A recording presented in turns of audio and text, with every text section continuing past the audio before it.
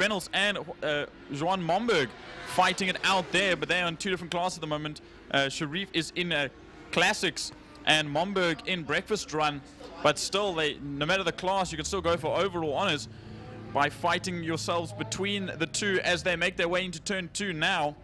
Sharif Reynolds just misses out a little bit, and Momberg goes very far wide and he misses out. Reynolds on that Ducati gets a little bit more on the power band and earlier, and he makes his way through the kink ahead of that position. Now we watch coming across the line, Hilton Redlingays to start his last lap. A 1:18.143, so he is getting quicker, but not as quick as his fastest lap of a 1:18.086 a few laps ago. Byron, almost half a lap to go, and the gap is incredible. We just wait for Jamie Hall to come across the line now, then I'll hand it over to you. The gap is 21.5 seconds, Byron. That is an incredible lead.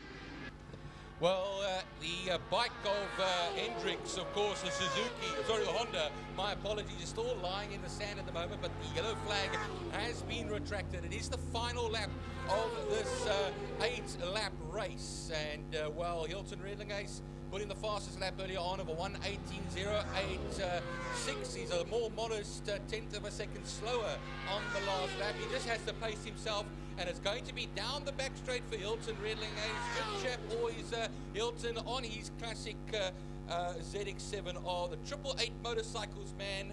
And we've got a number of motorcycles today that are running in the 888 stable, but he goes into Pertamina Fastron now, and will come out as the victor in race 1 of the day. We watch him come across the line now. Look at all that power on that classic bike, and he's done it. A first place in race 1 on that final lap, a 1:18.6, but he could have let off the throttle quite early because he was, now we wait for Jamie Hall actually, but he was quite the distance ahead. I think Byron is going to be close to 25 seconds by the end of this race between first and second. But we look a little bit further back and we'll watch the race to the line between Wayne Gress and Chad Thompson, as well as JP Shermers. Willem Lowe and Keegan Wasserfall also there. Jamie Hall crossing the line, 25 seconds on the nose, Byron.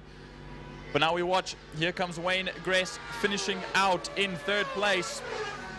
Chad Thompson also coming across the line now, but here's the battle for 5th and 6th and 7th. Very, very close at the line. 3 tenths between JP Shermers and Willem Lowe, and 2 tenths between Willem Lowe and Keegan Wasserfall. But we wait for the Ducati to come across the line, Byron. Yeah, just as well there, Jordan. He had Johan Momberg on the comeback ride, 3 tenths of a second, half tenths off of Reynolds' Ducati. Derek Hendricks comes across the line there on bike number 57, and Ryan Smuts will do likewise, which will be a 12 finishes of the 13 that started. As we say, the Honda still getting pushed away out of the turn 1 hose hook travel trap there, which I see the marshals are currently doing. Well, not a bad first race, still bright and early, and I'm still waking up, Byron. So a little bit getting ready to get on our feet this morning, but a good first race, especially in the mid-pack. Was a very good first race over here. Of course, they're coming out. It's a very cold track, very green track.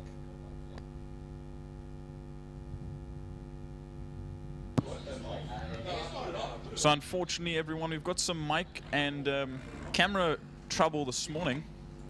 There might only be 1 or 2 mics working today. Testing 1, 2. Testing 1, 2.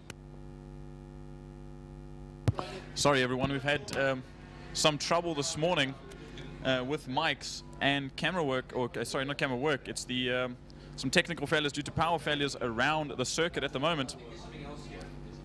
But we will get that sorted as soon as we can.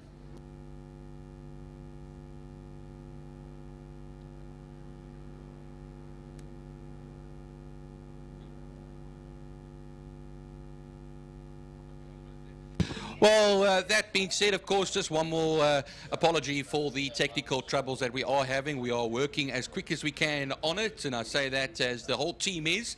But it's a very good morning. My name is Byron Height. I was joined on the previous race by none other than Jordan Huben. I've got Frankie Yennis here alongside me as well. Gary Fleming, that will be doing the camera work when it is, of course, up and running. So we are sorting that out, as we said, but we are a good team up here in the box. And yes, a very early rise. I can feel the sun on the back of my neck. And I know one thing, that Jordan likes his eggs sunny side up, a few streaks of bacon over there, just to get him going over the morning grand slam, just to get us all nice and woken up as we move on to the Formula Libras now, Jordan. Unfortunately, Byron, I got no breakfast this morning, so I'm running on a cup of tea to wake me up. But not a terrible morning. Even if it is sunny side up, I'm glad to be here on a nice sunny day today. I'm looking out in the sky at the moment. Not a cloud in the sky, just a little bit of mist off into the distance in all directions. But I think it's going to be a fantastic day today. But we'll just wait for these Formula Libras to make their way out.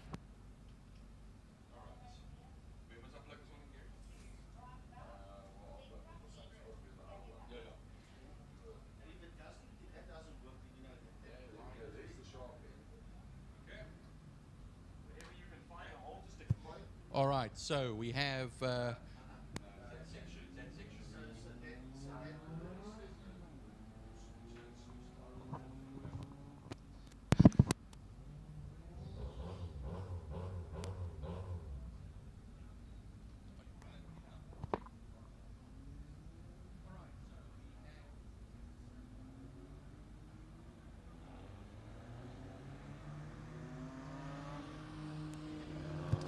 going for our Formula Libre.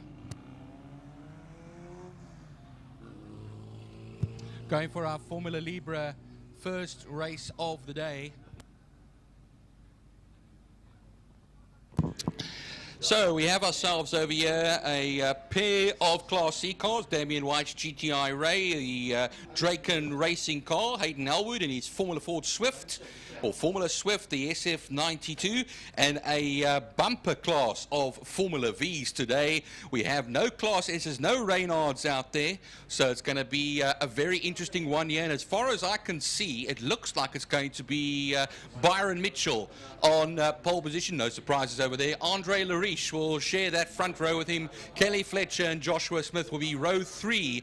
Ulrich Heisamen will be in 5th position. Cyril Somerville, Donovan Ramsey, Ricky Anderson, and Wynand de Ridder. Good to have Wynand de Ridder back. Of course, he's a cricket coach by profession, and of course the cricket season has most certainly ended here in South Africa as we head into winter. But it is a nice little neat field of Formula Vs here today, and it's going to be some wheel-to-wheel racing, I'll tell you that much. No familiar orange Formula V Repsol Lantis there for Zayna Munson, Jordan. Very conspicuous absentee. Yeah, I see that, Byron, and it is a bit strange. I can't remember the result from last round and what happened to Zayna Munson, but I think I wasn't sure if it was race 1 or race 2, but he had some sort of issue. But this time around, we still have a pretty decent field as they make their way down the back straight into Pertamina Fostron to come and line up at the line. But if you look down there when he comes to the line, Ricky Anderson now has a new outfit in that car. They've turned that car completely black with some hints of pink. They said it, I was speaking to his dad yesterday at the dyno, and they were saying that the car's not running as much power as they'd like it to. But he was very, very happy with that 3rd place overall from last round. He said he just lost out of the I think a 4th gear issue. And he was revving it out in 3rd, coming to the line, and he just almost got 2nd place. But hopefully the result is a little bit better today, but we'll have to wait and see. Well, Andre Lariche, car number 18, pulls into the 2nd grid hatching. It's going to be an 8-lap race. You'll see on the chalkboard that the drivers have all been notified that this will be an 8-lap race. The sunshine is coming out. It's rising quite nicely onto the main straight in little bits. There comes Kelly Fletcher, the number 22 car. That's in the Dolphin Engineering Formula V Forza. Byron Mitchell will come through now. Car number 21. That's where we like to see him in a V, having some good fun out there. He made his name in the Renault, the 2-litre VW powered Wings and Slicks car. And of course here is going to be a case of no wings, and semi-slicks. As I see Wynand de Ridder coming into position. I do see, though, that Damian White and Hayden Elwood, which is the sum total of Class C, is not going to be partaking in this race. I see that there is a red V at the exit of the Joubert pits, waiting as a pit lane starter. But I believe Byron's going to be a little bit too late to get that into position. I see there is a missing 5th place there. And I'm not sure that would be Hayes Salmon, even the pits, who now, as we see, would be leaving the pits as a pit lane starter. So some sort of issue they've got there. Maybe it was just too late getting out, and he's missed out on that out lap. But we wait for the Lollipop Man as he sticks up the timer. 5-second board out. He runs out of the way. We wait for the lights to go on. They are on and they are off, and the drivers are underway. Byron Mitchell getting a little bit jumped at the start there by Joshua Smith as they make their way to turn 1. There was a bit of wheel spin off the line there for Byron Mitchell. That means that Lariche takes the lead into turn 1, and he'll keep Byron Mitchell at bay on his outside. But I think Byron Mitchell will come around the outside. He'll go over the rumble strips there, and it'll be a drag race to Castrol Corner turn 2.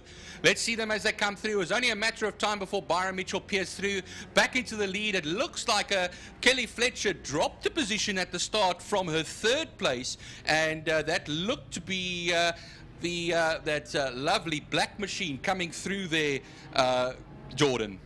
Yeah, sorry for my mistake. It was Lariche that jumped Byron on the line. Our timing screen hasn't updated yet, so we'll have to wait until they come across the line for that to update. But we watch as it's a 4-way battle for the lead almost as they make their way into Sorrel Sweep turn 4 and onto the back straight. And as we look, that will be led out by Andre Lariche, sorry, but look how close it is. Here comes Byron Mitchell on the inside as they make their way down the back main and towards Pertamina Fostron. But just behind them in the slipstream, we can see on those other semi-slick cars, it's Kelly Fletcher and Joshua Smith as they make their way now into turn 5. Yeah, I think it was Joshua Smith that might have just jumped off of the line there, Jordan. They're coming to complete the first of 8 racing laps here out of Pertamina Fastron towards the line. We then run now. Look at Byron Mitchell. He's got a horde of angry V's behind him, and it's going to be zigzagging at the back there in 3rd position. That's Ricky Anderson, actually. That's trying to make his way through, but a pass for the front is happening almost immediately, and I think the person who came to the front there could be Kelly Fletcher. Yeah, a little bit of an odd mix-up, but I assume she got that slipstream and that slingshot down the back main.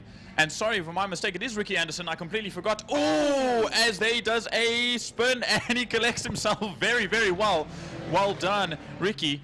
Unfortunately, loses out that time. I think hard on the brakes behind Andre Lariche, and he spins himself out. But sorry, that is Ricky Anderson. I completely forgot, even though I said he's in the new outfit color scheme. But he was fighting there up at the front, and he's just lost out on that position there after that spin. But we'll watch as they make their way again through Sorrel Sweep and down the back main. But we'll see who comes out the lead. Look at the gap, Byron. It's still Kelly Fletcher ahead of Byron Mitchell and Andre Lariche. Yeah, Andre Lariche, and then we have a gap to Joshua Smith in that camouflage car. Joshua Smith will come up into 4th position there after that spin earlier on the Joubert straight before the corner. But just want to note something over here as well. We've got a number 4 car out there, Ezio Miletta, that's in the former Graham Knight car that is run by Elof transponders or transistors, excuse me. And then what happens is Kelly Fletcher crosses the line now, a 1:22.893. She is now 1 second ahead of Byron Mitchell, and there's somebody had a big lockup into turn 1. I believe that was Lariche. Actually, we look, I think Byron Mitchell's had another issue, or is that is Byron Mitchell, and I was just about to comment on him having an issue last time. That's how Kelly got ahead of him the last round. Besides the sheer pace that she has, unfortunately, Byron having another issue. I'm not sure what that may be, but there goes Ricky Anderson and that of Adric Haysalmon passing that Dolphin Engineering car as he pulls off into the oval. Unfortunately, or he'll try and make his way around to get back to the pits, but he's going very, very slowly there, Byron. Yeah, 6 laps left to go. Kelly Fletcher, that means Andre Lariche then will move up into second behind Kelly Fletcher. A nifty gap between herself and the former third place man Joshua Smith. Up into fourth, then Ricky Anderson still holding what is now fifth, will become fourth, and Ulrich Heisamen is in that red car that started in the pit lane, doing quite nicely over here. And what happens is we have down the straight then the field coming over there and towards the line now. Here comes Kelly Fletcher crossing the line, and Andre Lariche will come up into second. 2.1 seconds back. Then Joshua Smith will come up into third position as we have 5 laps left to go, and they've just started at fifth to last lap. Another fastest lap, as you said, a 1:26.846 there. I say not another fastest lap, a fastest lap from the previous laps. Kelly Fletcher still leading out the field from Andre Lariche, and Joshua Smith a little bit further behind, 5.5 seconds behind the lead, but 3.5 behind Andre Lariche at the moment. Everyone's spread out a little bit, but if you look, there's Ricky Anderson going very wide and losing out to Heisamen through Castrol Corner. And a little bit further back, we watch Cyril Somerville and Donovan Ramsey fighting out there for that 6th position as they make their way through the kink now and into Interceptor Corner. But I see, Byron, there is a yellow flag, and I believe that is Byron. Sorry, that's a double waved yellow there, and I believe that might be Byron Mitchell being stuck there on the side of the track, but unfortunately we just can't see him. He's a little bit out of view. Yeah, it's the Armco barrier that's blocking our view of him. He might be just parked around that section there, Jordan, but that now, of course, means that Wynand de Ridder goes up into 8th position. Here now comes Ezio Mileta that comes across the line to complete a lap, but Ezio Mileta, who currently runs in 9th position, is in danger of being lapped by Kelly Fletcher. And Andre Lariche is putting in some mighty times now, Jordan, because a 1:26.676 from Lariche means that he's only 1.3 seconds off of Kelly Fletcher now. He's eating into that gap now with 4 laps left to go. Brilliant stuff from Andre Lariche, but we do get confirmation that that is the 21 of Byron Mitchell that was on the inside of turn 3. But we look at towards the kink now and into Interceptor Corner. Like you were saying, that time is getting eaten away by Andre Lariche. Kelly Fletcher needs to look in her mirrors at the moment because it is getting extremely close. Yeah, he took 0.8 of a second out on the last lap there, Jordan. Remember, they just came by Ezio Mileta, so I didn't see them both get past him and how clean it was. But it looks like they relatively got cleanly past Ezio Mileta, who's the one at the 9th position. But down the back straight they go now, Jordan, in the slipstream for Lariche. He'll go onto the inside for Pertamina Fastron, turn 5. And will he take the lead? I think he will. It's going to be extremely close, but we'll have to wait. He dives down the inside line, but he might go a little bit wide, which should give Kelly Fletcher the line down the main straight. We'll watch here. It's all down to toe and slipstream, even though these cars have no downforce. They're like little bullets. Pulling alongside comes Kelly Fletcher. They cross the line nose to nose, but who's got the bigger of the cojones to make it into turn 1? And I think it's the Lady Racer who takes that one into turn 1, taking the lead back again. But I don't think Lariche is going to give up without a fight, sorry. Down the Joubert straight, a little bit more slipstream, but it's going to be who's later on the brakes into Castrol Corner. Yeah, watch him go through turn 2 over there as well. A bit of a, no, not a tighter line. Heisamen is slowing on the main straight, the number 44, and he's revving that motor. I think he has got no gears, no selection. That's a gearbox full of neutrals, and he'll have to pull that car off somewhere. Now that's very unfortunate. I just saw him standing in the middle of the track as he was getting passed left and right, so that became a bit of a danger. But unluckily, yes, he has found a gear, Frankie, and he's got up and running more like puttering around the track at the moment. But we look down the back straight. This is the third last lap as they make their way into Pertamina Fastron. Kelly Fletcher now about 2.5 seconds ahead. So she's managed to get a little bit of a lead back, but late on the brakes is Lariche into turn 5. He seems very comfortable jumping on the brakes super late as they make their way out of Pertamina Fastron. Byron, it's going to be Kelly Fletcher and Lariche down the main straight once again, but Lariche is not as close as Kelly was a lap ago. and I think Kelly's going to get it into turn 1. Yeah, Kelly Fletcher just put in a 1:25.457, 3/10 of a second faster than Andre Lariche. So she's responded, but Lariche comes very close in turn 1 and has a sniff at the lead. It's the now or never lap. That's what I say in oval racing. I'm going to apply it here now because Lariche is going to look on the outside. She plants her car very nicely there, does Kelly Fletcher. She is an experienced racer, and time is running out for Andre Lariche now, out of Castrol Corner, through the kink as we go, and into the interceptor shoes section now. Look at the pace that she has through that particular section, and that could win her this race, Jordan. Yeah, just a correction there. A lap and a half to go, Byron. So they're going to make their way down the back straight now to come to the last lap. So it's literally going to be a last lap shootout as they look, Byron, as they make their way down the back straight. Lariche around the outside, but we'll see them run side by side as there's a double waved yellow into Pertamina Fostron, which is going to be no overtaking. But I believe that Andre Lariche got the position before the overtake. Before the double yellows. And I think it's still that Salmon car that's puttering around without any gears, but we'll see coming to the line to start their final lap. Lariche has taken the lead, but here comes Kelly Fletcher. Look at her going onto the inside, making her way into turn 1. She's going to dive late on the brakes.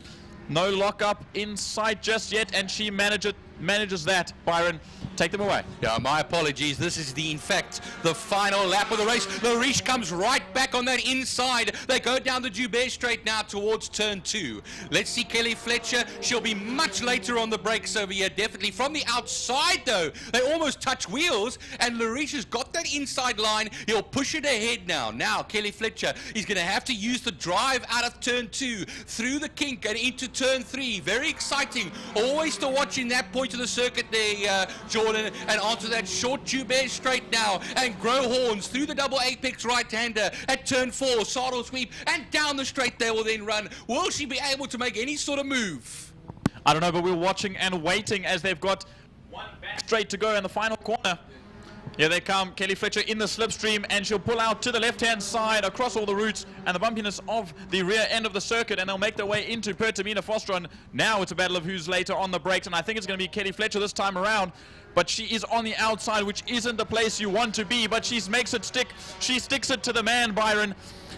But now it's going to be the run to the line. Who's going to take it as we see them come through the kink, turn 5.5, as they make their way down the main straight, and I don't think Lariche has enough, and it won't be. It'll be 2 car lengths to the line, and Kelly Fletcher will take the overall victory for race 1. 0.3 of a second ahead of Andre Lariche, but now we wait for Joshua Smith, racing on his own in that camouflaged Formula V. He'll throw his hands up in excitement. He'll take 3rd place overall in race 1. Now we wait for that newly outfitted car of Ricky Anderson to come across the line there in that black and pink 96. Crossing the line in 4th place, not the place he wanted to be after that spin into Castrol Corner, but hopefully he'll be back again for race 2. Yeah, we wait now. Jordan, Donovan Ramsey, car number 95, will come towards the line in 5th position, and ahead of Cyril Somerville. Vainant de Ridder putting in a fine drive over there as well for 10th position. And Ezio Maletta still circulating at the moment in that number 4 Elof car. I know that he's been struggling with a car that seems to be misfiring. But, well, we'll see now. He comes down the back straight, and that he will complete this race, what will be a lap down from everyone else. But it's good to have another campaigner on the field. There he goes into turn 5, into what is normally Cape Town Corner, but Pertamina Fastron, our proud sponsors over there as well. Why you told me? And he'll come to the line and take the checkered flag. But brilliant racing there. Brilliant racing there.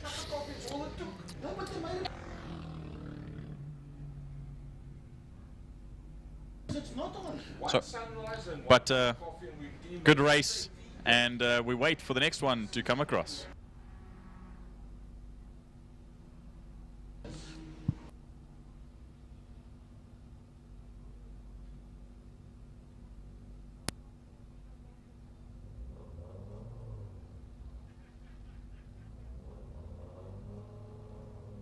One. Ah.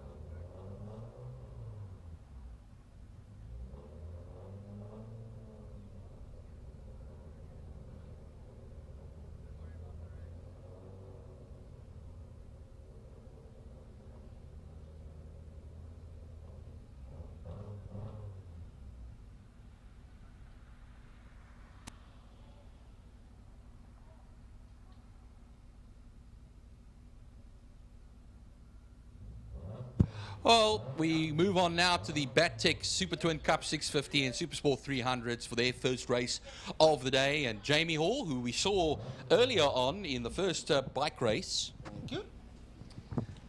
is doing some double duty today as far as things are concerned. And that will be in the 600 class. And that will be on the Kawasaki ER650 by MGA Racing. And you'll be sharing, of course, with the HTC Racing Hutchins Service Centre bike, of course, of Braden Hutchings. That will be in second position there, HTC Racing. There we go. And then sharing that front row with them will be Shandon Thompson. And Shandon Thompson in, like I say, in third position, sharing that front row with some mega talent over here at Killarney. I see there are a couple names that have been left out on the sheet, one of them being Shandon Thompson. But I suppose maybe they hadn't got his name for out. Because obviously he's also doing double duty today. Oh.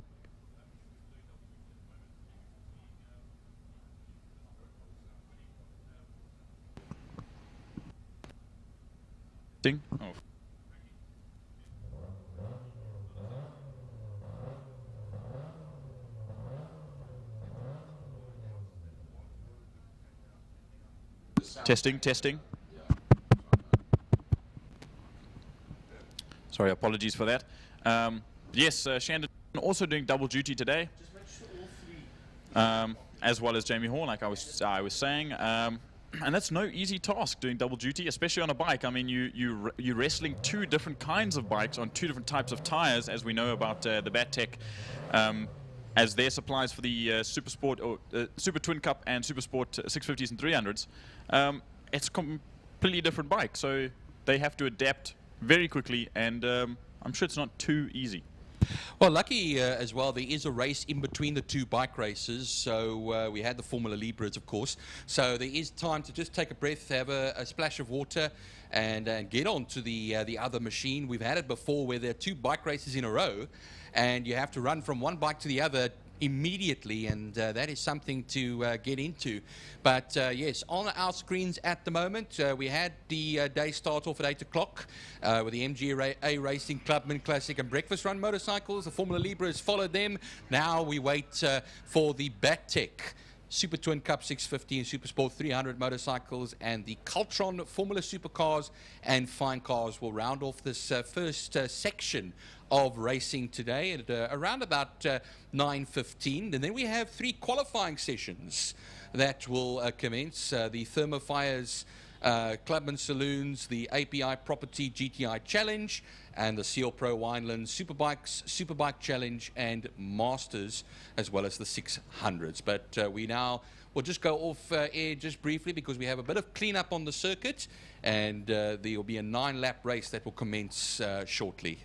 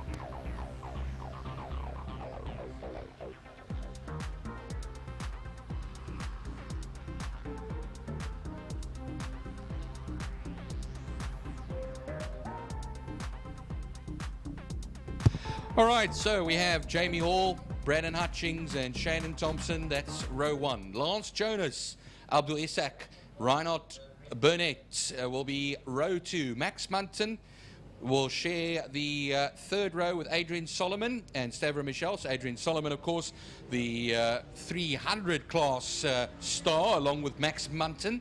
And then we have Abigail Boston, Alma Mostert, Mitch Robinson on 1 row. And then the final row, Peter Hill, Raymond Alexander, and Mark Ruiz. All right, 9 racing laps lie ahead. 2 classes of racing. Munton, 7th position, is the pole man, you could say, for the 300 class. Alongside him will be Adrian Solomon. Boss on 3rd in the class. Robinson, Mitch Robinson, will be 12th. And then Raymond Alexander, always a dark horse as far as things are concerned. The revs are rising here. We will watch the lights that will go out, all 5 at once. And we will be racing for 9 laps here. Watch them as they go. Out of the way for Phil Herald, who will run out with the board. And the 65 will go up towards turn 1 now. Jamie Hall will take the whole shot into turn 1, leads the field and the 650 class. A nice, good, clean start for everybody as they make their way out of the first turn onto the Joubert Straight. And then charge it up to Castrol for the first time in this race, but not the first time for Jamie Hall. Yeah, I think Jamie Hall is going to be feeling a bit funny because he's just jumped off a massive Classics Gixxer 750 onto this now 650 bike. As he makes his way, still in the lead though, he knows what he's doing, through Interceptor Corner and down the straight towards Sorrel Sweep. As there's a little bit of smoke from the infield from, I believe that's a clubman's car over there, so that's giving us a bit of a smoke screen as they make their way down the back straight now. The gap quite big, but here comes the rest of the gaggle, Byron. Look at that. I'm even seeing Max Munton up there just behind the 650 class. So when they come across the line to finish their first lap and we get the correct timing on the timing screen, we will see what the positions are looking like. Yeah, Brandon Hutchings looks to have held 2nd place on that HSC number 74 bike. We'll watch them as they come out of turn 5 now to complete the first of those 9 laps. Jamie Hall, bike number 65 across the line. That's the Quacker. Then it's going to be Brandon Hutchings. Then we'll have Lance Jonas come through in 3rd. And then Reinhard Burnett, Abdul Isak Thompson had a bad start on that number 34 bike at the start of this race. And that will mean 6th position for him. Munton looks to have maintained the 1st position in the 300 class ahead of Solomon Alexander. A mighty start that puts him up into the top 3. Yeah, I believe Max Munton got swallowed up a little bit as there's someone on the outside. I believe that's Lance Jonas on that that blue number 83, but we'll wait to see if he goes down the timesheets. Nothing at the moment, but we move ahead. He's going very slowly through the kink, whoever that is, as they make their way into Interceptor Corner. Now he's sitting up, so I'm assuming that that bike's done, unfortunately. But as I was saying, Max Munton got swallowed up a little bit by Adrian Solomon off the line, but he managed to claw it back through all of that 650 traffic, or the slower back end of the 650 field, that traffic, and he's made it up into the lead of class. But now we watch as they rocket their way down into Pertamina Fosterant and down the main straight once again. Yeah, it'll be very unfortunate. Lance Jonas, the 83 bike, was in 3rd position, right at the top there as far as the class is concerned. But Jamie Hall crosses the line, a fastest lap of 1:24.224. Then a 1:26.125 for Brandon Hutchings. Isak up into 3rd. Reinhard Burnett down into 4th. And I think you're right there. Lance Jonas is falling down the timing sheet, so that's unfortunate. And that's a terminal issue for that machine of his, the Yamaha MT-07. Very, very unfortunate after starting 4th at the jump. And Fish is unfortunately has lost all those places due to what seems to be a technical failure. But now we'll watch as the rest of the field makes their way through. Brandon Hutchins now 4 seconds behind Jamie Hall. Then sitting in 3rd place, Abdul Isak, a 1.5 seconds behind Hutchings. But it's going to be very close as we watch them make their way through Sorrel Sweep now and down the back straight, Byron. Well, Abdul Isak there, Jordan, was a 1/10 of a second faster than Braden Hutchings on the last lap. That's 2 laps now, a standing start lap and a first flyer. It just shows you that the man is currently on the move as they make their way down the back straight now. We could have some movement. Jamie Hall will still be more than 4 seconds ahead of Braden Hutchings. He'll increase that gap. But the one to look out for now is Abdul Isak, the man who's on the move at this moment in time. Here they come down to the line to complete another lap. That will be lap 3 they'll be completing, and we'll have 6 laps left to go as far as things are concerned. Now here comes Hutchings crossing the line, 6.1 seconds. It's now 7/10 between Braden and Abdul. But now I was also watching, as I pointed to you going down the back straight, it was Isak and Burnett that were battling it out. And Burnett was right up close on the number 54 bike. As we watch there, I think that's Max Munton and Adrian Solomon, and making their way into turn 1 side by side. 4,000s. And Adrian Solomon, sorry Byron, is going to take the lead on this as they make their way through. I believe that is Adrian Solomon on that bike. Yeah, we'll watch now Max Munton on his traditional red machine, and he goes onto the inside of Abdul Isak in turn 2 now, but Isak will come right across the bow there, right across the fairing, and through turn the kink, and then into turn 3. Look at the advantage that he gets on the straights. Max Munton, the tall, lanky figure of Max Munton, comes right in close as they turn right, and will turn right again onto the back straight. Now we'll keep watching the gap still between Jamie Hall and Braden Hutchings now, 6.5 seconds as we see what it changes to as they come across the line. But still, look at that battle between Adrian Solomon and Max Munton going down towards turn 5. Into turn 5, Pertamina Fostron. Max Munton will dive up the inside, but will he hold that? He sticks it down onto the low end of the circuit. And I believe he'll make that position as we watch the rest of the field make their way into turn 1, Byron. Yeah, Shandon Thompson comes across the line in 5th position, and that will be in the 650s, 3 seconds.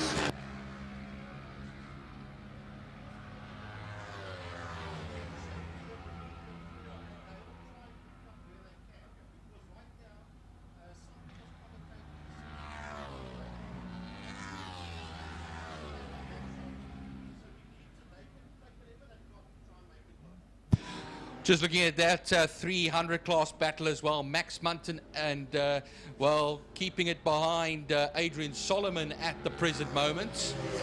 Coming out of turn 2 now, look at them.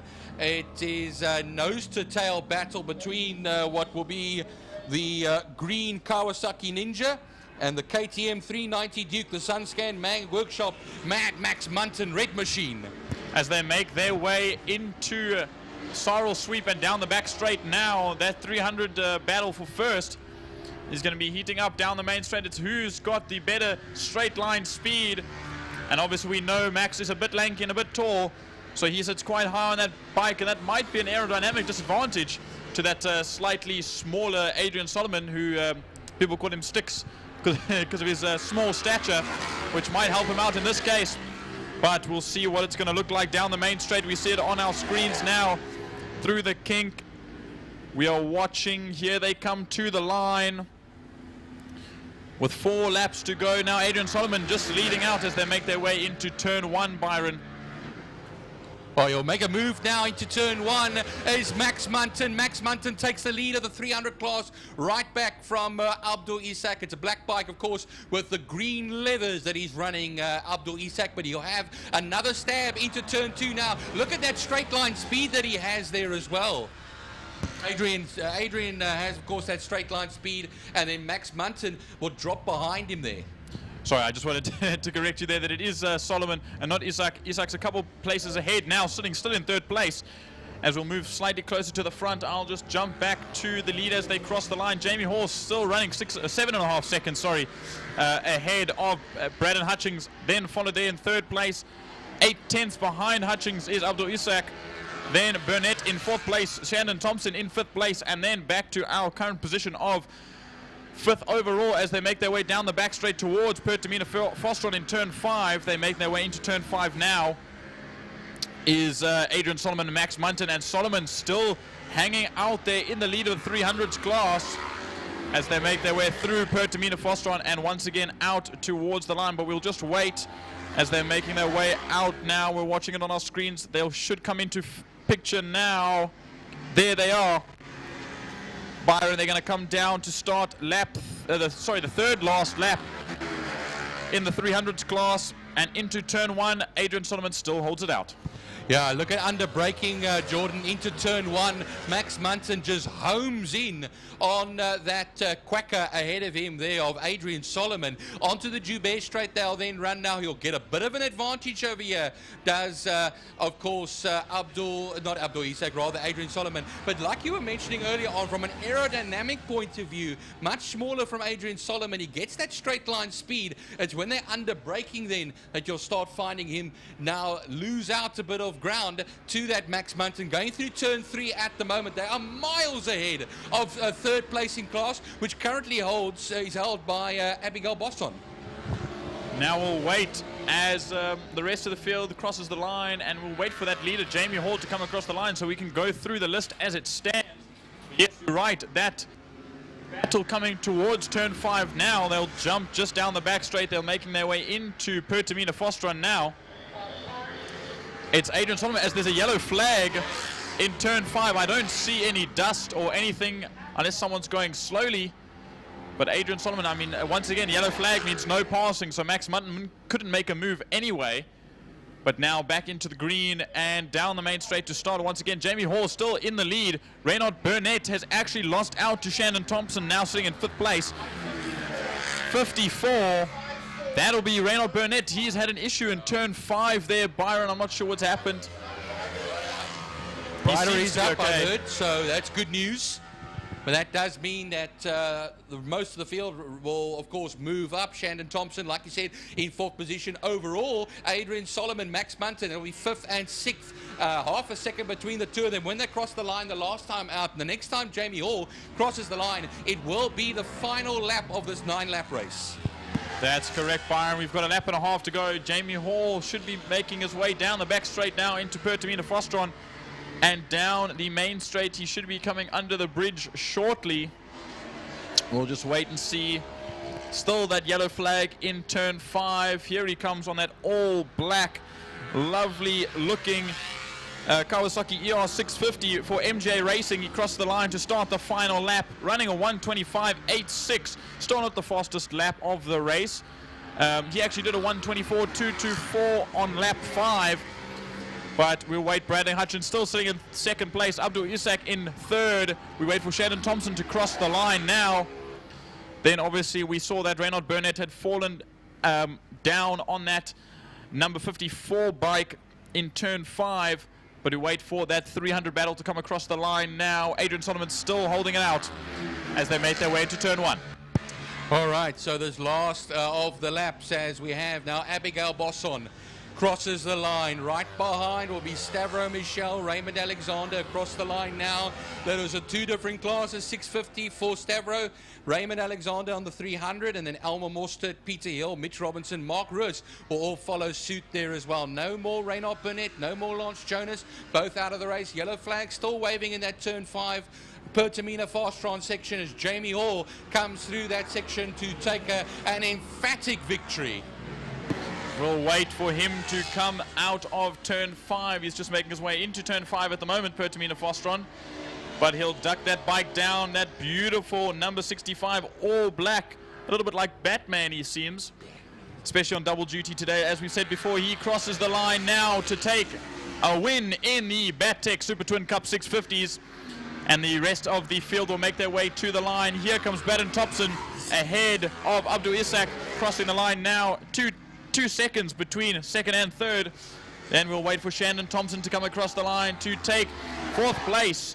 And I believe it's his debut Super Twin Cup 650 race. I could be wrong there, but I don't think I've seen his name here before, Byron. Here's a dead heat to the line, though, Jordan. We have Adrian Solomon that might just beat Max Munton across the line for the 300 class. They were separated by, which looks like closer than 2/10 of a second. That surely cannot be, as Abigail Bosson gets third position. Stavro Michel will get 8th overall. And then Raymond Alexander will get 4th in class in 9th position. Elmer Mostert will be the next one to come along on the 650. And Elmer Mostert will be the ER6 of Samurai Racing. There she crosses the line now, a little bit on her lonesome.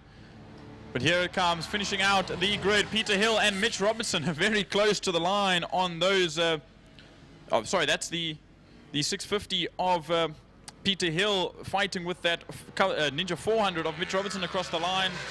Lance Jonas actually does manage to finish this race after going very slowly. Obviously got to back up into the gears, which we thought was a technical issue. But he managed to finish this race. Very well done. I see Adrian Solomon going through Interceptor corner now, standing up. So I think he's very, very pleased with that result after a not-so-good race start.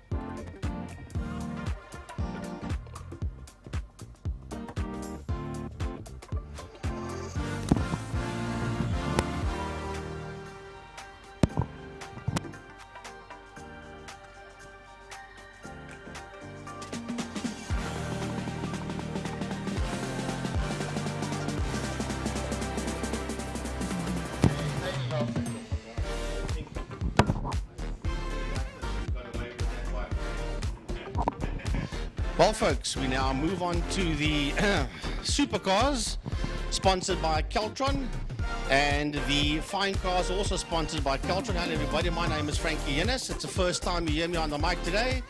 It's been Jordan Huben, I'll get that right eventually, and Byron Height that's been calling the shots. So to the folks at home, good day, hi, hello, and welcome. We do have a bit of a problem with our cameras. They are slowly but surely coming back on. We had a major power failure, which had nothing to do with the load shedding. It's just a problem that we've had at Killarney International. And we are making the best with what we have got. So we now move on to the Keltron Supercars and Keltron Fine Cars. Keltron Electrical Engineering, that's Mr. Ryan Catt. So we say a big thanks there to Ryan as we get ready for the supercars and the fine cars. 10 supercars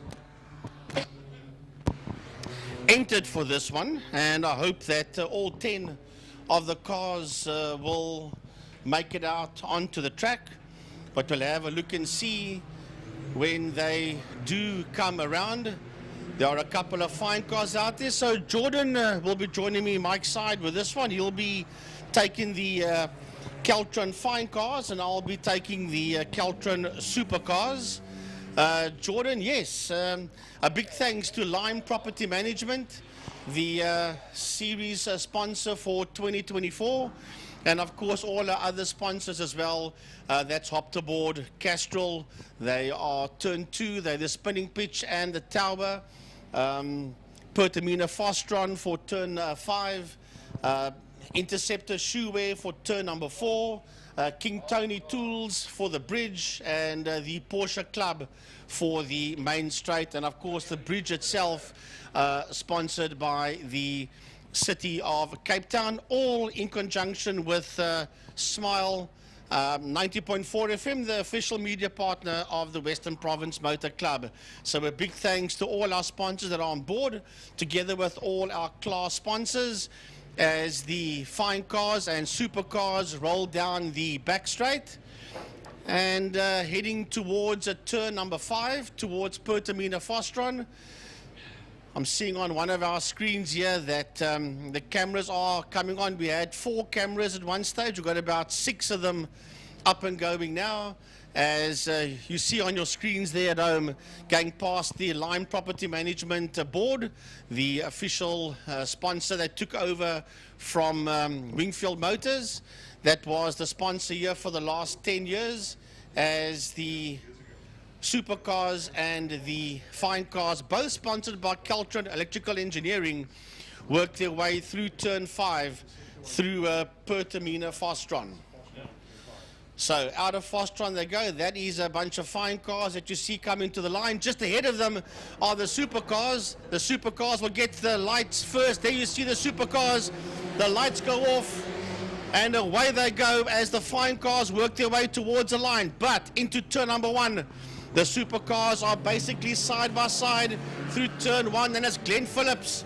Glenn Phillips has got the lead coming out of turn number 1, out of holes, working their way down now towards turn 2, Castrol corner. Phillips sits out there in P1. It looks like it's Ernest Page that's there in that second position. Kyle Halleck is there in that third spot. We'll just get confirmation as they complete the opening lap, working their way down to Interceptor. But Jordan, the fine cars are now making their way into turn 2, Castrol.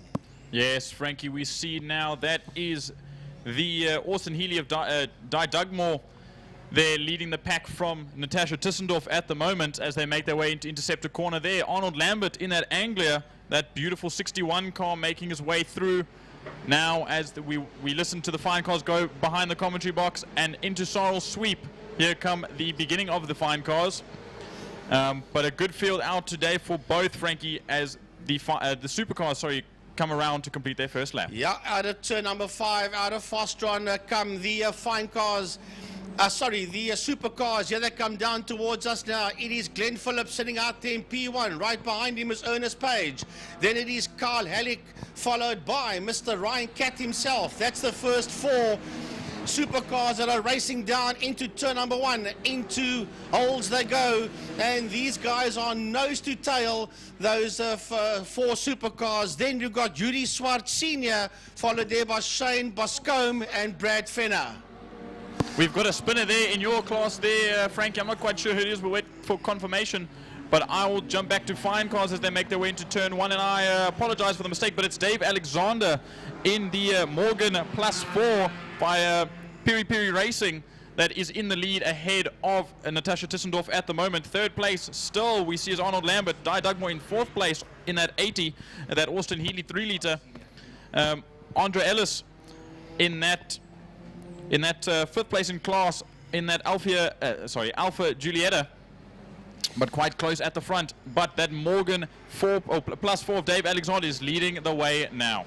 It was Judy Swart Sr. that spun it out there in turn 1. He's back up and running again, but the leading 5 supercars are racing down towards turn number 5. There you see them in your shot now, and they've been led out there by Glenn Phillips. Phillips sitting out there in P1 as they work their way towards the City of Cape Town Bridge. Ernest Page. Right behind Page is Carl Halleck. Right behind Halleck is Ryan Catt. That's the first 4 supercars that is racing down into turn number 1. And then right behind them, we have got 2 more cars coming towards us. We'll have a look and see. Remember that Swart spun out. That is Shane Boscombe, and right on his case is Brad Fenner. But now we'll watch coming out of turn 5 and towards the line. It is the leader of the fine cars. That is Dave Alexander in that Morgan. He'll cross the line to start another lap with a 1:35.852. But here comes Gunther Appelgren, who we haven't seen from, and he's not on our timing board, so he is, so he's a little bit higher up.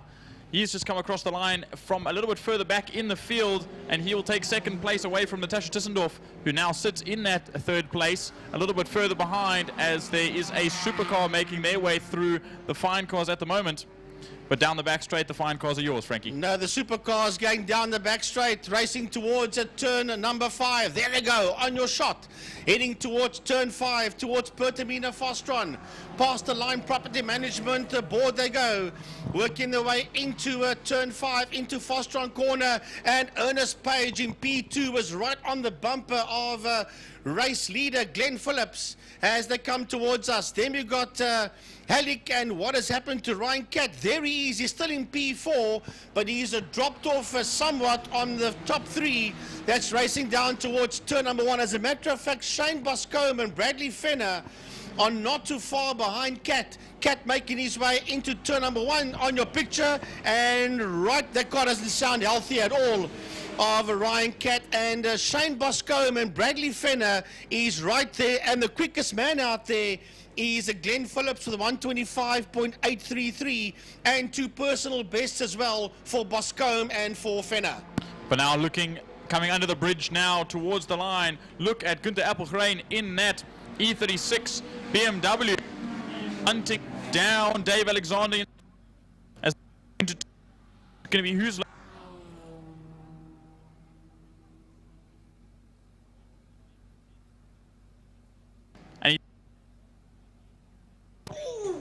but a little bit off, Frankie. The supercars are coming out of around. turn number 4, the supercars, and I'll tell you what, they picked up that very slow fine car, and race leader had to go onto the dirt. Phillips had to go onto the dirt in 4. You see on your screen there the dust as they're now making their way out of turn 5, and Ernest Page.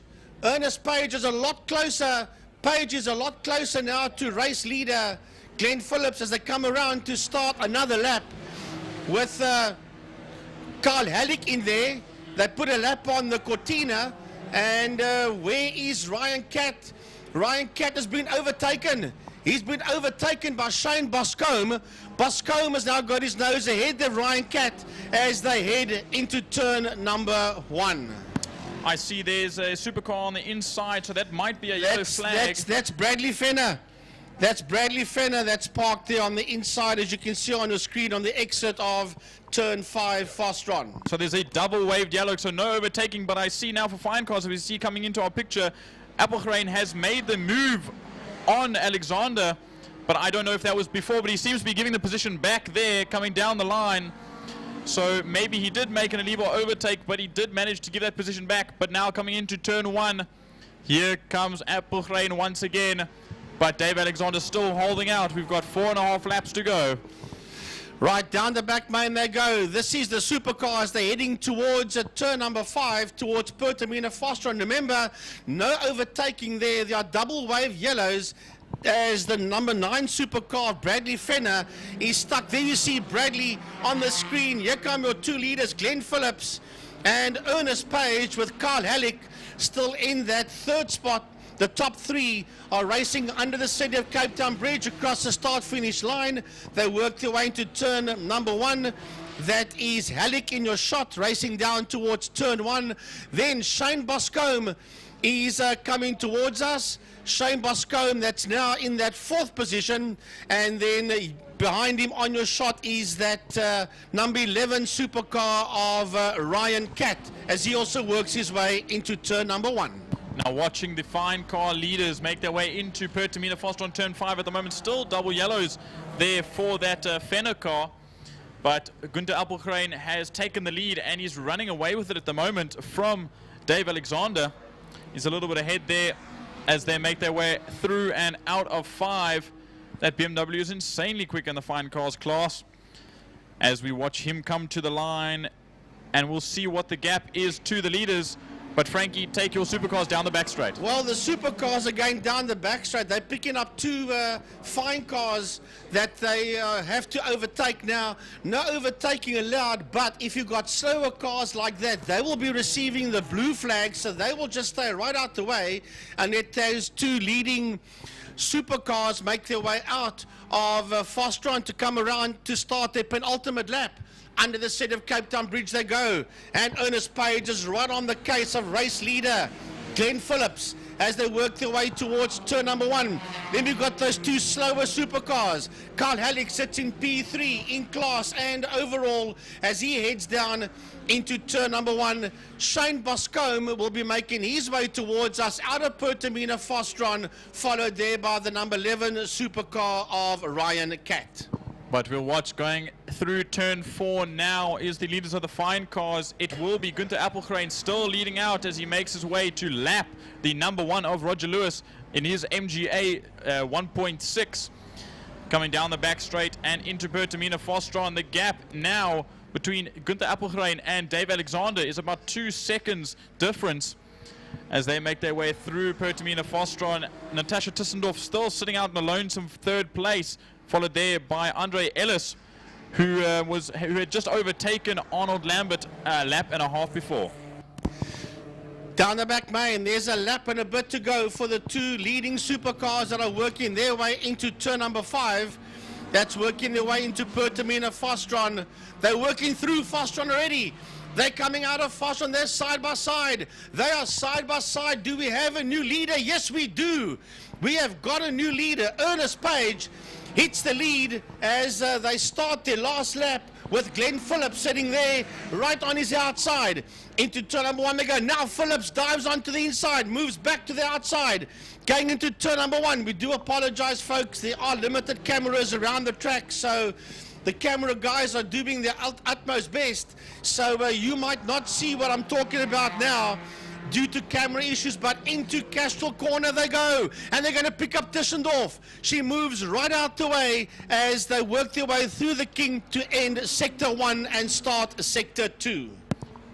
Brilliant racing up there at the front of the supercars, but we look now coming down the back straight is the fine cars. Appelgren still leading out a good 3.5 or close to 4 seconds now from Dave Alexander, and Tischendorf still in 3rd place.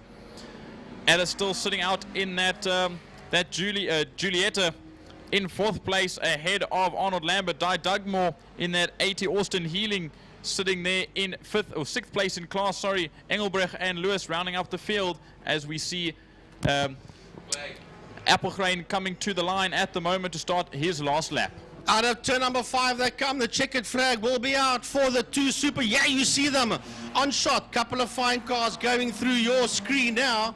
And here come the 2 overall class and overall leaders towards a checkered flag. It's going to be side-by-side stuff across the line. And Ernest Page has done it by a 1/10 of a second. He beats Glenn Phillips to the line. Carl Halleck is going to cross the line now. That is Halleck on your left-hand side of the screen. Carl Halleck finishing 3rd in class and 3rd overall.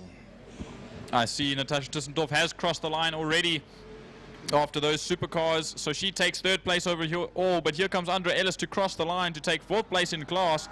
Oh, sorry, Tussendorf takes 3rd place in class. 4th place in class is Andrea Ellis. Here comes Arnold Lambert to take 5th place. But now we wait for the leader. Gunther Appelgrein coming out of turn 4 now.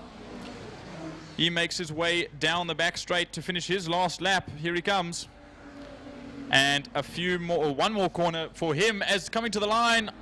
Frankie, there was a tight battle in the supercars there, close to the line. Unfortunately, we're a bit all over the place.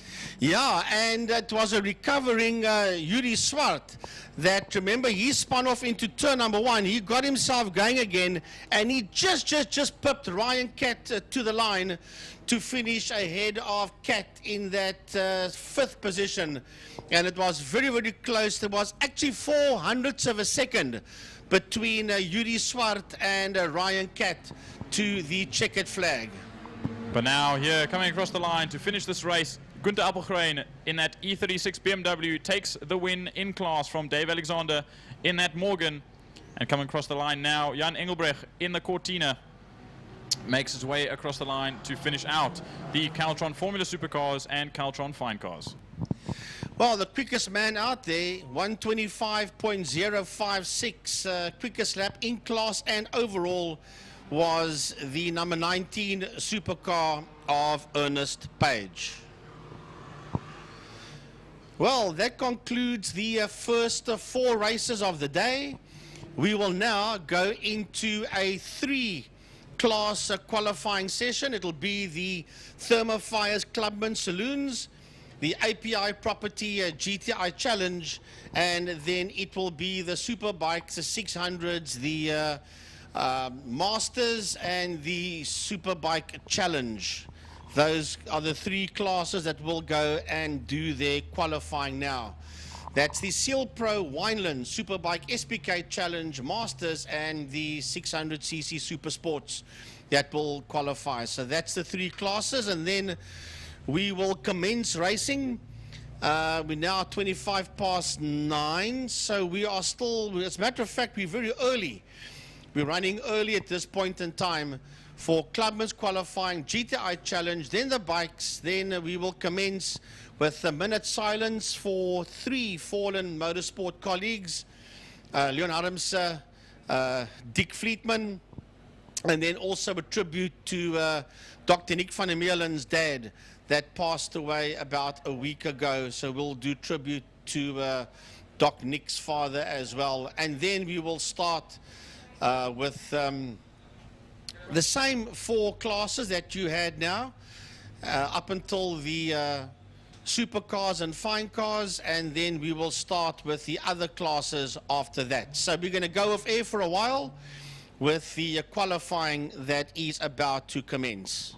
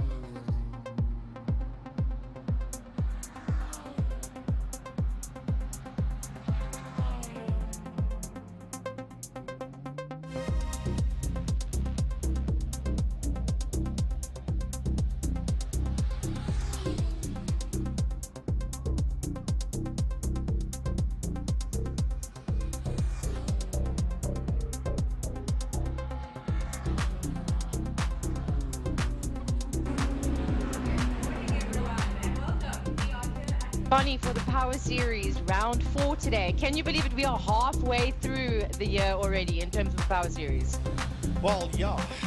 Clubmans are out on the track for qualifying now. Yes, so we are in nearly the end of May, and it is round number 4. We don't have a Power Series next month, and then we commence again in July. But we've had 4 races for the day, Simone, and now we're doing the first of the qualifying sessions, which is in the Thermofires Clubman's Regional Saloon Cars. Shane du Toit at this stage of the game is in pole position. He hasn't raced at Golf of Ease for the first 3 rounds this year, and he's done limited racing last year. So we welcome him back with Josef Hendricks, that's in second, and Jess Huggett, that sits third overall so far. Awesome. I just want to go over some of the qualifying that happened yesterday for those that missed it. There was a lot of qualifying that happened yesterday. We had the classic cars go out.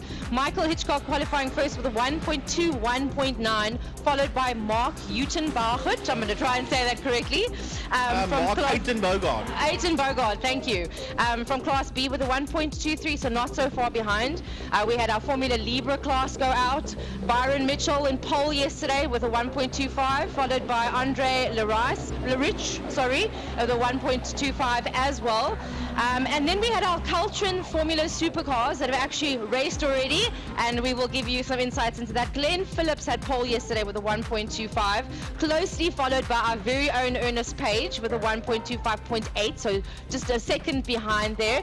And Ernest Page actually in his race this morning came first, so we are very, very excited for that. And Ernest, well done. Yeah, he just beat Glenn to the line in that one with Carl Halleck that finished in third. Shane Boscombe was fourth, and then we had just on the line was Yuri Schwartz Sr. that just pipped Ryan Catt, who is the main sponsor of the supercars. He is Mr. Caltron Electrical Engineering. You were talking about Byron Mitchell, and he said Brian Mitchell, he doesn't box, he's a racer.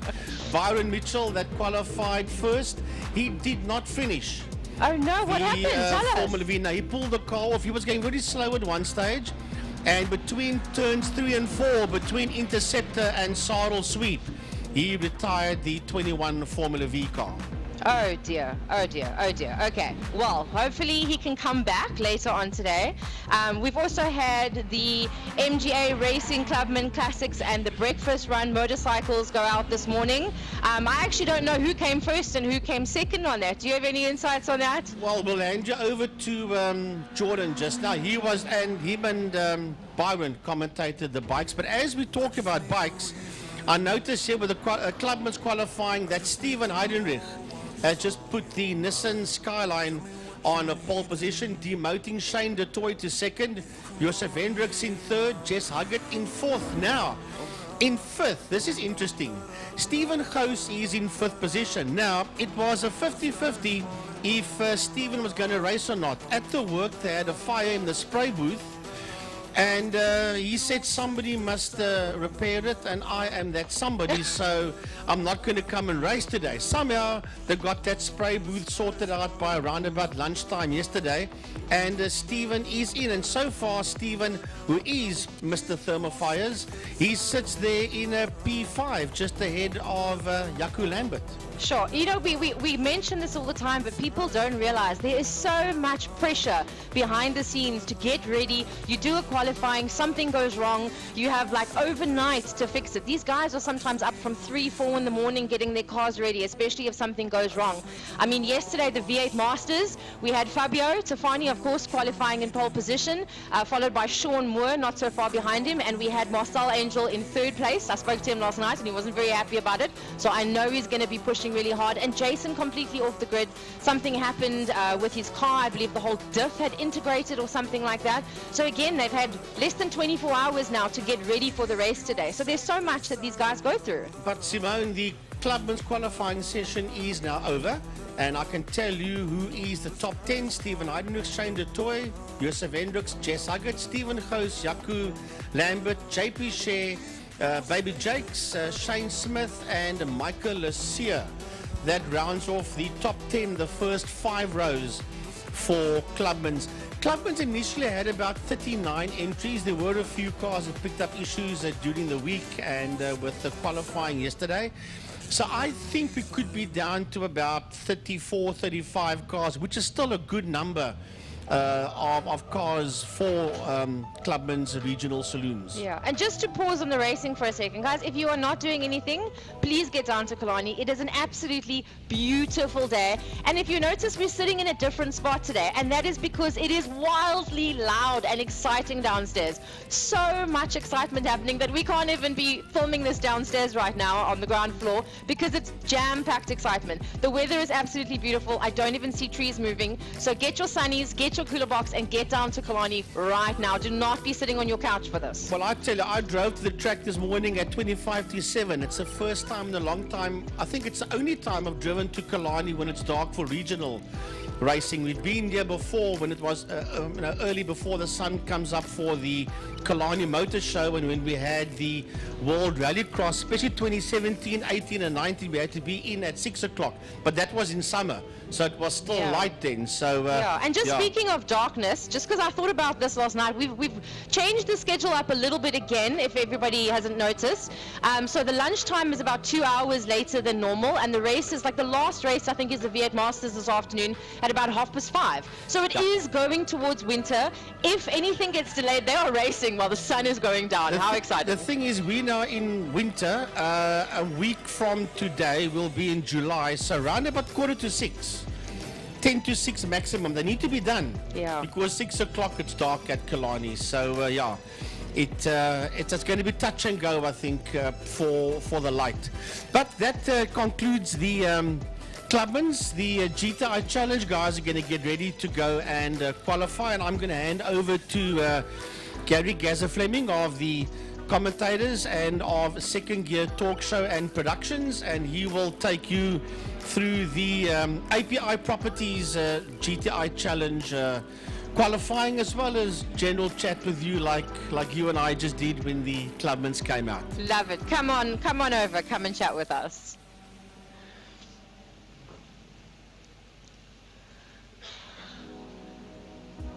The man of the hour, Gary Gaza, as we know him. Tell us, what is happening? What's going on today? Are we live? Hello. Hello, everybody. Great to be here with you. Well, I tell you what, it's been, I'm going to have to use the word chaos this morning. And for the folks at home, why is there not a lot of cameras working? What happened was a Eskom box actually exploded with about 9 minutes to go before racing started. Thank you, Eskom. That blew all the electrics around the system, everything. It just went completely dead.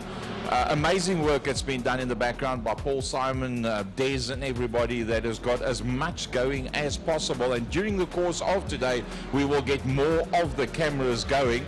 It's a case of bringing in generators, which is conducive to be able to run the type of electrics. You can't just put any kind of generator onto a amplifier, for all the amplifier that's highly stressed with 100 speakers around the circuit kind of thing. So that is why there's not a lot of cameras running at the moment. All the more reason for everybody just to get down here right now. There's no place like Killarney International. If you haven't organized the garden services, just let it go for another week. It doesn't matter. It doesn't. You know, I must just say, I walked in here this morning. You know, we get here really early. It's fresh. I walked in here and I just said to my husband, I love it. It's so exciting. It's so much better than just lounging on the couch, especially if you work the whole week. The sun is shining. Get down here, guys. Talking about get down here, some of the guys are getting on a GTI challenge, and there was 39 entries that was originally signed in. I think we're on something like 38. Class B is going to be the replacement of Class C Brat Pack today, because there's a massive Class B. Umpi Swartz just gone to the front end of the grid, a 127.0. Jean-Andre Marais, first time out in GTI challenge this side of the world at club level from Kaifan Sale. Nathan Victor, that did brilliantly up at Swartkorps for the Polo Cup Challenge. Mohammed Kalfi, the leading Class B man out there right now. Nur Abbas also getting going on a 28.5. So Class A is going to be very competitive. Class B is going to be utterly amazing. Class C, well, the Brat Pack rules, there's no doubt about it. Carl Wiltshire also out at this stage of the fight. He's in the top 10. Faisal Jacobs is getting himself into the top 10 as well. One of the older hands, Brett Roach, also out there today. So I think that that Class A battle, the way that it is now with a 127.090 by Umpi, I think that nobody's actually going to knock him off that front row of the grid. He might be knocked out the second, but I think Umpi's going to start on the front row. And Gary, row. Faisal Jacobs, is he riding on his BMW now or the GTI? I think he's riding with both of them. Faisal is out on circuit right now, and he is the third fastest Class B out there right now. I see Mohammed Kalfe's been knocked down. Brett Roach has just put up a faster time. Carl Wiltshire is going to find it very difficult. Now, there was a time that Carl Wiltshire was uncatchable in class. With such a big class that he's in now, it's open season. But GTI Challenge, one of the premier classes at Killarney International Raceway. And I think it's a panel beater's heaven. As long as you've got GTI Challenge out on circuit, there's going to be work on Monday. Definitely. And tell me, I believe there's some controversy, you know, some behind-the-scenes competition, because some of these are street cars that come onto the track. Well, let's put it this way. Some of them might still have licenses on them, but no, I don't think you can use a GTI Challenge car on the road in general. The rules are very specific. Class A, Class B, Class C, certain items capped in each class. And the difference between today and what happened at the previous event was they let them all come off the line together. So your fastest Class Bs were amongst the back end of the Class A. Your Class C fastest guys was into the back end of Class B. They have reverted to the original where Class A's go off. There's a bit of a gap. The Class B's go off, which is brilliant because in terms of camera selection, you can then watch 3 different races in one race, and that's one of the major draw cards for GTI Challenge. In fact, you've got 3 races going on at the same time. Sure, that is very, very exciting stuff, guys. Very, very exciting. Change of plan. Kai van Zyl decided Umpi Swart should not be on pole position. Kai van Zyl goes to the top end of 125.5 at 25. Well, that's on the last lap now at 25.4 by Umpi. So Kai van Zyl, Umpi Swart with Nathan Victor from Dylan Joubert on the second row of the grid. They bump out Marco Busi and Jean-Andre Marais. And then Skull Keldenhuis back in the game again. Class B, Ryan Eden is the top Class B man. John Henry Vaughan, the young lad that started his career in oval track racing, is the second fastest at this point. No robust from Faisal Jacobs. Remember that name? Don't forget that name. Mohammed Kalfi, and then Brett Roach from Zaki Hendricks. Now, Zaki Hendricks, the chairman of GTI Challenge, finding himself only on the third row for the class that he loves, Class B. He's never done Class A. He's not interested in it. He likes Class B. We can't, I don't know if we can change this. Yep, let's have a look a little bit further down. We can see the Class C battle. The Class C's is Dylan van Eden, and then Dario Busi, ex-Polo Cup South African champion, has broken away from the studies to come and do a bit of racing. And then we've got Mark Fontini, that is the next man in there with Daniel Muna. Now, Daniel Muna on the second row of the grid with Mark Fontini, that's going to be very, very competitive as well. So with 6 minutes 15 gone in the GTI Challenge qualifying this morning, it's going to be brilliant. Awesome. There's no doubt. Amazing. It is definitely going to be a very exciting day today. Thanks very much for the opportunity to be here with you. I'm going to go upstairs and see if we've got some more cameras going. And folks, as I said, for those of you that have joined us, there is electrical problems with an ESCOM box, not a local box, an ESCOM box that has blown up, hence the limitation in the cameras. But we will bring you as much information as what we possibly can. Jordan Hooban going to be joining you in a couple of secs, and he'll take you through the balance of the qualifying, and then we will go back to main circuit. Thank you very much for what you do for us in motorsport. Much appreciated. Thank you very much. We will chat later again. Guys, enjoy. Cool. Okay, perfect. We are going to wait for Jordan to come and join us shortly. But yeah, guys, there is so much happening here today. Like I said, we are sitting upstairs here because it is so exciting down there. It is so loud. There is so much going on. But I think that we actually are going to cut to our commentators for a moment. So let me just check with the team if that is what we are doing right now. I think Jordan is very busy upstairs there at the moment. Cool. So guys, again, if you are not doing anything else, get down to Killarney. The sun is shining. We are going to have a very exciting jam-packed day today. Oh wait, no.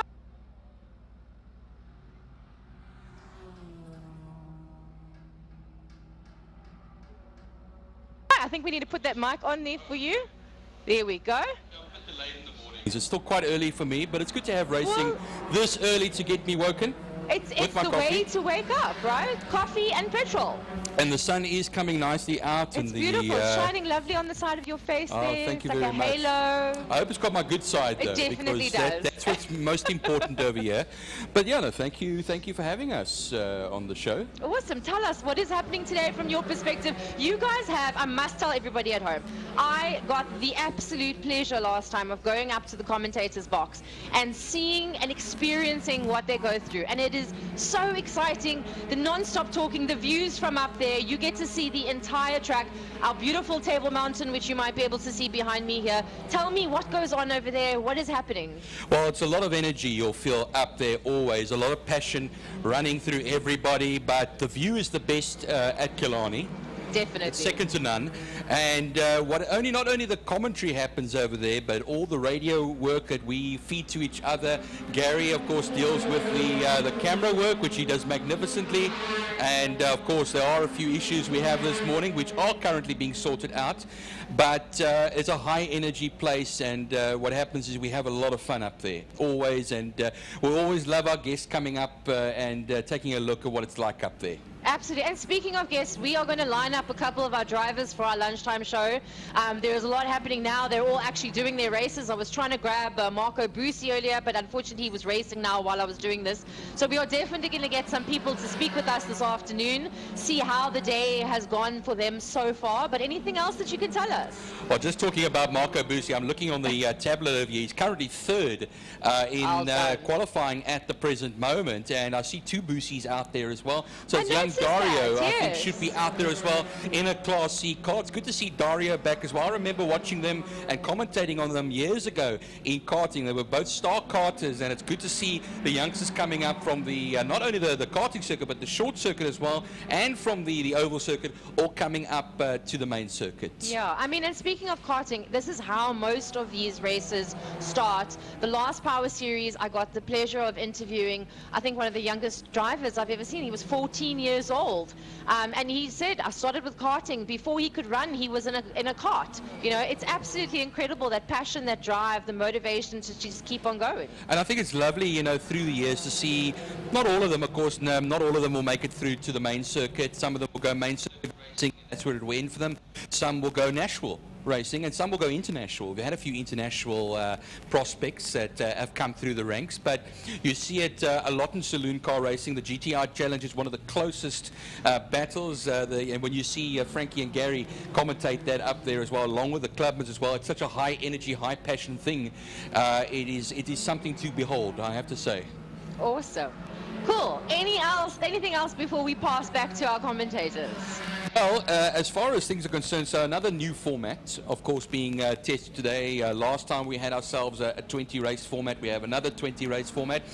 We're not complaining about the races, because 20 races is what's better than 19 races. What's better than 18 races? 20 races is better. So it's a lot to pack into one day. But I think it gives a lot to those coming out. I can see the hill is filling up from my position over here. The crowds are coming in. And then we always have a lovely viewership from all over the world, which grows during the week, as a matter of fact, because just because we are live today, it doesn't mean that nobody else gets to see it. It stays online during the week, and many people from all over the world get to see a lot of former South Africans, a lot of former Cape Townians get to see a lot of great racing over here, and it gives them a little piece of home, just to make them not too homesick of where they are. I actually had someone at the last series that I kept on walking past this person, and they were just going, hi, hi, and I no idea who they are. And eventually they called me over and they were like, I saw you live on the YouTube last time. They're actually from abroad, and they were like, it's so incredible what we do, keeping everybody informed from no matter where they are. So yeah, absolutely exciting stuff happening. Guys, we need to pass over to our commentators. Thank you for being here with me. I am Simon. And I'm Byron, and don't we have an extra qualifying session, I have to think? Because I think we have a bike qualifying session. We've just had the GTI Challenge. So we'll have to find out for you what will be happening next. All right, okay, perfect. we are going to go live to qualifying, so we are going to hand over to our commentators. Guys, thank you so much for joining me for this show right now. Stay tuned, and we will see you this afternoon again.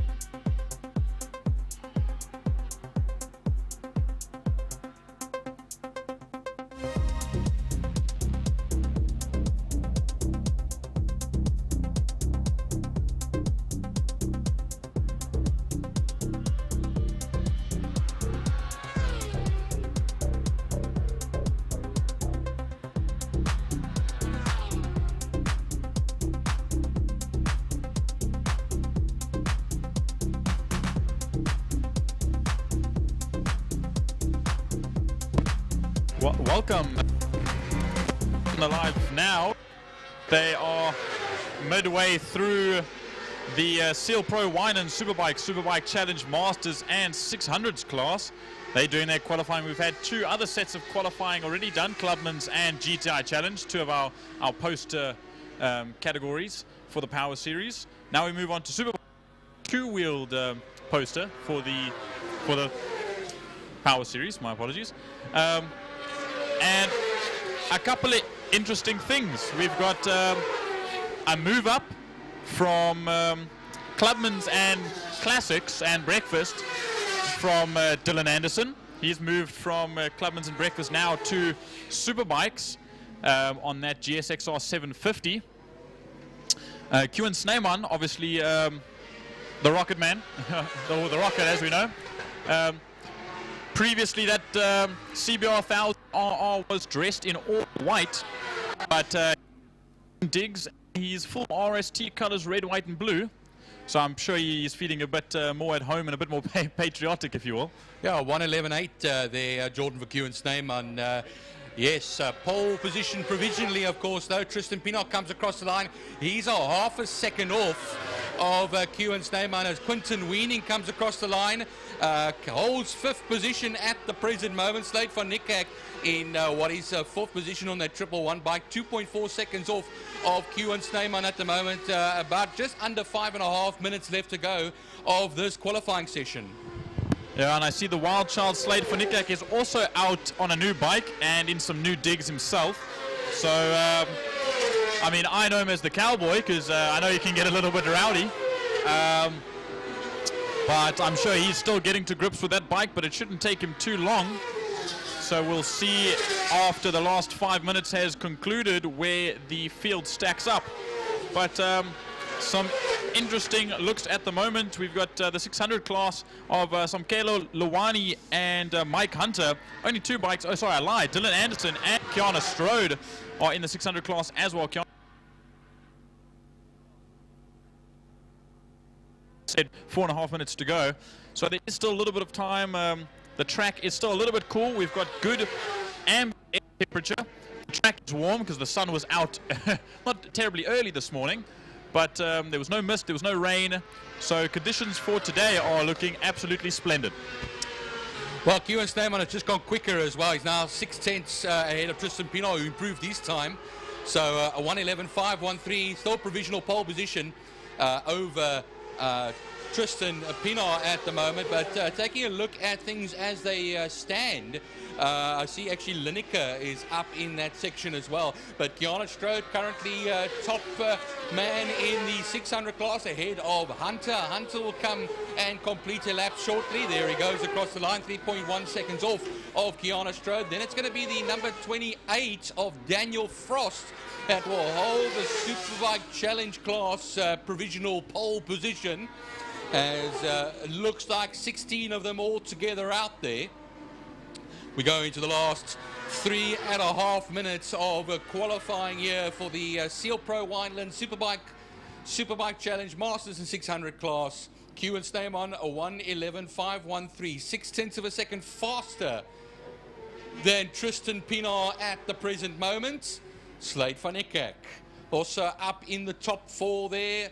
He is a whole second off of Kewan Sneyman's pole position time on the Kawai ZX-10R.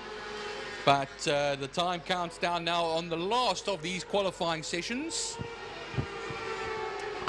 We are still just busy, of course, sorting our technical side out as far as things are concerned. We have some cameras around the circuit and we will be building that up throughout the day.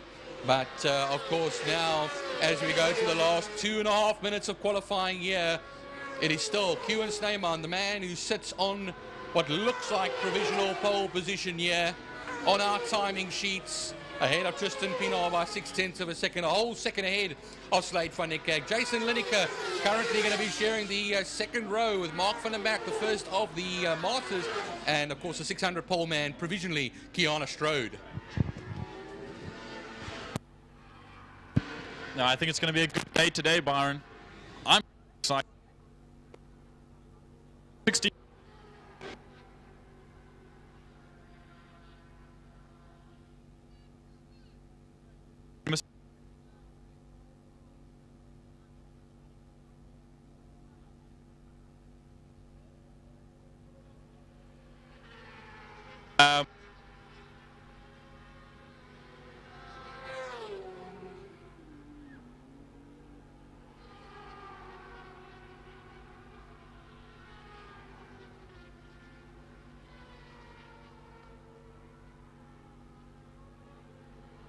Jumping on the brakes and him flying a bar of end, unfortunately.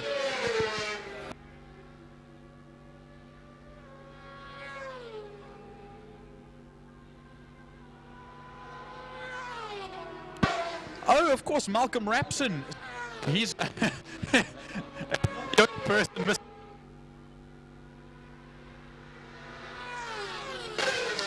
Unfortunately,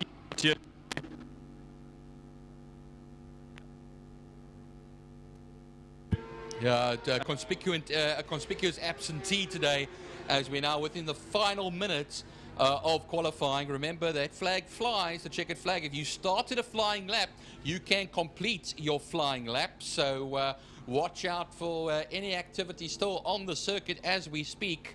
And nothing more changing at the very top end of the field. Kewan Snyman on the Fireblade is the man to beat at this time, but it's going to be a tough ask if you ask me, because I don't think Tristan Pienaar, Slade van Niekerk have any sort of an answer for the man. And look at that now, Slade van Niekerk closed up to in 6/10, within the 7/10 of the provisional pole position man, which should be in the next minute or so become concrete pole position.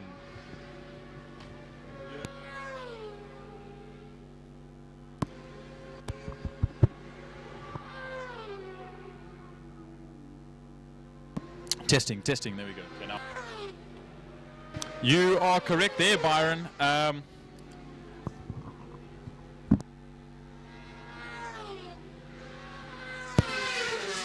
You are correct there, Byron.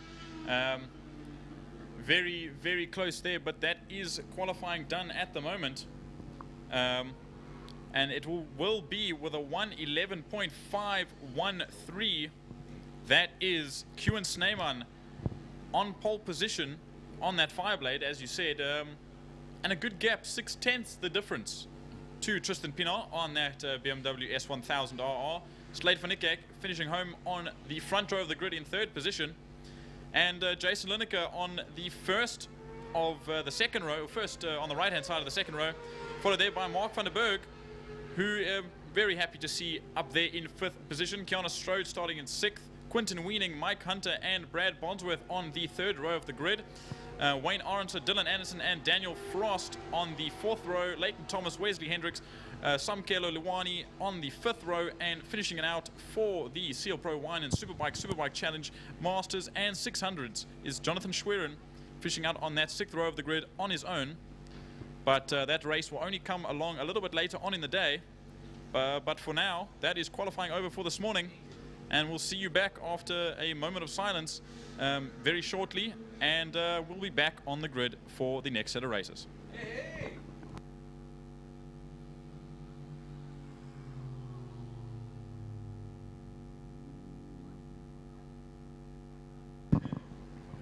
Morning.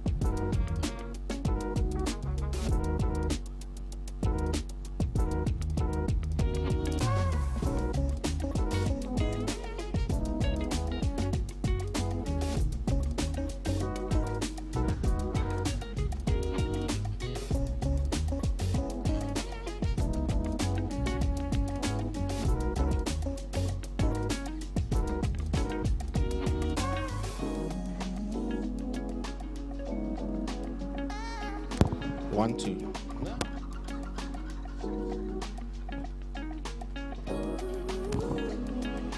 Well, folks, for the people that, I don't know if anybody can hear us around the track, we're going to just have a quick minute silence for 3 fallen colleagues. Gary will do 2. I'm going to do 1. And I'd like to do a tribute to one of our commentators that is now living in Switzerland. That's Nick and Marianne van der Meulen. Nick's father, who was a staunch local motorsport supporter and always supported Nick in his commentating. And the last time I saw Nick's father was July 2013, just before Nick and Marianne left for Switzerland. Well, sadly, the Doc's father passed away about a week ago. And we just want to keep the van der Meulen family in our thoughts and in our prayers. Nick's sister and his mother and the family that's out there in Durbanville, and of course Nick and Marianne van der Meulen that is living in Switzerland. So to the Doc, our thoughts and our prayers are with the entire van der Meulen family with the passing of your father. Gary, you've got 2 for us as well, Leon Harmse and Dick Fleetman. Some racing drivers leave lasting memories among their peers out of all proportion to the length of their careers. Some because of their immense untapped talent, and others thanks to their sheer determination not to be beaten. One such was Leon Harmse, who in a racing career of less than a decade built an unparalleled reputation as a fiercely determined driver and a superlative exponent of the rear-engined and undeniably quirky Renault R9 Gordini. In the early 1970s, he was the guy to beat in modified saloon car racing at Killarney, winning the August Production Car Championship in 1973 and beating some of the biggest names in saloon car racing along the way. Towards the end of the decade, however, real life intervened. After a move to Johannesburg and some hard drives at Killarney from March to October in 1975, Leon retired from racing in 1976, although he remained active in motorsport as a marshal for many years. Sadly, Leon suffered a massive stroke on the 7th of April. He recovered sufficiently to go home, but passed away on the 3rd of May, 11 days before his 77th birthday. Our prayers go out to his wife Magda, his daughter Melanie, and the rest of the Harmse family. Rest in peace, Leon Harmse. Today we pay a heartfelt tribute to one of the unsung heroes of Killarney, a man who served the West Bromwich Motor Club faithfully in various capacities over a period of several decades. Dick Fleetman became involved in the technical side of motorsport through his son Richard's participation in clubman's racing in a Volkswagen Golf in the early 1980s, and served as technical representative on the clubman's committee before becoming a scrutineer in the early 1990s. He served as chief scrutineer for more than 2 decades. His attention to detail and his dedication to safety in motorsport set the standard for scrutineering at Killarney International Raceway. He was succeeded by Peter Small in 2012, and the following year Dick Fleetman was awarded a West Bromwich Motor Club Honours Badge for his service to the club. Sadly, Big Dick, as he was known, that was his nickname for himself, passed away on Thursday, the 23rd of May, at the tender age of 76. Our thoughts and prayers are with his sons Richard and Dukli and daughter Siska in this difficult time. But as long as there is someone in the scrutineering bay to say Dick Fleetman would never have passed that, his name will always be honoured at Killarney International Raceway. Folks, we ask you all to stand, remove your headgear, and observe a minute of silence for the passing, untimely passing of Leon Harmse and Dick Fleetman.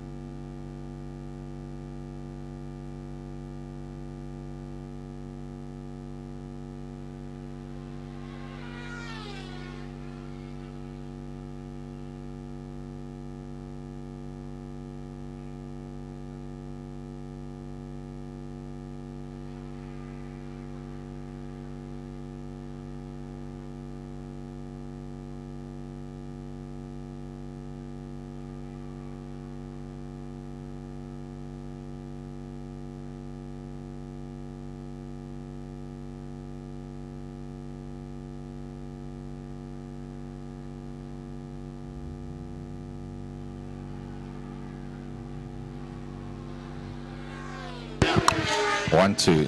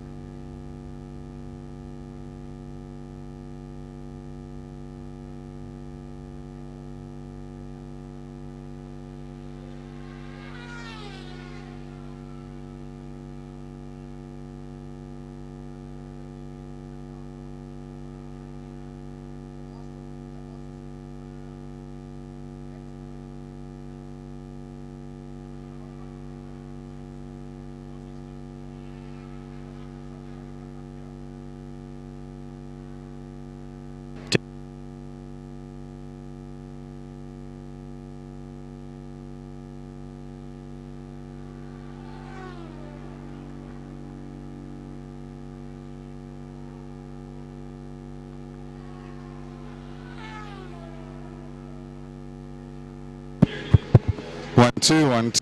There we go. 1, 2. 1, 2, 3, 4. 1, 2, 3, 4.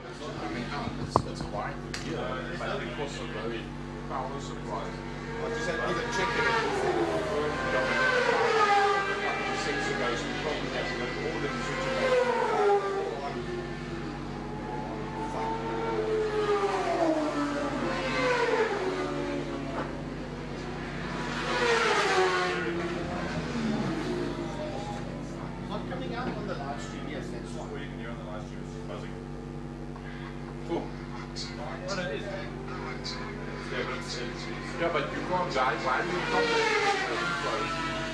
Can you get hold of Killarney or Steve?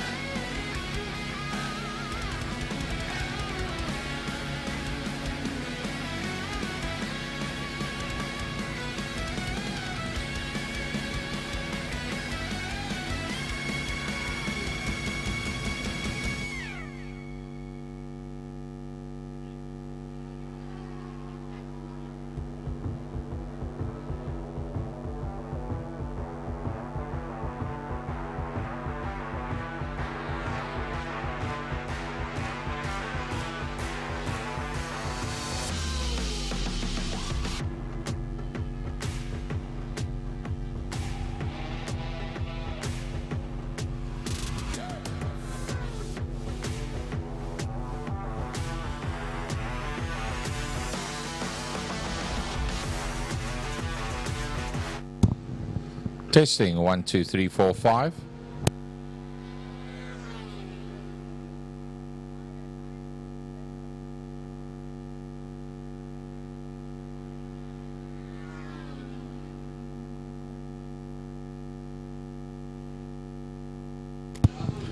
Testing 1, 2, 3, 4, 5. There's one.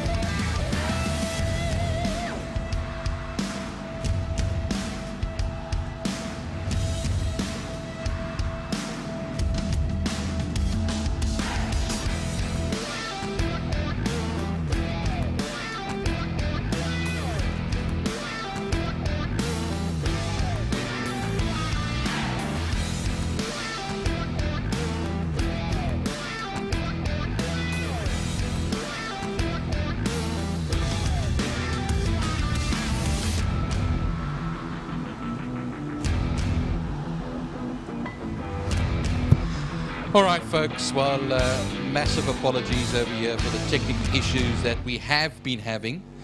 As the day has rolled on, we unfortunately could not bring you commentary for that last race.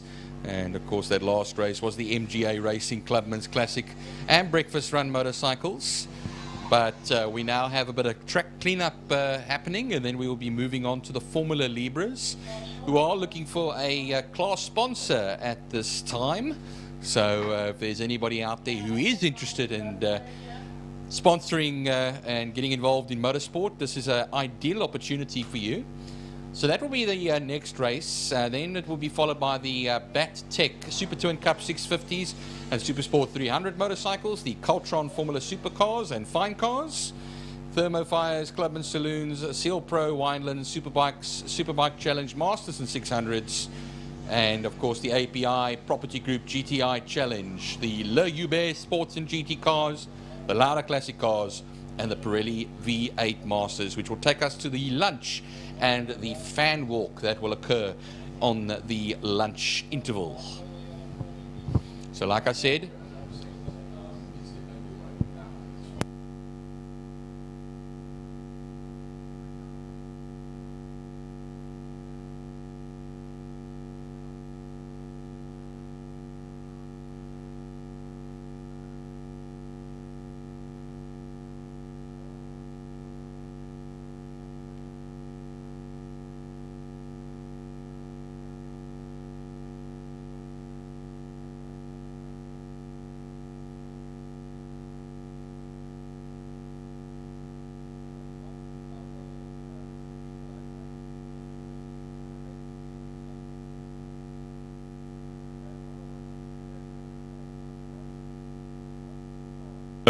a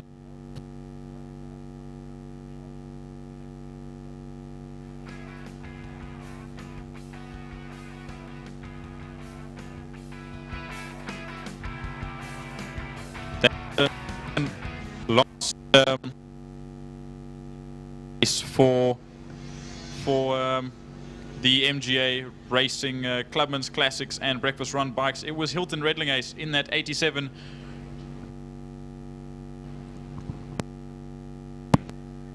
The 888 Racing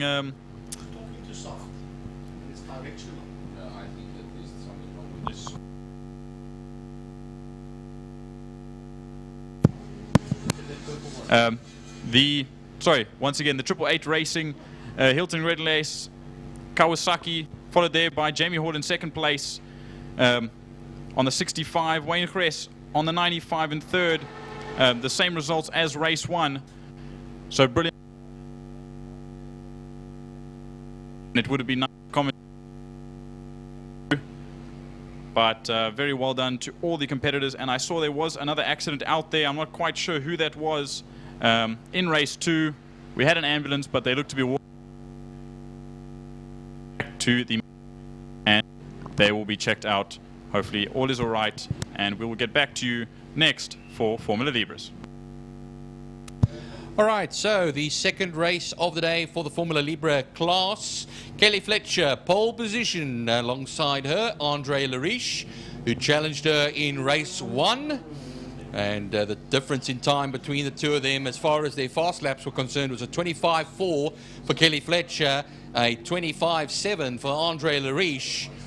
And Joshua Smith in third position, sharing with Ricky Anderson in that new color scheme of his. We were used to him in a blue color scheme. Now we got a black color scheme, we got to remember. I don't know, I didn't see if Hayes Salmon would be out there. There was definitely a transmission issue. There we go.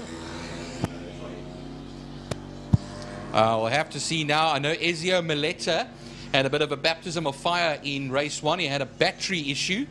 So those batteries, of course, all been charged up now and ready to go racing again for Ezio Mileta. That's bought that car from Rob Eloff, of course, of Eloff Racing, and is helping him also run it, Rob Eloff, as well. Just briefly chatted to him downstairs about an hour ago. Venon Doretta put a beautiful drive in that bright green machine of his. He's a cricket coach, of course, by profession, but loves his racing. and the cricket season's over, so there's plenty of time to go racing today for him. Donovan Ramsey, of course, in 7th position. I did not see, of course, Byron Mitchell go out there. Byron Mitchell retired from race 1 and had to park the car during the race. And also, I will say, Byron, that both Class C cars of Hayden Elwood and Damian White, the GTI Ray and the Swift, both didn't make it out today. I was hoping that one of them would make it out for race 2, but it seems that none have made it out this morning.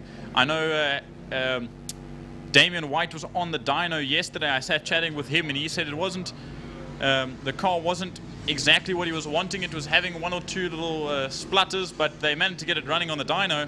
But maybe something has come up this morning, and it has brought them out, or has taken them out of the racing today, unfortunately. So it is just a field of Libra Class Vs.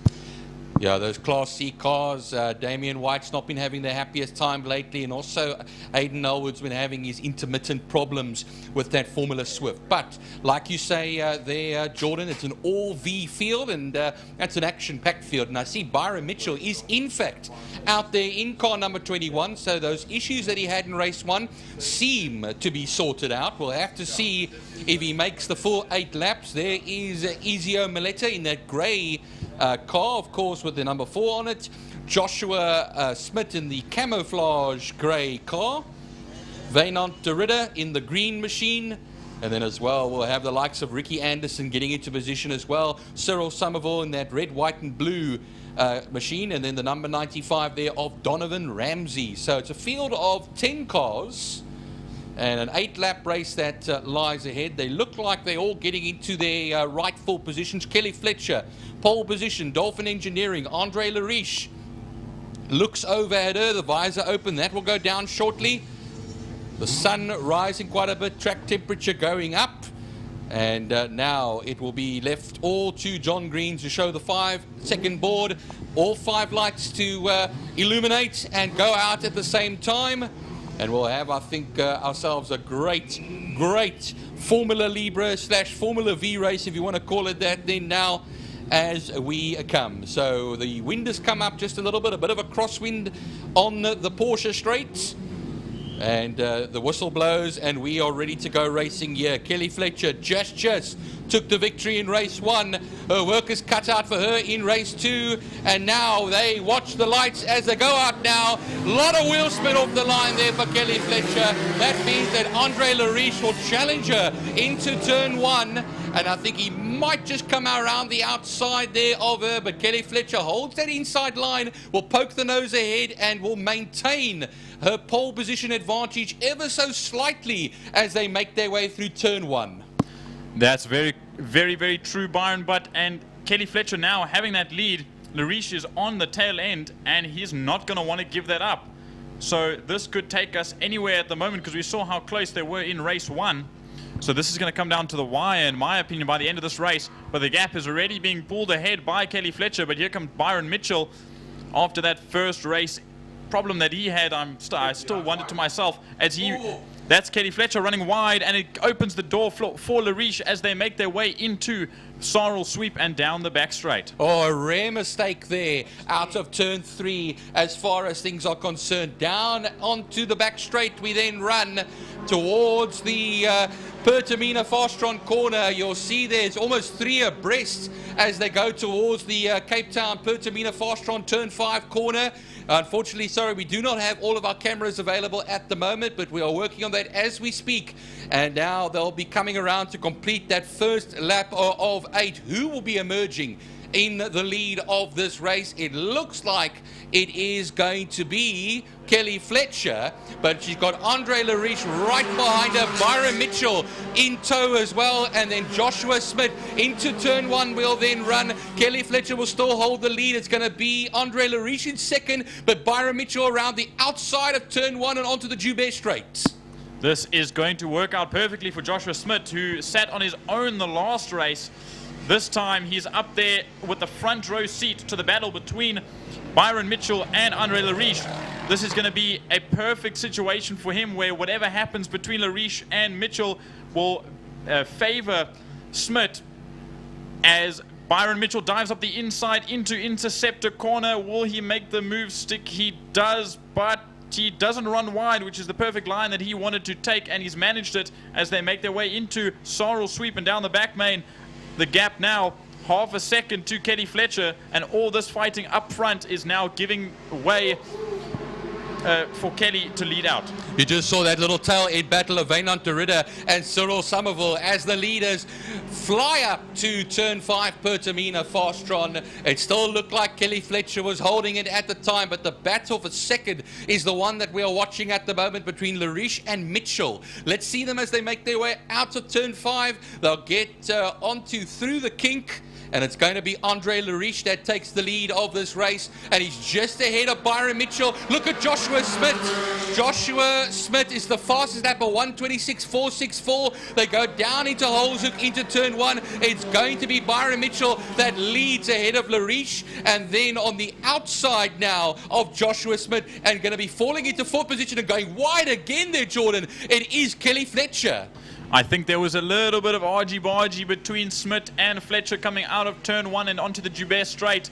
And I think Smith put his elbows out a little bit, but here comes Kelly Fletcher once again to take that position back. She doesn't want to be sitting so far down when she knows she can be racing for the lead. Now she's sitting in 4th place, and Byron Mitchell now in the prime position to lead this race away. We know how quick he is, but Lariche also is very hot on his tail, and he knows how to manage both Kelly Fletcher and Byron Mitchell.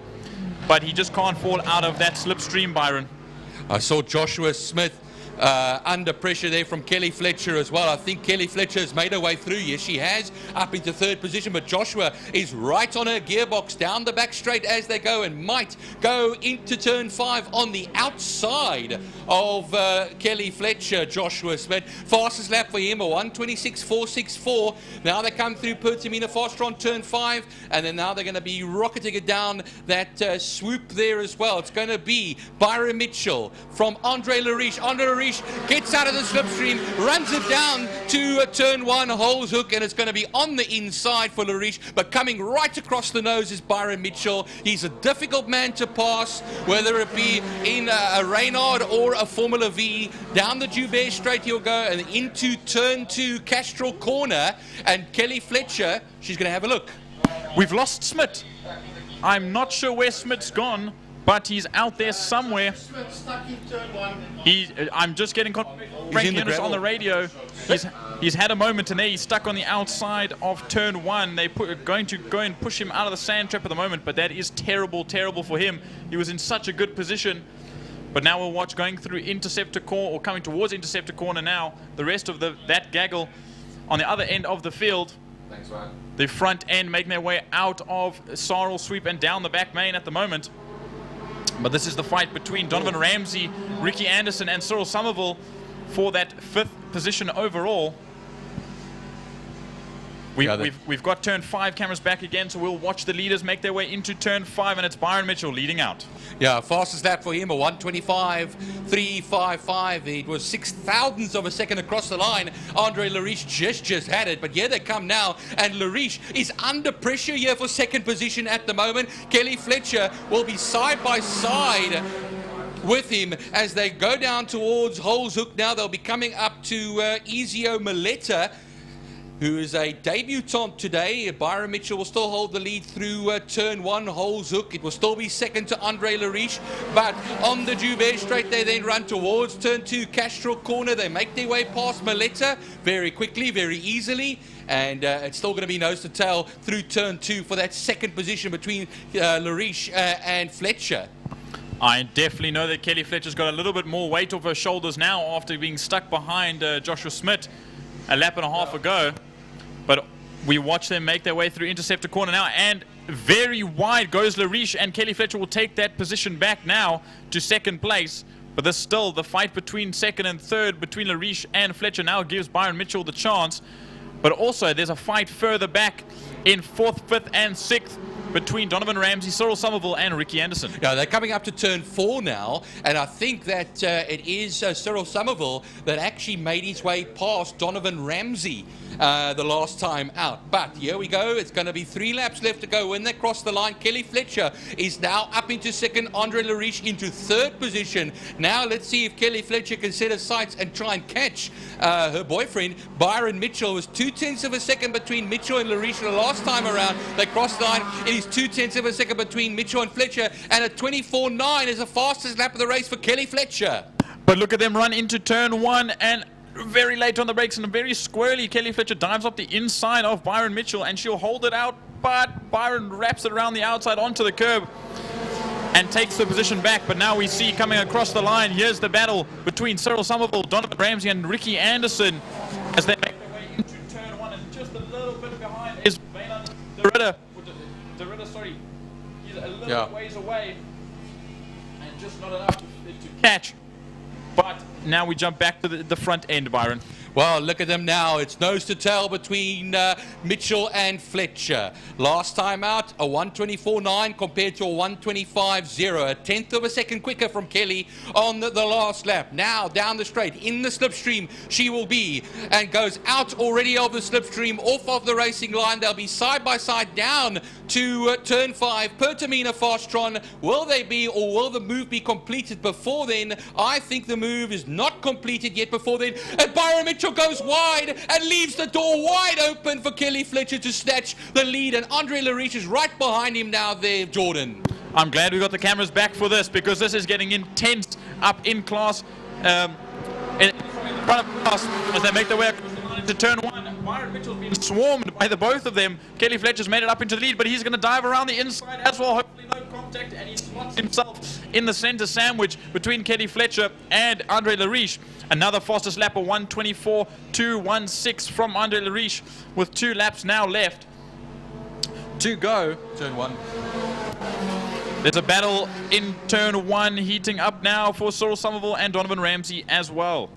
Yeah, that's of course Donovan Ramsey that's falling back of Cyril Somerville, but now he's got his hands full of Ricky Anderson at the moment. Maynard Derrida doing a good job just to keep them in sight at the moment, as you will still see now that car of Joshua Smith still sitting in the sand at the moment. Ezio Maleta comes across the line, of course, over there as well. But a new leader we have at the moment onto the back straight.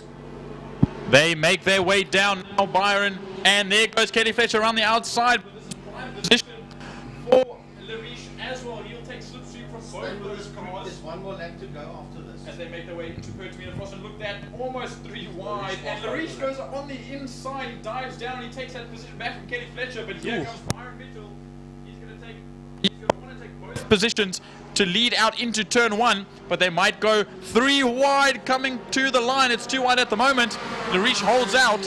It's be late into turn 1 as we watch. It's almost 3 wide once again, but Kelly Fletcher's going to try and go around the outside. Lariche is going to hold out. There's a 1/10 of a second between all 3 of, there's 2/10 of a second between all 3 of those cars as they make their way down the straight and into Castrol Corner. Yeah, they're going to Castrol Corner now. Just this little battle going on here into turn 1.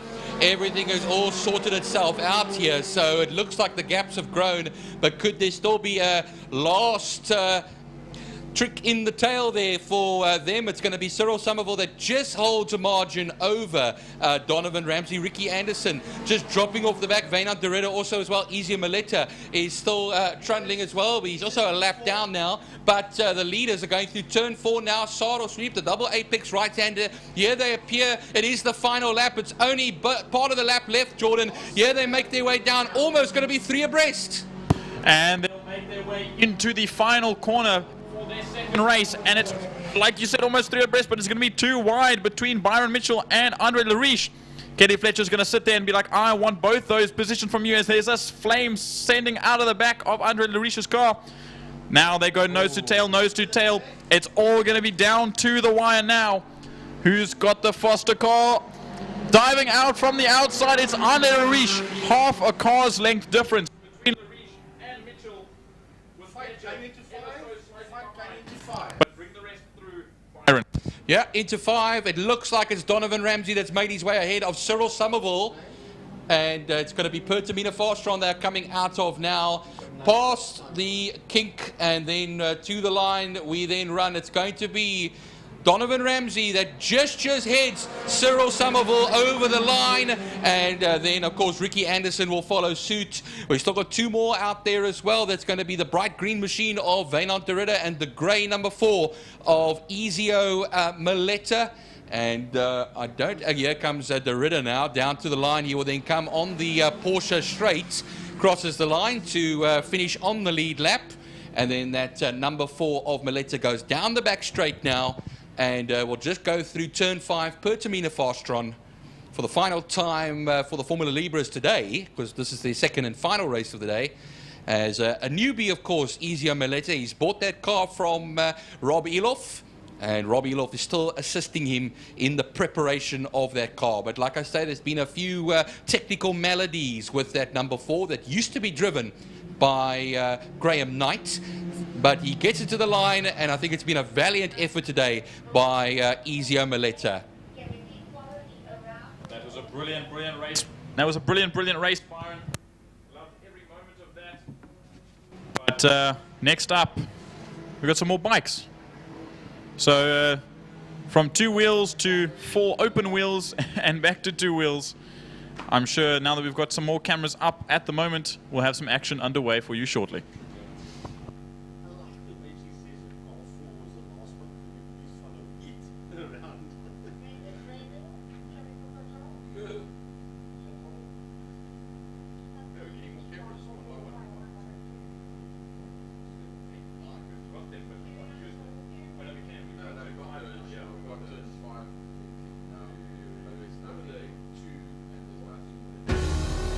Here's to the hard workers, the steady, the strong, and the bold. For the brave, the courageous, and the dedicated, the honorable ones. For the builders, the fixers, and the makers, who go beyond measure, so the ones they love have all they deserve. Interceptor, great comfort, better safety. Welcome to Line Property Management, where the efficient management of your community scheme is at the heart of everything we do. The Porsche Club in Cape Town has its home right here at Killarney. In fact, it's the only Porsche club in the world to have a clubhouse at an international racetrack. Experience vibrant solutions, transparent communication, and a squeeze of innovation in every interaction. Call us today or visit Lime.Capetown and let's cultivate your community scheme's future together. Lime Property Management, leading, innovative, motivated, energetic. Yeah, that's a big thanks to Lime Property Management. They are the main sponsor for this season. Then we also want to say a big thanks to Pertamina Fastron for turn number 5, to Castrol for turn 2, also the tower, the spinning pitch as well, City of Cape Town for the bridge, Porsche Club for the main straight, Interceptor Shoewear for turn 3, and King Tony Tools for the subway. So big thanks to all our sponsors that's hopped on board for the 2024 Power Series season, together with all our class sponsors as well. We cannot have any form of motor racing without you guys. Thank you very, very much. And yes, from the commentary team and also from the IMUSAT side of it, we do apologize. We've had numerous power failures, not load shedding, but genuine power issues here at Killarney today. And it has messed around with the PA system. It's messed around with the cameras. It's just been one of those days where, as they say, you wish you hadn't got out of bed this morning. But yeah, you know, these type of things do happen. It's out of our control. We've got generators running. WPMC management is doing their best. IMUSAT management is doing their best as well. So for the folks at home watching it, we do apologize. It's just one of those things that happened today. And as Jordan was saying earlier on in the Libra race, the cameras are slowly but surely beginning to come back to life again. A big thanks to Gideon from IMUSAT this young man is working his you-know-what off to try and get everything up and running again for us.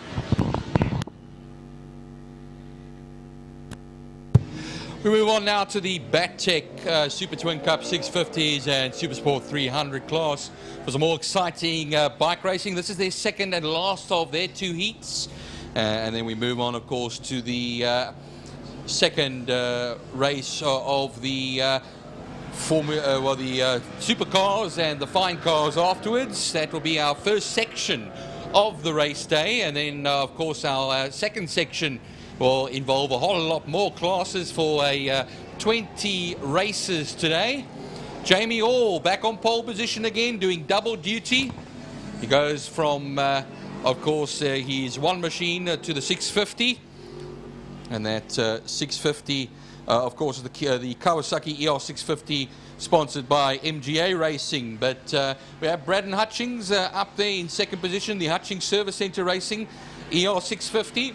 And then Shandon Thompson starting in third position. And that completes the front row as far as things are concerned. But, of course, the second row, Lance Jonas, who had some troubles in race one. Abdul Isak, Reinhard Bennett also had his trials and tribulations. But Adrian Solomon will be once again back on the pole position for the 300 class, and had a battle royal with Max Munton for the top honours in the 300 class. You are very right there, Byron. And Reinhard Burnett with an issue in the last race. With an issue in that last race, off in turn one. I wasn't quite aware of how it went down, and I went to go speak to him in the pits a little bit ago, and I saw David Endicott helping put that bike back together. I know the fairings were a little bit cracked, and there was some other technical stuff that needed to be sorted out. But I'm hoping that that bike is up again, out on track. And I don't think he's out on track, so I don't think that bike has been put back together, unfortunately. But that is very, very unfortunate for him. And we hope to see him back out for next round if that bike can get up and running again. Oh no, I lie. Sorry, I just didn't see him because he was a little bit further back coming to the line. There he is there. He's got some tape at the front end of his bike. So you can clearly see that the fairings broke off there, Byron. But here we go. Race 2 of the Super Twin Cup 650s and Super Sport 300s powered by BATTEC. We watch and we wait as the paddle goes up. Byron, take them away.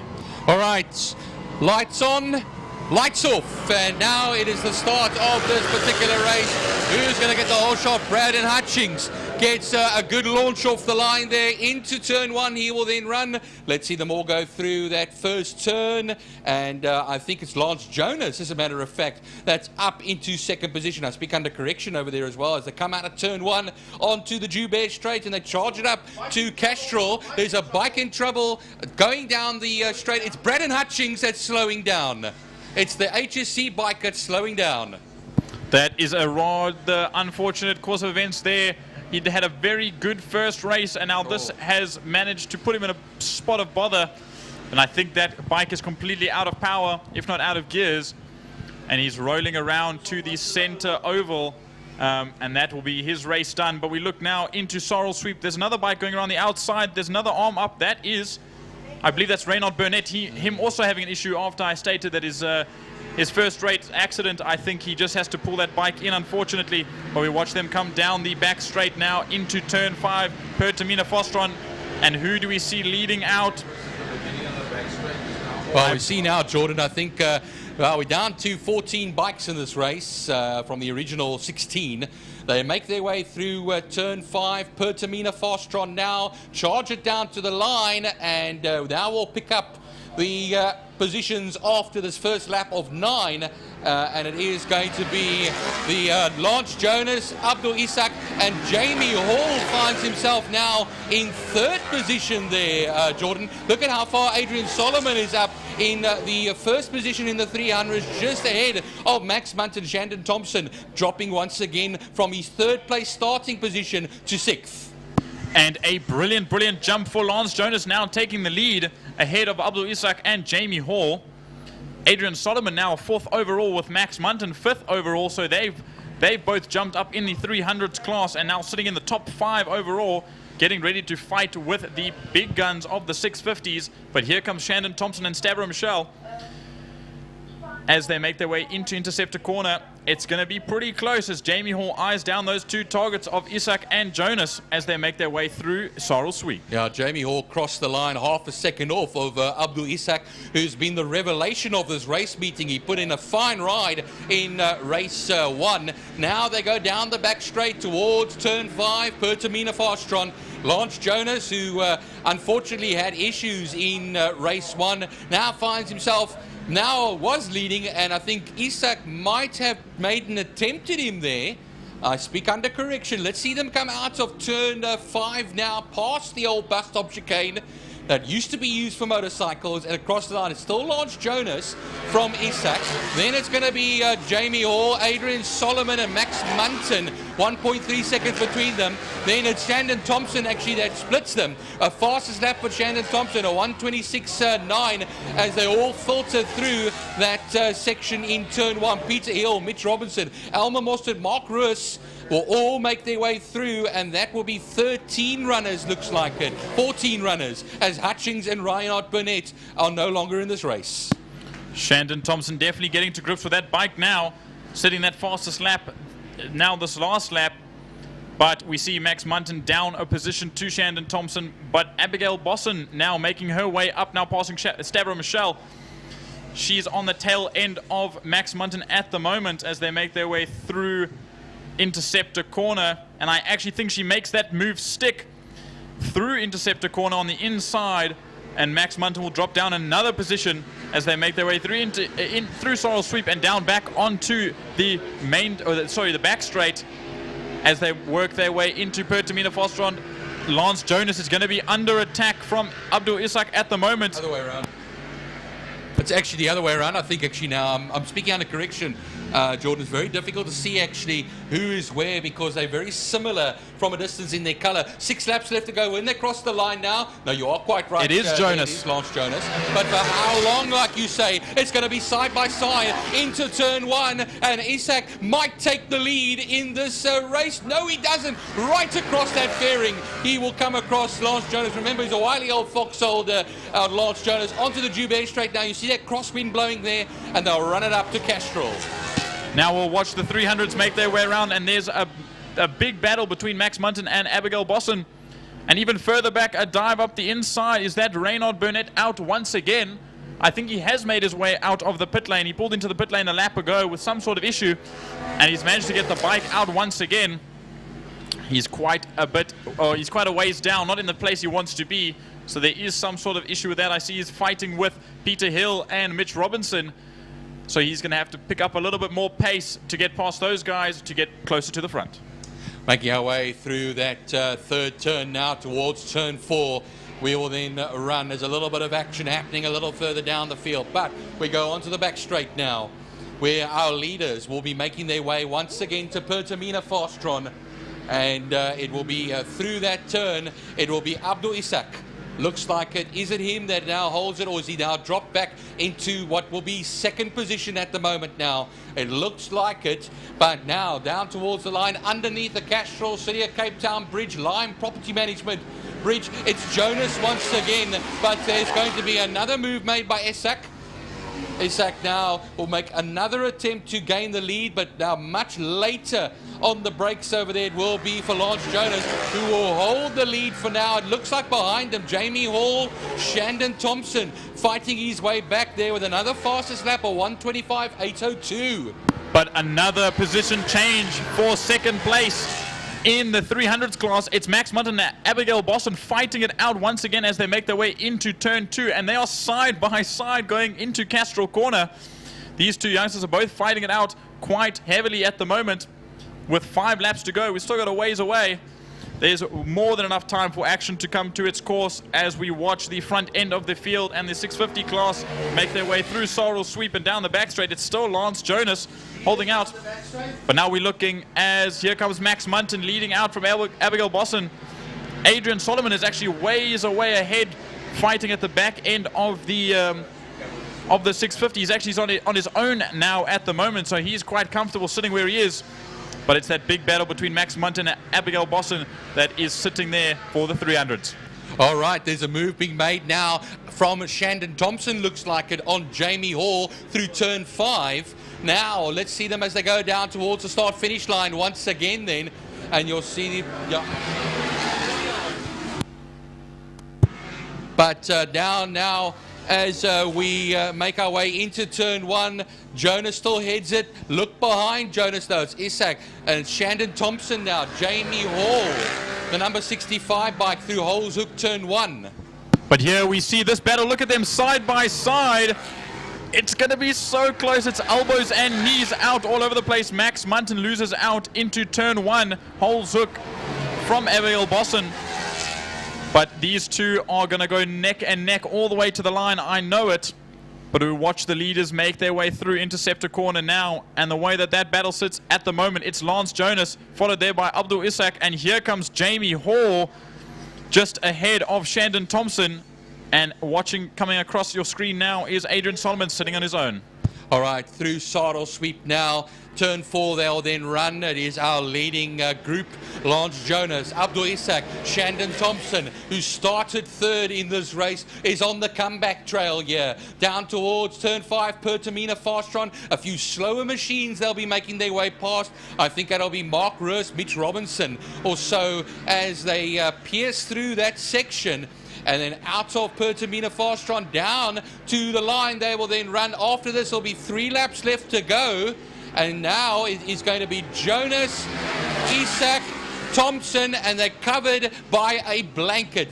It is only a 1/10 of a second covering all of them, as far as things under 1.5 tenths to be exact.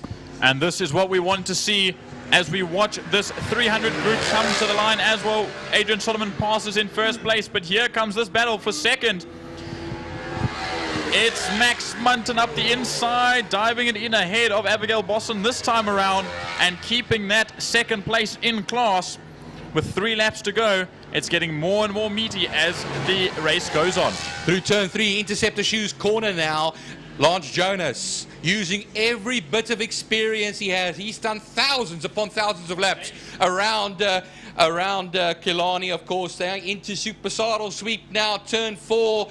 You'll see them come right through there. Gravel on the left, gravel on the right. And now onto the straight they will then run. It is still Lance Jonas. Is now Abdul Isak going to make some sort of a move down the straight towards turn 5? You'll see them side by side. Jamie Hall on the inside there. And it looks like Jamie Hall is now in the lead of this race. But Shandon Thompson also takes that position from Lance Jonas. So it's now coming to the line. Hall, followed by Thompson, followed by Lance Jonas, but it might be side by side. Shandon Thompson's going to fight his way back to turn 1 as they go side by side into 1. Who's going to be the better of the 2 all-black bikes?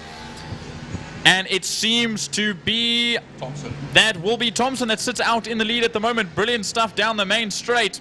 But I'm sure, I lied. It's Jamie Hall in the all-black outfit. Well, down towards turn 1 now is going to be the Munton-Bosson battle. Bosson is on the inside of Munton and takes second place in the 300 class away in turn 1 Holes Hook as they go onto the Joubert straight now. That means Solomon is 12 seconds up the road from them and leading the 300 class as we now only have a lap and a half left to go. We'll go onto Saddle Sweep turn 4. Onto that back straight, another back marker coming there. I think that could be Peter Hill's Hillbilly Racing machine. Now out of 4 they'll then run down the straight, they'll then go. Fastron beckons in the distance over there. If you can see Table Mountain on your right hand side, it is going to be turn 5 Pertamina Fastron. You'll see them coming. Shandon Thompson ahead of Jamie Hall. There's a little gap now between Lance Jonas and them. He's 3rd at the moment. Abdul Isak will hold 4th at this time. And down to the line we will then run underneath the City of Cape Town bridge. Mark Roos comes across the line. He'll be the next man to be lapped. Oh no. Lance Jonas. Lance Jonas puts his hand up. and he's out. He looks down at the side of that machine. This is a terminal issue, sadly. Oh, that breaks my heart after a terrible race 1. He now gets that race 2. So well done, and it misses out. But look into turn 1. Here comes Max Munton and Abigail Bosson. They're going to go side by side into turn 1. Max around the out. For the bikes through the kink, sweep it onto the main straight, and takes the victory in the Coltron Fine Cars section. As we have the Morgan following suit of Dave Alexander. A little bit of a wait there, the Morgan. Beautiful sounding machine, and it is 9.5 seconds off of Gunther Appelgren. Andre Ellis will take third, as he's already crossed the line, a lap down. Natasha Tischendorf will be in that 4th placing class, so the Alpha leads the Jetta. Di Dugmore, the number 80 car, will be the Austin Healey that holds that 5th position, and Jan Engelbrecht will be the man in his Cortina in what is 6th. Roger Lewis also makes it to the end of the MGA. But what a brilliant race from those Caltron supercars. I was incredibly impressed by that. Amazing stuff there, Byron. At the end of that race, fastest lap goes to Carl Halleck in the number 31 Hobo racing car, a 1:25.685. That has to be one of the best supercar races I have ever seen, and with the numbers that are picking up in this class, they'll only get better.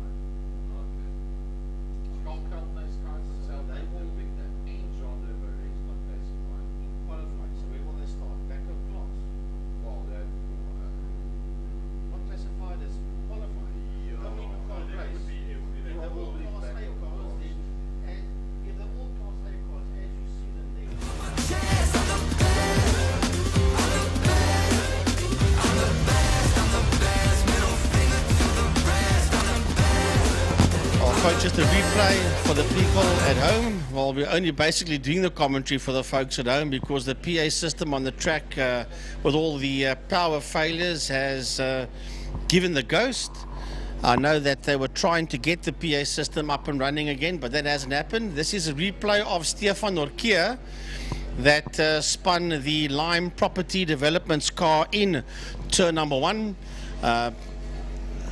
Shane Boscombe is the other driver that gets sponsored by Lime Properties Management. So a big thanks to Lime Properties as we watch a replay of that fine car being overtaken there by that leading trio of supercars. And once again, tail of Norkier's car just spinning it out, heading into turn 1 into holes. So we now move to the Thermofires Clubman's Saloon cars, and what a lineup we've got here. Steven Heidenreich is in pole position. He came out last week Saturday when we had the Rallycross, when we had the Class D All-Tar section sponsored by Traction All-Tar Shootout. That's Junaid Mid Traction Driving Experience. And he actually came out, did Heidenreich, and blow everybody away together with Zak Groenewald. Zak did not finish the day, unfortunately, last weekend. But there was this whole heap. There was about 3 or 4 Nissan 350Zs that made life very uncomfortable for Stephen, but he managed to beat them off bravely. And he has now put that car in pole position for Thermofires Clubman's Race 1 with Josef Hendricks, Jess Huggett, Stephen Goos, Jaco Lambert, JP Share, Baby Jakes, Paul Minnick, Shane Smith and Michael Lucia. They round off the top 5 rows of the grid as we watch the supercar out the back of our commentary windows being taken back to the pit area by the support vehicles.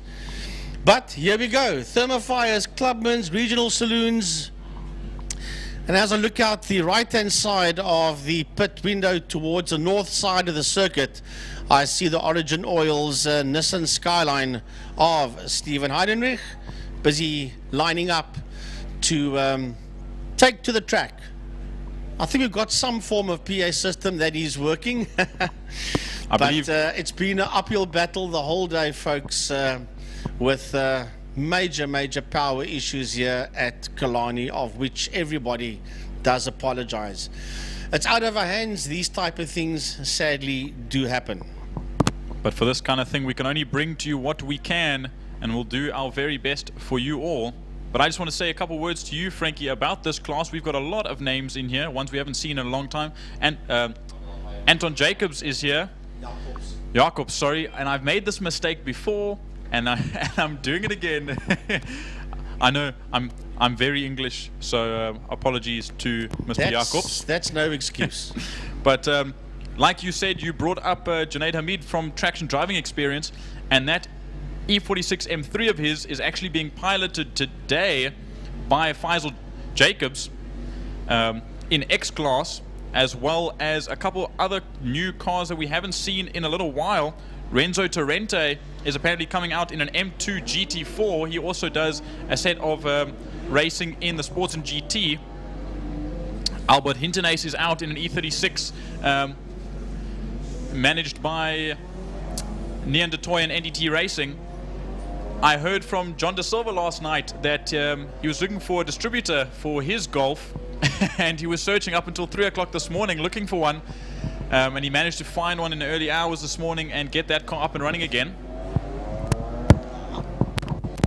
I bumped into him on Tuesday, or was it Monday? Yes, Monday at in Midas in Bottersig. He was also looking for parts there. So, but whether that was for business or for race car, I don't know. But I did happen to bump into him there on Monday at about 4:30 the afternoon. Had a bit of a crisis on my hands that Monday, so I had to go and get a battery there, and that's why I bumped into him at Midas. I was just thinking about Rallycross last weekend, and we spoke to Dexter Bruce, and you even said to yourself, Frankie, why would Dexter Bruce race a clubman's car in Rallycross? He was because he can? Because he can, and you thought that was an incredibly crazy idea, because, I mean, those Rallycross guys know what they're doing, and they like to get a bit fisticuffs with each other, and he got some damage on that car, and he managed to get the car repaired now today. Yeah, but it wasn't major damage. I think it was just front bumper and yeah. Fender or two, and that was about it, yes. But we know he can get that. I mean, he got the gearbox together in one night before a couple rounds ago. And another big change is Lady Racer Gemma O'Lean has now taken a new sponsorship to that car, bringing on Bridgestone to her side. So you'll see that car in new black and red colors, as well as the original white on that BMW. And an incredible race from her, moving up in class. But I think it's going to be a great one today. But also Stephen Gous, we're lucky to have him out today. He initially said, I'm going to pull out because they had a fire in the spray booth at work. Lucky got that sorted out, and he said, listen, you guys, it's fixed, it's sorted, I am back up and running again. Martin Bench also pulled out. I think his motor cried enough during the week, so sadly we're not going to see Martin Bench. But initially 39 cars entered, and we are very close to that number with one or two guys. We're up to 42. And so, yeah, 42 did enter, so they broke the 40 mark. One or two of them not making it due to problems, which is the way it goes, Gaza, as the cars line up. And joining me on Mike's side for race one of Thermofire Clubman's is Gary Gaza Fleming. Well, folks, good day to you one and all, and yeah, apologies for the lack of certain camera positions being able to run. We've been battling with power outages, starting off with the Eskom box that blew up this morning, blew up some of our systems, bringing in a quantity of generators and isolating certain areas from others, hence no camera in turn 2 entry and or exit, sorrel sweep, no camera there, and then intermittency on some of the other cameras as well. But we'll bring you as much as what we possibly can. There is no doubt that there's a little bit that we can bring you. So Heidenreich will be the man that will be standing in P1 pole position. And as they were saying, John De Silva battling. He went through 3 different distributors, tried to get it all sorted out, eventually got it sorted out, back to 170 plus kilowatt on a front wheel drive, normally aspirated Mark 1 Golf. Will be blindingly quick, there's no doubt about that. Nice to see the legend Jess Huggett out there as well. He's on the second row of the grid, and a big thumbs up to Stephen Goos, a Class C entry ahead of Jaco Lambert, JP Shea, then Jacobs and Minnick. All of them find themselves behind Stephen Goos, who initially wasn't even going to be racing today.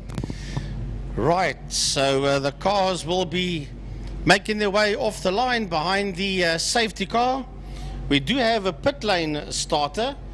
I do pick up that there is a pit lane starter. That is the 89 car of Charles Opperman, quite right. As he stands there in the pit lane, so not exactly he wanted to pull away, but it is what it is. Well, it's still better off than Barcy Berger with a blown turbo that has not been able to make it back onto the line as such. So here we go with the warm-up lap. It's going to be interesting. Remember, from that slower start, there is of these cars that can do quicker than 121.5. So they'll be going flat foot for that first lap, still being inside the cutoff point of 121.5. But the latest information from the man himself, Clint Renard. Clint, good day to you as we do the warm-up lap. Greetings, Gaza. Hello, everybody. Good to see a big field of clubmen here. We had 42 at the beginning. I think we are down to 34 or something like that. We did have a few cars out, but great to see the fields back in big again. We did a couple of changes on our grid forming up in pre-race paddock to get the racing going quicker than usual, so we don't hold up race day. I don't know if it's been spoken about the College of Cape Town car. You have spoken about it? Yes, okay. WPMC and MSA, thank you very much for your contribution to get that car on the track, and the various other people who wants to remain anonymous to keep that car on the track for the rest of the season. So we thank you very much. Well, there we go. The latest information from Clint Renard.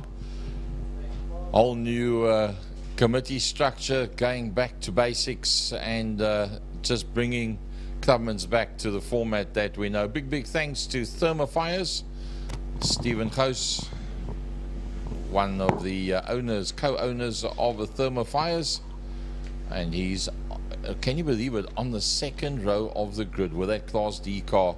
Well, it's been coming.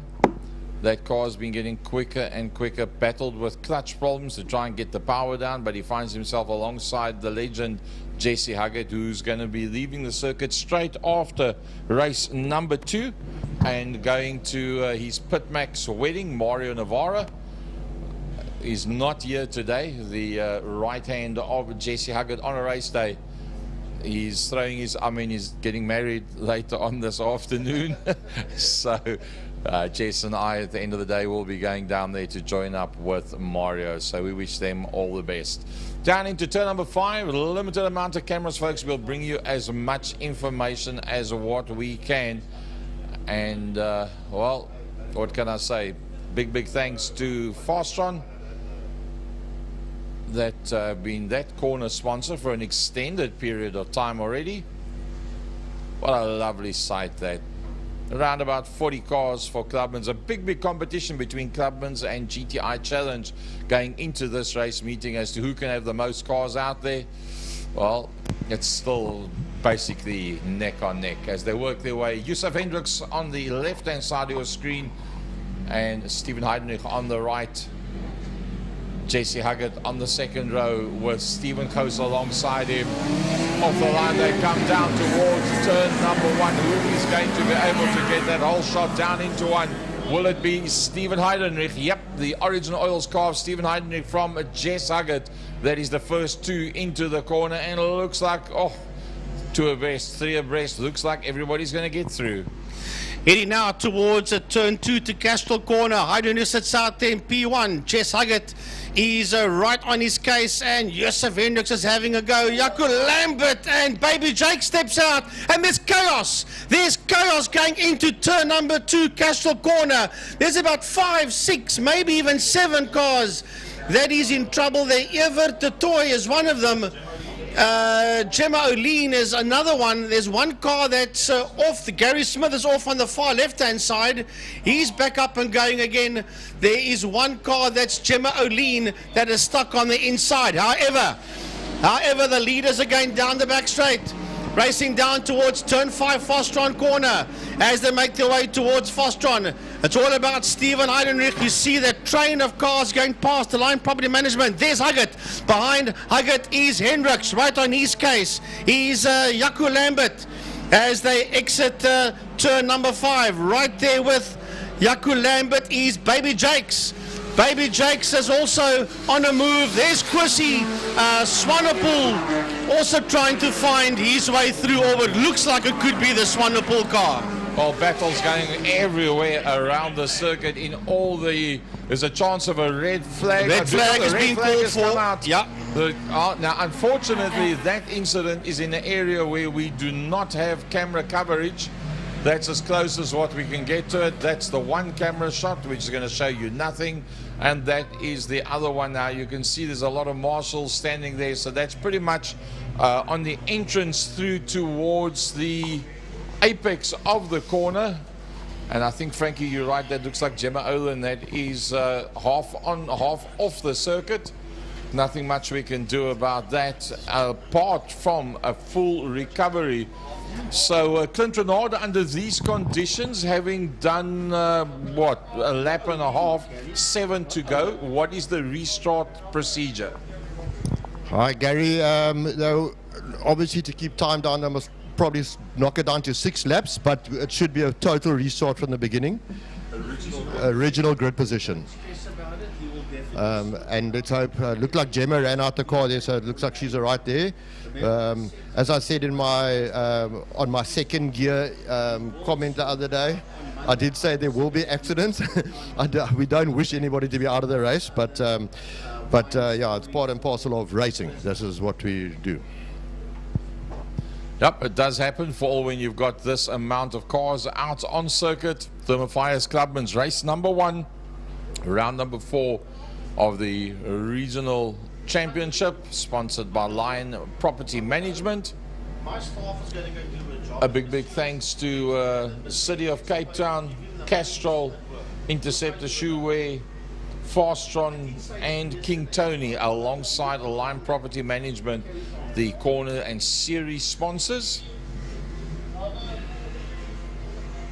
as the guys work their way down the backstage. So there you heard it from Frankie, from Clint Renard. Probably they'll knock 1 lap off to save a bit of time, and probably you're going to find they're going to go back to original grid positions because they were busy with lap number 2. It had just started, so they go then back to the original grid positions. Yeah, that is Gemma O'Lean that's picked up trouble there, and it's a pity though, because she's getting stronger and stronger and growing in leaps and bounds in that Clubman's BMW of hers.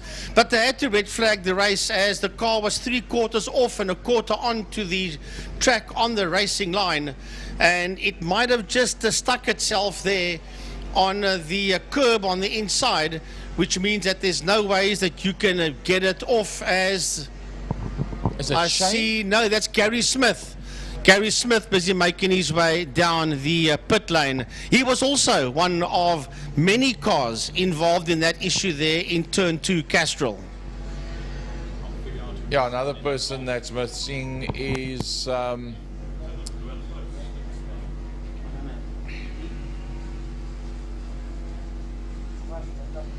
looks like they get them back up onto the line. Now we'll leave it to the powers that be. It's normally the man with the sock issues, otherwise known as Clint Renard, that's normally down there on the grid, that's sorting them out. But he's up top here. He's the eye in the sky for them today. So you'll leave it to the rest of the crew to sort out who be standing where, get them all sorted out.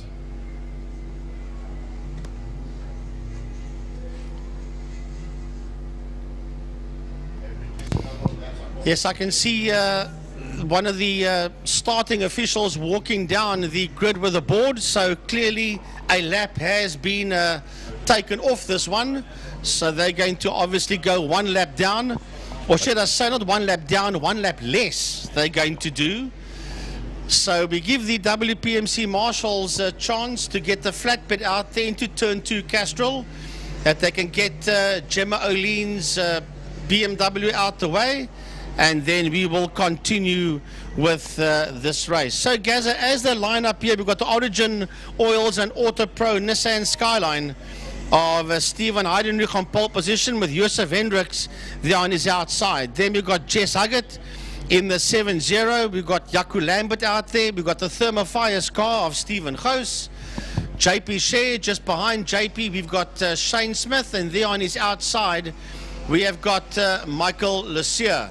Behind the two of them is Dexter Bruce, who raced that car in Rallycross, as we were saying earlier on, and did a bit of work in the week to get that car sorted out as the field takes to their positions.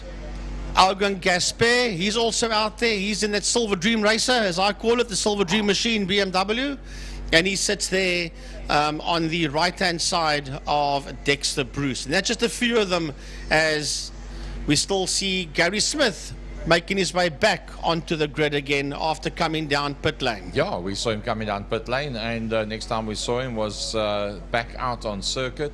So Algon Gaspar, if that car of his is up for sale, I think it's up for around about 150,000. That is best prepared for 2023 and class winner. And once that car is sold, he'll be taking over one of the original Class A cars from last season. That's Cody Alberts. That car has been earmarked for his purchase. So as soon as his car is sold, and I know that in the last 3-4 days there's been a couple of phone calls that have been made in terms of the purchase of the Algon Gaspar car, and that means that the Cody Alberts car will then be back out on circuit in the not too distant future. Cody Alberts planning to build a same size as what he did before. It's going back to Alpha, and yeah, I think he enjoys the building of the motor cars as well. So deciding had enough time with the BMW, time to go back to the shape that he loves in the Alpha. He's already got the car, and as soon as the Beamer is sold, he will then buy all the Go Fast parts and glue it all together and be back out. With a bit of luck, in 2.5 meetings from now, if all goes well, we'll see Cody Alberts back out on circuit again.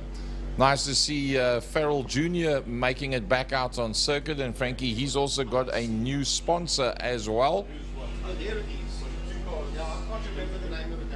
Yes, keep on talking. I've got it. Kosi Swanepoel also out there, the Kosi Swanepoel.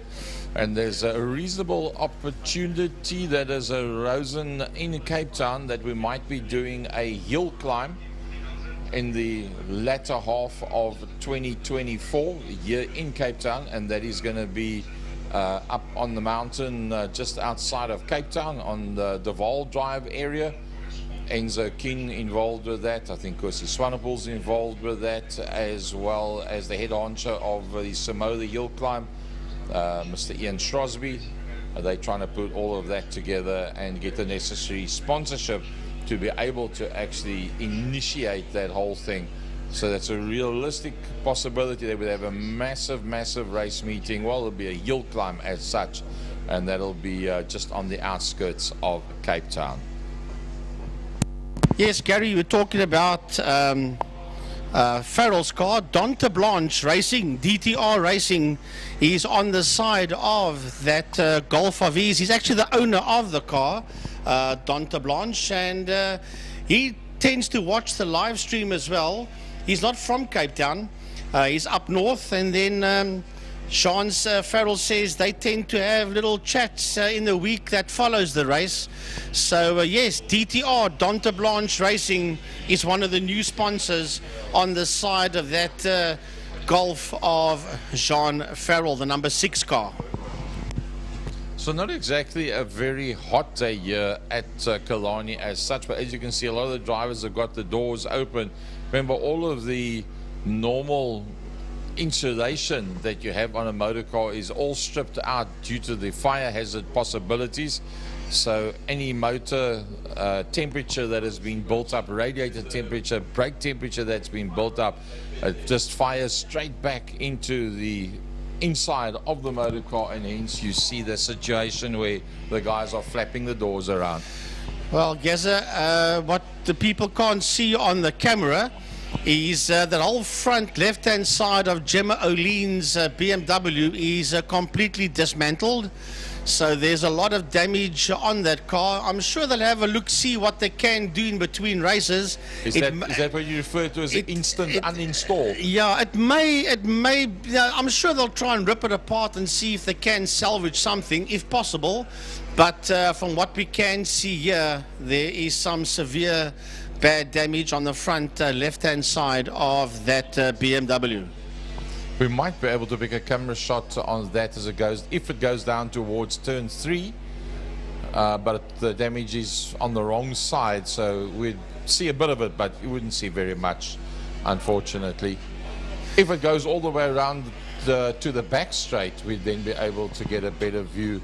And there's a piece of history that's riding through turn 3 there, Frankie, as well. Yeah, turn 3 Interceptor. Yeah, geez, I'll give my age away. Yeah, I think I was a kid in about high school when that breakdown was doing duty at Cape Old Drivers back at the Goodwood Showground days. That Ford pickup truck, and it's still making its way around, well looked after by Goodwood Body and Spray Works. So yes, there. Some of our cameras are back up again. We do apologize, folks.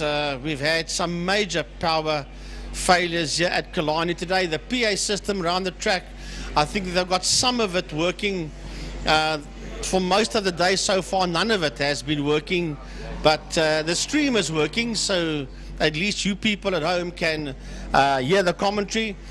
We've had the cameras go down on 2 occasions because of power failures. We cannot guarantee it won't happen again, but we certainly hope that it doesn't happen again for the rest of the day.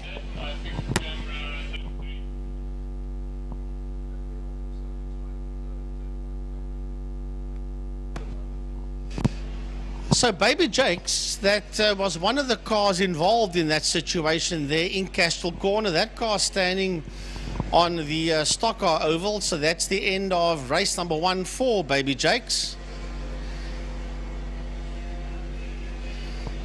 Looks like the track is relatively clear. So the moment the marshals are happy, we'll hear it over the radio, and then we'll get a restart of Thermofire's Clubman Saloon Cars race number 1. And it's now been brought down to a 7-lapper. Well, Frankie, you see the 2 camera shots out there at the moment where there's a big massive gap in the middle of the grid. That's not a class split. That's where all the damaged cars from that incident in the entrance through to the apex of turn number 2, and that's all the grid spots that's now open. Yeah, there you see Donta Blanche Racing on the door of or Donta Blanche Motorsport, I should say, on the door of the Jean Farrell Golf. It's a lovely camera view of that, so I'm sure if Don is watching the live stream, he'll have a beautiful view of his sponsorship on the driver's door of Jean Farrell's number 6 Golf. It's only some of his sponsors. Jean Farrell is also Pfeiffer Motorsport and Pro Bro Spares.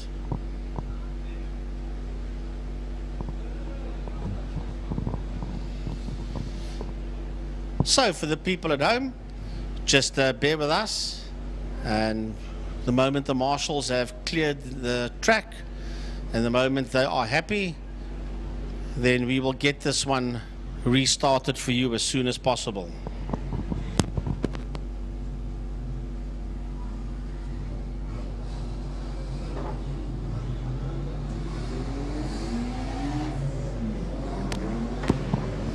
Right, the Clubman's cars roll off the line. Steven Heidenrich takes them off the line. into turn number 1.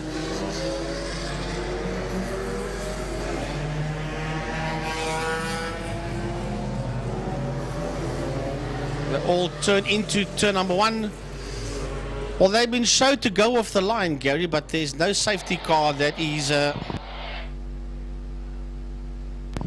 there's no safety car. Oh, there's the safety car, but just hidden behind the buildings there by Snap Change and by the karting commentary tower. So the safety car is out there.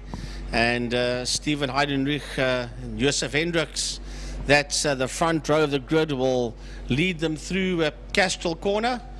Our cameras will pick them up as they come through the kink. Back in the day, Peugeot sponsored that kink many years ago. You might remember, Gaz, it was still referred to as the Peugeot kink then, but that was... your age away, now you want no, to but confirm it. Yeah, well, but that was a long time ago. But it was the Peugeot kink. It was. We say thanks to them, even though it was decades, well, I wouldn't say decades ago, but it was many years ago that they had sponsored that. To my knowledge, that was the only time that kink has ever had a sponsorship. None before that and none after that. So well, maybe some companies should put their name there. Who knows? Somebody. Anybody, please. Talking about going back into the past, we were having a quick discussion this morning, and between my 24 years of Killarney commentary directly and Frankie's 28, that gives us 54 years in total. 52. Yeah, you see, when you get to my age, you can't even... 8 plus 4 is 12, yeah. Well, that's part of Alzheimer's. That's a different problem, apart from Peugeot King. So, yeah, working down the back straight 52 years later, still can't get it right. A beautiful view. Look at that, all of those Clubman's cars. And I must say, Clubman's and the GTI Challenge, numbers growing phenomenally under the present management of those two classes. And well, it just gets better and better. Just a pity we don't have all the cameras working, that we could bring you more of the action. But as Clint Renard promised in the second year live on Tuesday night, there will be lots of action and we'll bring it to you. Well, the action he promised has already happened. Now we'll get back to the serious thing, which is called racing, as they work their way down into turn number 5. Fastron. Will Josef Hendricks be able to slow down that charge down towards turn number 1 somehow of Heidenrich to the front end of the pack? Right, safety car has now pulled off, so now it's in the hands of your pole sitter, which is Steven Heidenrich. As I said, he had a lot of fun with that car last week in the half main all-tar section at the Rallycross. Now he comes down towards us with Josef Hendricks there on his right-hand side. Jess Huggett in there behind them. We've got Stephen House in there. We've got Jaco Lambert in there. JP Sher, Shane Smith. They're all there as the lights go off. And away we go once again. This time it's a 7-lapper as the Clubman's cars race down into turn number 1 into Holzhoek, and it is Heidenrich that leads from Hendricks, from Huggett in that third spot. Behind them we have got Jaco Lambert, as we see the rest of the cars just filter through. Charles Opperman is one of them that's filtering through ahead of that Falcon of Evert de Toy as the leaders work their way out of turn 2, Castrol Corner. It is Heidenrich from Hendricks, from Huggett, from Lambert, and Kosi Swanepoel. My goodness, as we catch them there in Interceptor. He's right on the case there, Gaza, of Jaco Lambert as they head up the hill towards turn 4. Sarel Sweep and Lambert losing the circuit there, heading towards Sarel. Yeah, Lambert lost the circuit, and it was Kosi Swanepoel that made use of that opportunity and moved up yet another position. So a blinding start there by Kosi Swanepoel. Hendricks got it locked up going down into turn number 1, hence the fact that he couldn't really compete for that whole shot whatsoever, as we got a slider going flying across the track. And that's JP Sher.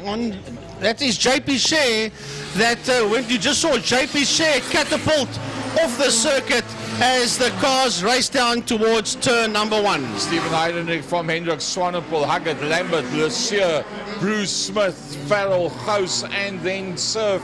Not accustomed to seeing Surf at the back end of the pack. Lambert is leading out Class B.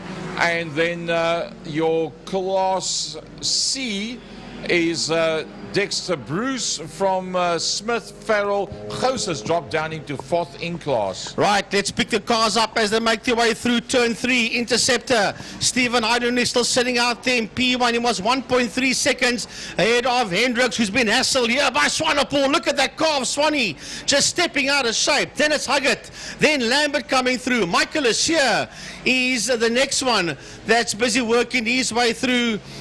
Dexter Bruce is also in that fight as well as the leaders race down towards turn 5 Fostron. Stephen Heidenreich's now made a big gap between himself and Hendricks, but Hendricks coming under pressure from Swanepoel. Swanepoel dives up on the inside of Hendricks, so he's gone from a long way back all the way up into that 2nd position. But can Hendricks get to Heidenreich? I spoke to Stephen earlier on and he said the whole thing is to get away in that first lap, because you start off at a slower pace and try and get away and then maintain the pace from there. That white BM you saw there, oh, it's a big lockup here by Josef Hendricks. Huggett comes through, Lambert comes through.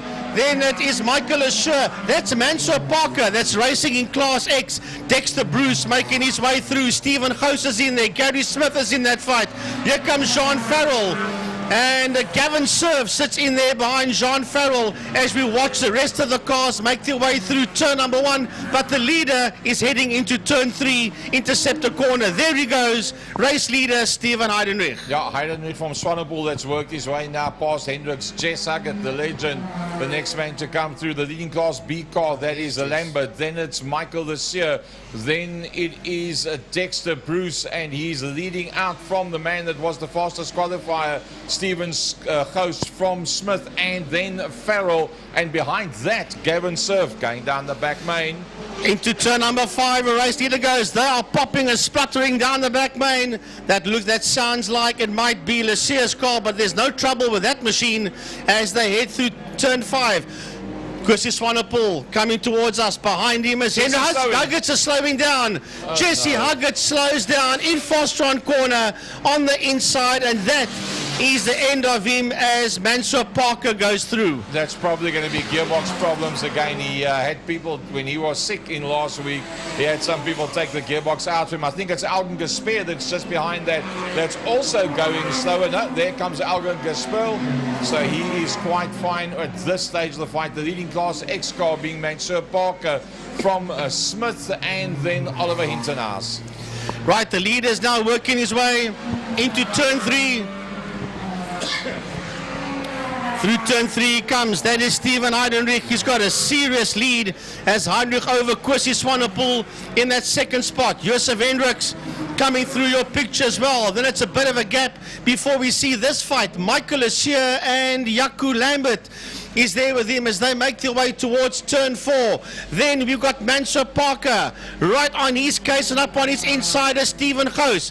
Then we've got Dexter Bruce. Gary Smith is in there behind him. Here comes, there goes Smith. And then we've got Farrell and Cerf. One-on-one as the leaders make their way out of turn 5, out of Pertamina Fostron. Hendricks losing out to Swanepoel, but Swanepoel's also losing out to Heidenreich. That is your 1st, 2nd, and 3rd. Here comes Lambert, who's now been passed by Lesier. So Lesier has moved up into 4th in class, 5th overall out on circuit. Gous has got past Dexter Bruce. Wow, can you believe it? Stephen Gous on Dexter Bruce. That's a hell of a one-on-one. That's Dexter Bruce out there as well. But have a look at them. Shane Smith is also part of that fight.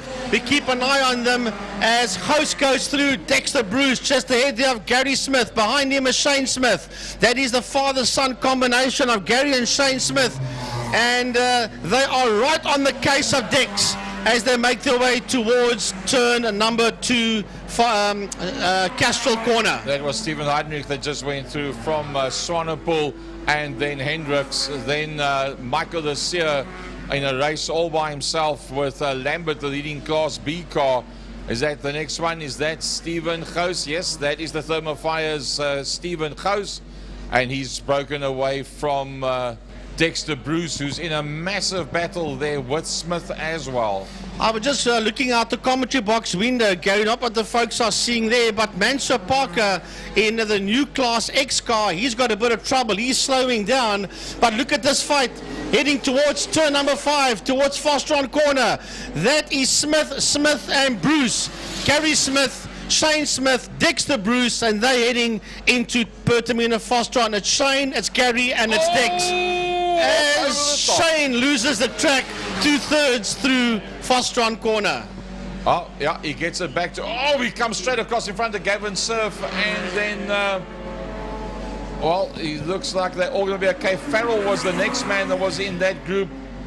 Yeah, Farrell and Gaspar, yeah. And then Gavin Surf. So let's follow that group as they work their way down towards turn number 1. The leaders are heading up towards turn number 4. The leader, I should say, as we keep an eye on this fight. But Stephen Heidenreich, there goes Shane Smith. Gavin Surf is in that fight as well, together with Jean Farrell and Augen Gaspar. But your leader is making his way down the back straight, and he's working his way towards turn number 5, Fostron corner, and that is Stephen Heidenreich with one more lap to go when Heidenreich crosses the line. So Swanepoel from Hendricks this year, that is your Class A cars, all 4 of them not far from one another. They're actually quite close out there on circuit, if you really think about it. Leader comes down into turn number 1. He starts his final lap. Here comes Kwesi Swanepoel. Behind him is Joseph, I think it's Joseph Hendricks. Yeah. We'll have a look-see. Yes, it is Swanepoel, Hendricks. Where's Michael Lessier? There comes Michael past us now. He's going into turn number 1. Michael Lessier making his way into turn number 1. He sits there in P4. Does Lessier? Jaco Lambert is the next one coming into view. Stephen Goos in the Thermofires Jetta will be the next car working its way into turn number 1. There's lots of gaps between them, and then we've got this fight coming towards us. That is Gary Smith and Dexter Bruce. Remember, Shane is still there, but he went off into turn number 5. And then we've got Jean Farrell that dives on the inside of Augen Gaspar into turn number 1. Oh, Gavin Surf a long way back from where we are accustomed to seeing him. In fact, Surf has slowed right down, and we go back to the back straight. This is the final lap, Gaza. There goes the race leader, Stephen Heidenreich, into turn 5, into Pertamina Fostron for the final time in race number 1. And it's all going to be about that Origin Auto Pro Skyline as Stephen Heidenreich takes the checkered flag. He comes home in P1 with Kwesi Swanepoel second and Joseph Hendricks on track behind him in P3. Next one coming through should be Michael this year, if all's gone well for him. Yes, it is. You'll see him coming to picture now. Michael this year, 4th on circuit, 4th in Class A. A back marker, then it is Lambert, and that is the winning Class B car. Goos, the winning Class C car. The sponsor himself, Thermofires Clubmans.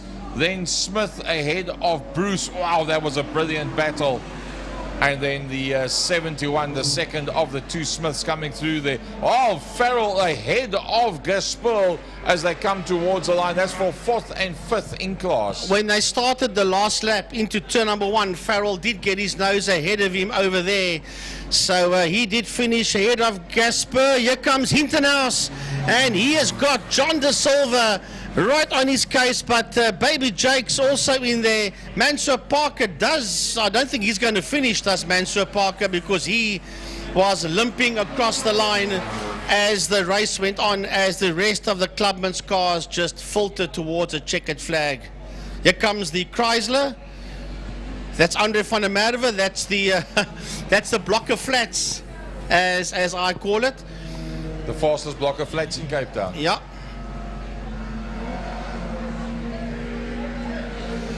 So as the rest of the Clubman's cars just make their way across the checkered flag and complete their race number 1. A big thanks to Clint for coming up. I'm sure we'll see Clint up here for race number 2 for Thermofires Clubman's regional saloon cars. So Class A, Heidenreich van Swanepoel from Joseph Hendricks and Mr. Lessier. Class B was Lambert all by himself. There was no real competition for him there at all. Stephen Coase, the fastest qualifier, was the man that came out ahead of Smith and Bruce. And then where's our class? The 142. Class D, De Silva ahead of Opperman and Jacobs. Yeah, I actually made a mistake earlier on out there. There was 2 white golfs out on track. I said Gavin Surf ended over here. Gavin Surf ends stone last, as a matter of fact. No, you were in fact right at that point. It was directly after that Gavin Surf, when they came across the line, his name started to drop down. Yes. And I noticed it at that point. So you were 100% correct in the one of the 2 white golfs that was out there. It was that Gavin Surf did not come through at the end on that last lap. The other one, I think, was the 24 golf that looked very much the same as Gavin Surf's car. We'll have a look that's Superbikes that we're looking at now, because that is what is coming up now, Superbikes. I know one of our commentators has to take a walk down to go and do prize giving. That will be Jordan.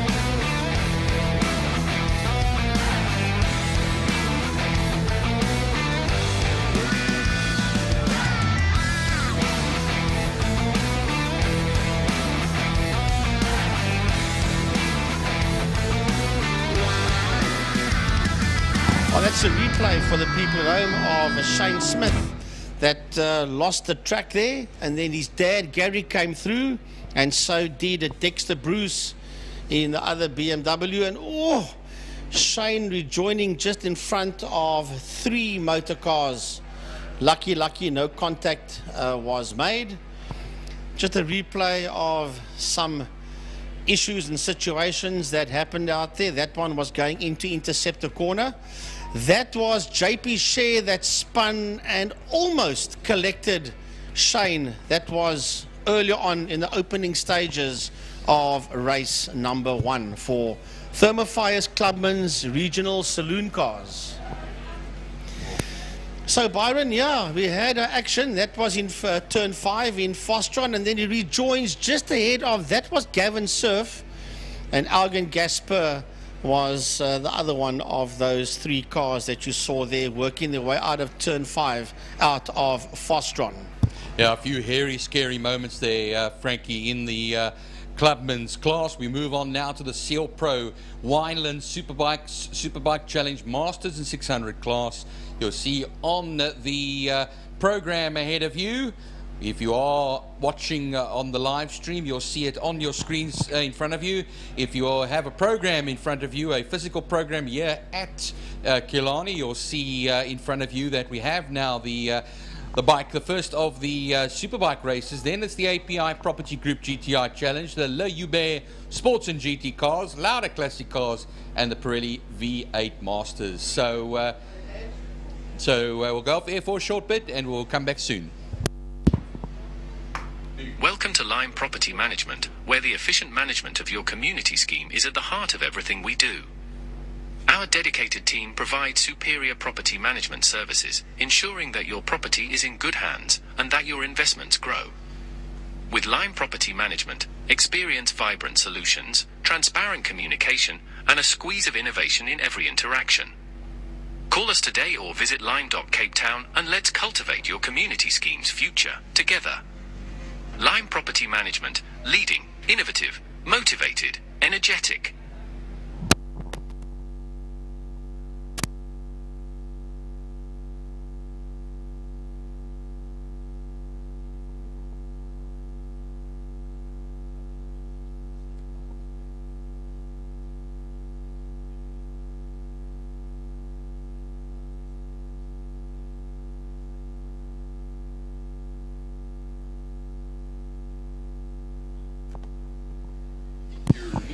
So we're going to hand over to Jordan and to the delayed one here, Mr.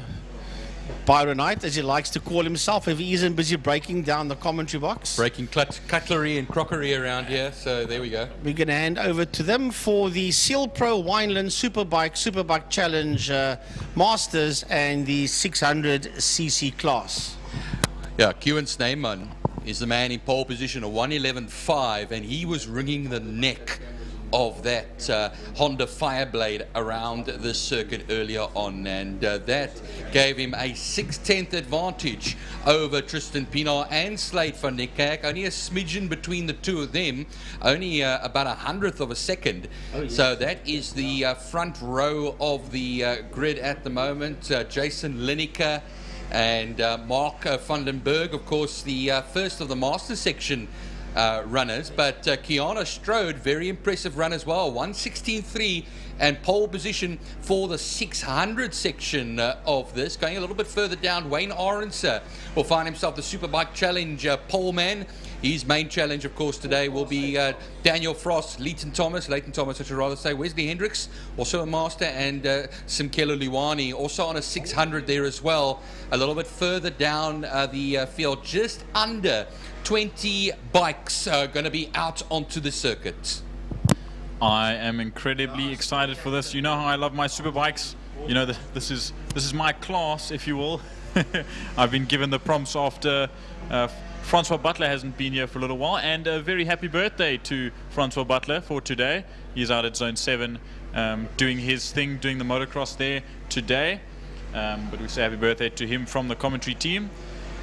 But I'm ready for this. After last round with the battling between the Brat Pack and Kieran Snyman, Kieran has definitely found his form once again on that bike, and we know, I mean, everyone adjusts no matter your skill level, but Kieran Snyman is just always on the ball, and I think today is his day. But like you said, 8 tenths ahead, Byron, 8 tenths. That is quite the gap, maybe even less than that, sorry, 7 tenths there or thereabouts, but still an incredible gap. Like I said earlier this morning, he's back in his digs, the RST colors, repping for Missile Motorcycles, the company that he runs. He is going to be ready to absolutely dominate today, but he's got the youngsters, Tristan Pienaar, Slade van Niekerk and Jason Lineker on the first and second row next to and behind him, so it's not going to be an easy task, I'm sure. It's the premier bike class of the Power Series here. Property Line Management, our proud sponsor of this particular race meeting. Seal Pro Winelands of the class. And yes, Kieran Snyman, the man who was on fire on the Fireblade in qualifying, looks to be doing likewise as far as the race is concerned. I see it's looking like it's going to be a 7-lap race. I see on the timing sheets over here, we did have a slight delay because we had to do a bit of cleanup with the clubmans and do a restart there. But we are running very good for time, and we hope it stays that way. Tristan Pienaar, Slade van Niekerk, Jason Lineker, Mark van den Berg, Kiana Strode. That's a top echelon there as Kiana Strode's on the 600. Looking at some of the other 600, Mike Hunter in that section as well, Dylan Anderson, and as well as Liwani, that will be campaigning on that number 49 machine. Yes, in all these classes there are some incredibly talented riders here. I mean, especially in the Superbikes and the Superbike Challenge. Even in the Masters and the 600s, we've got Dylan Anderson, as I said this morning. He's come up from the Clubmans after winning last round. An incredible job from him. He's jumping again on his Suzuki Gixxer 750, and he'll run again in the 600 class with the likes of Simkelo Liwani, as well as Mike Hunter and Kiana Strode, who you said is done incredibly well. He's a lot higher up there this time round. He's also adjusting incredibly to that bike. Brad Bodsworth, who you haven't talked about in a little while, he's out here today on his Honda. I believe it's the Honda. Or is it today? He's on the Super. Somebody's pulling off into the new pit lane. That is Bradley Bodsworth. Yeah. So I probably shouldn't have said anything. Thanks, Dylan. You'll find you after the race, I'm sure. Commentators, because no, not at all. Just sorry, Bradley. Yeah, he doesn't look too happy. Sake, but sadly, Bradley. But we hear them revving up. I'm sure Brad will get back for race 2. But this is how it looks. The pedal man is out there and waiting. The 5 seconds up. Everyone nods their head. They're ready. It's up. 5 seconds. The lights are on. And the lights are off. A little bit of an iffy start for Tristan Pienaar as they make their way into turn 1. Kieran Snell on the inside. Tristan Pienaar is going to try and go around the outside, and he'll hold it out. He'll dive in. Mark Vandenberg is ahead of Slade van Niekerk at this present moment as they make their way out of turn 1 and down the Joubert straight into Castrol Corner. Kieran Snell's not going to let that lighty through as they make their way out and towards Interceptor Corner. Well, it's a lovely start there from our leader, Tristan Pienaar, at the moment. Kieran Sneyman holding that second place. They go through Interceptor onto the Tygerberg straight now. And it's nothing between them. Just want to pick up behind them. I think Slade van Niekerk has held that third position at this moment in time. Jason Lineker, watch out for that Honda Fireblade, that number 93. Down the back straight we then run now. And it's full throttle there. Down the back straight towards turn 5, Pertamina Fastron. We'll watch them as they come in now. There's only 7 laps in this race, not a full complement of 9, and a change of lead back to Kieran Sneyman then as they rocket out of turn 5, Pertamina Fastron through the sweep here onto the main straight and to start another lap.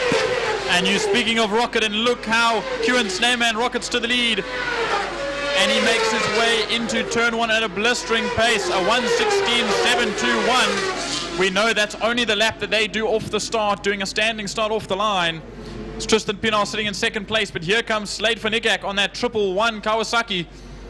He dives there just a little bit behind, a little bit wide, and losing that gap slightly, but Mark Vandenberg up ahead in that Masters for the Superbike Challenge. He is there in 4th place, followed there by Jason Lineker and Kiana Strode in the 600 class, followed then by Mike Hunter, Quinton Weening, and Jonathan Swearing rounding out that top 10. Going into turn 4 now, Sardal Sweep, the double apex right-hander. We apologize once again for technical troubles. We do not have all the camera visuals at our disposal. So down to turn 5, Pertamina Fastron once again. Kieran Sneyman, 0.3 of a second the last time around across the line. Look who's homing into that back wheel of him. It is Tristan Pienaar. Now, Tristan Pienaar's not given up yet. Slade van Niekerk neither. Yeah, they're rocking it to the line now. And across the line, it was 0.3, it's now 0.4 with a half a second off there as well. And a 1:11.981 for Kieran Sneyman as they run into turn 1. Now we'll watch the rest of the field come through. Mark Vandenberg leads out ahead of Jason Lineker into turn 1. And here comes Kiana Strode, followed there by Mike Hunter and Quinton Weening. Then a huge gallop comes through. Jonathan Swearing, Dylan Anderson, Daniel Frost, Leighton Thomas, Wayne Aronson, Wesley Hendrick, Samkela Lawani, and that is the rest of the field. But we look into Interceptor Corner, Byron. Back up to the lead. Slade van Niekerk in turn 3 has made his way past Tristan Pienaar in a, hairy move. I can tell you that much. There was quite a response here in the commentary box. Going through turn 4 onto the back straight though. Look at the gap that Kieran Sneyman has over the 2 behind him. But Tristan Pienaar is going to fight it back though. Into turn 5. It was a 1:11.9 the last time out from Kieran Sneyman. This is also going to be furiously fast as going quite wide there is Tristan Pienaar in turn 5, Pertamina Fastron. That was a little bit overambitious from the youngster and he loses out. But the gap will be a 1.5 seconds between Kieran Sneyman and Slade van Niekerk with a 1:11.708. But here comes Jason Lineker and Mark Vandenberg. It's going to be side by side into 1. But we look for the rest of the field. Kiana Strode coming across. Leader of the 600 class, Kiana Strode as well. Going into turn 1 there, Jordan. Then it's going to be Quinton Weening, Jonathan Swearing, and Daniel Frost, Leighton Thomas, and Wayne Aronson. A whole 7-way gaggle going into turn 1. They'll be bashing elbows in there by the way they're going. And that is Dylan Anderson leading out that group at the moment. No, I lie. Sorry, that's Jonathan Swearing leading out that group at the moment. Followed there by Daniel Frost and Dylan Anderson. But we look into Interceptor Corner now. There goes Jason Lineker making it past Mark Vandenberg. and making that move stick, but we jump back to the front end of the field. Kieran Sneeman pulling away. It was a second and a half the last lap. We'll see what the gap is when he crosses the line once again, but he is in form, he is in his element as we know him to be. But he'll come under or through the kink and under the City of Cape Town bridge once again to start lap number 3 with 3 to go. He makes his way into turn 1. Further back we watch as the rest of the gaggle makes their way into Pertamina Fostron. Jason Lineker across the line, Mark van den Berg crosses the line, and here comes this gaggle of 7. This is a sight for sore eyes and healthy eyes alike. Our very own magnificent 7 there, the way it's going on.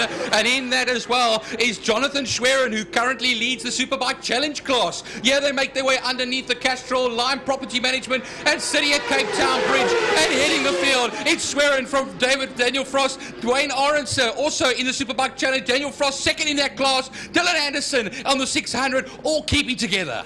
Dylan Anderson was right up against the wall on their way down the main straight, and he's lost out a couple of positions. You've got to remember what these bikes use for slipstream. I mean, once you get behind a bike, the toe is impeccable. Now imagine being at the back of a 7 bike field. Leader 5. We watch now into 5. Pertamina Fostron, they go. Kieran Sneeman exits turn 5 and gets on the back wheel. He'll make his way all the way down at a blistering pace. We'll see if he can set another fast lap. This is the penultimate lap, a 1:11.841, followed there by Slade van Niekerk. That's 2.1 seconds adrift is Slade van Niekerk. Tristan Pino a second away from Slade. Then coming across the line, it's Jason Lineker on his lonesome at the minute, followed there by Mark van den Berg. But bring the rest of the field to the line for another lap. Yeah, Jason Lineker on his fire-blading 4th. Mark van den Berg, the leader of the Masters section. As we have now a rider off at turn 5, going right off, making that 7-pack a 6-pack. And I hope the rider is okay. He went straight up, and here they go to the line now. That's going to be still Jonathan Schwerin from Wayne Orenser. Red flag. Red flag. We've got a red flag out. Red flag has been called. Red flag is being called here. Rider was high-sided in 5. Rider high-siding in 5. We'll find out now for you who indeed that was. But we have had communication on the radio. There it is on the screen as well. It is a red flag. Race stopped. Leighton Thomas. Leighton Thomas has dropped down. He's a lap behind now. Yeah, we are not going to speculate. We'll find out for you who the number or what number that bike was. And we'll be certain, but the officials have thrown the red flag. The marshals are on their way to the bike and rider. Is Leighton Thomas 55? Yes. So that is the number 55 of Leighton Thomas in the Superbike Challenge class.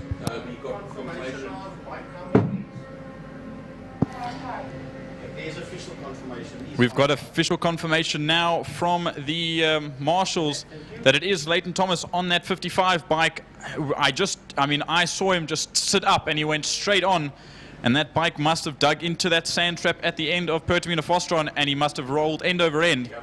But it looks like he is up. They've got a van over there. I see no ambulance or anything out, and the ambulance is making its way through turn 1 at the moment. I'll just have a look on the binos. I don't want to say anything too early before we know, but we'll just have to wait and see as the rest of the field comes to the line. But that will be the end of the Seal Pro Wine and Superbikes and Superbike Challenge, because I don't think they'll do it with half a lap or just over 1 lap to go. So they've done more than 66 or 77%, but we'll wait for confirmation and we'll go off air for a moment.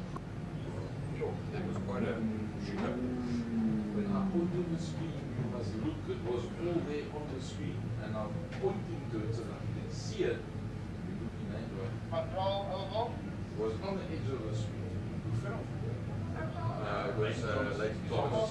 No, but he missed the break. He was something wrong with the brakes, and as the pack started doing that, so it just curved through the back. Okay, race is being called. Race is being called. It's just out of speed. And when he stops, just out of speed. So the host downstairs have got to pull the camera across. So we have had official confirmation that the race has been concluded. But we'll just wait for more confirmation as this comes, as this goes along.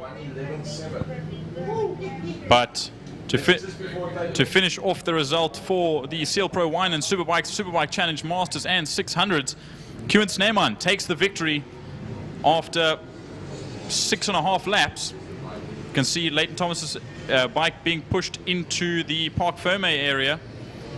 The ambulance is out there, but we'll wait for them to send him to the medical center and make sure he's okay.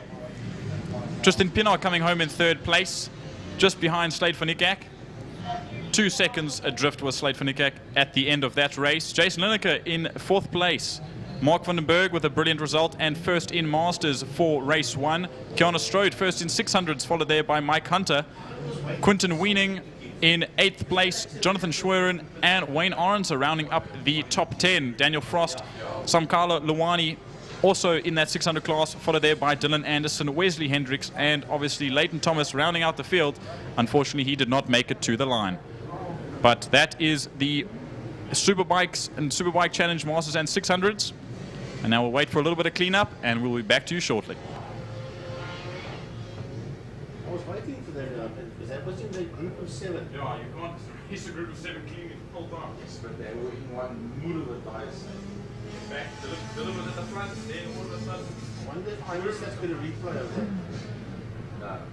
I picked it up, but Well, just the end of it.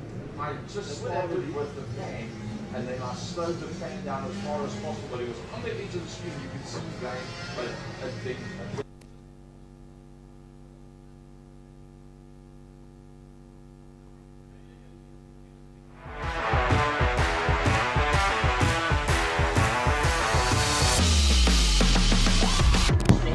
Well, folks, there you can see the people at home. That's a replay of that incident that happened there in turn 5 Fostron. To me, it looked like complete utter brake failure. I don't know. Well, you know what? I was chatting to the guys off air. This incident happened in that group of 7 motorcycles that were going one-on-one with each other the whole time. And so this is for the people at home.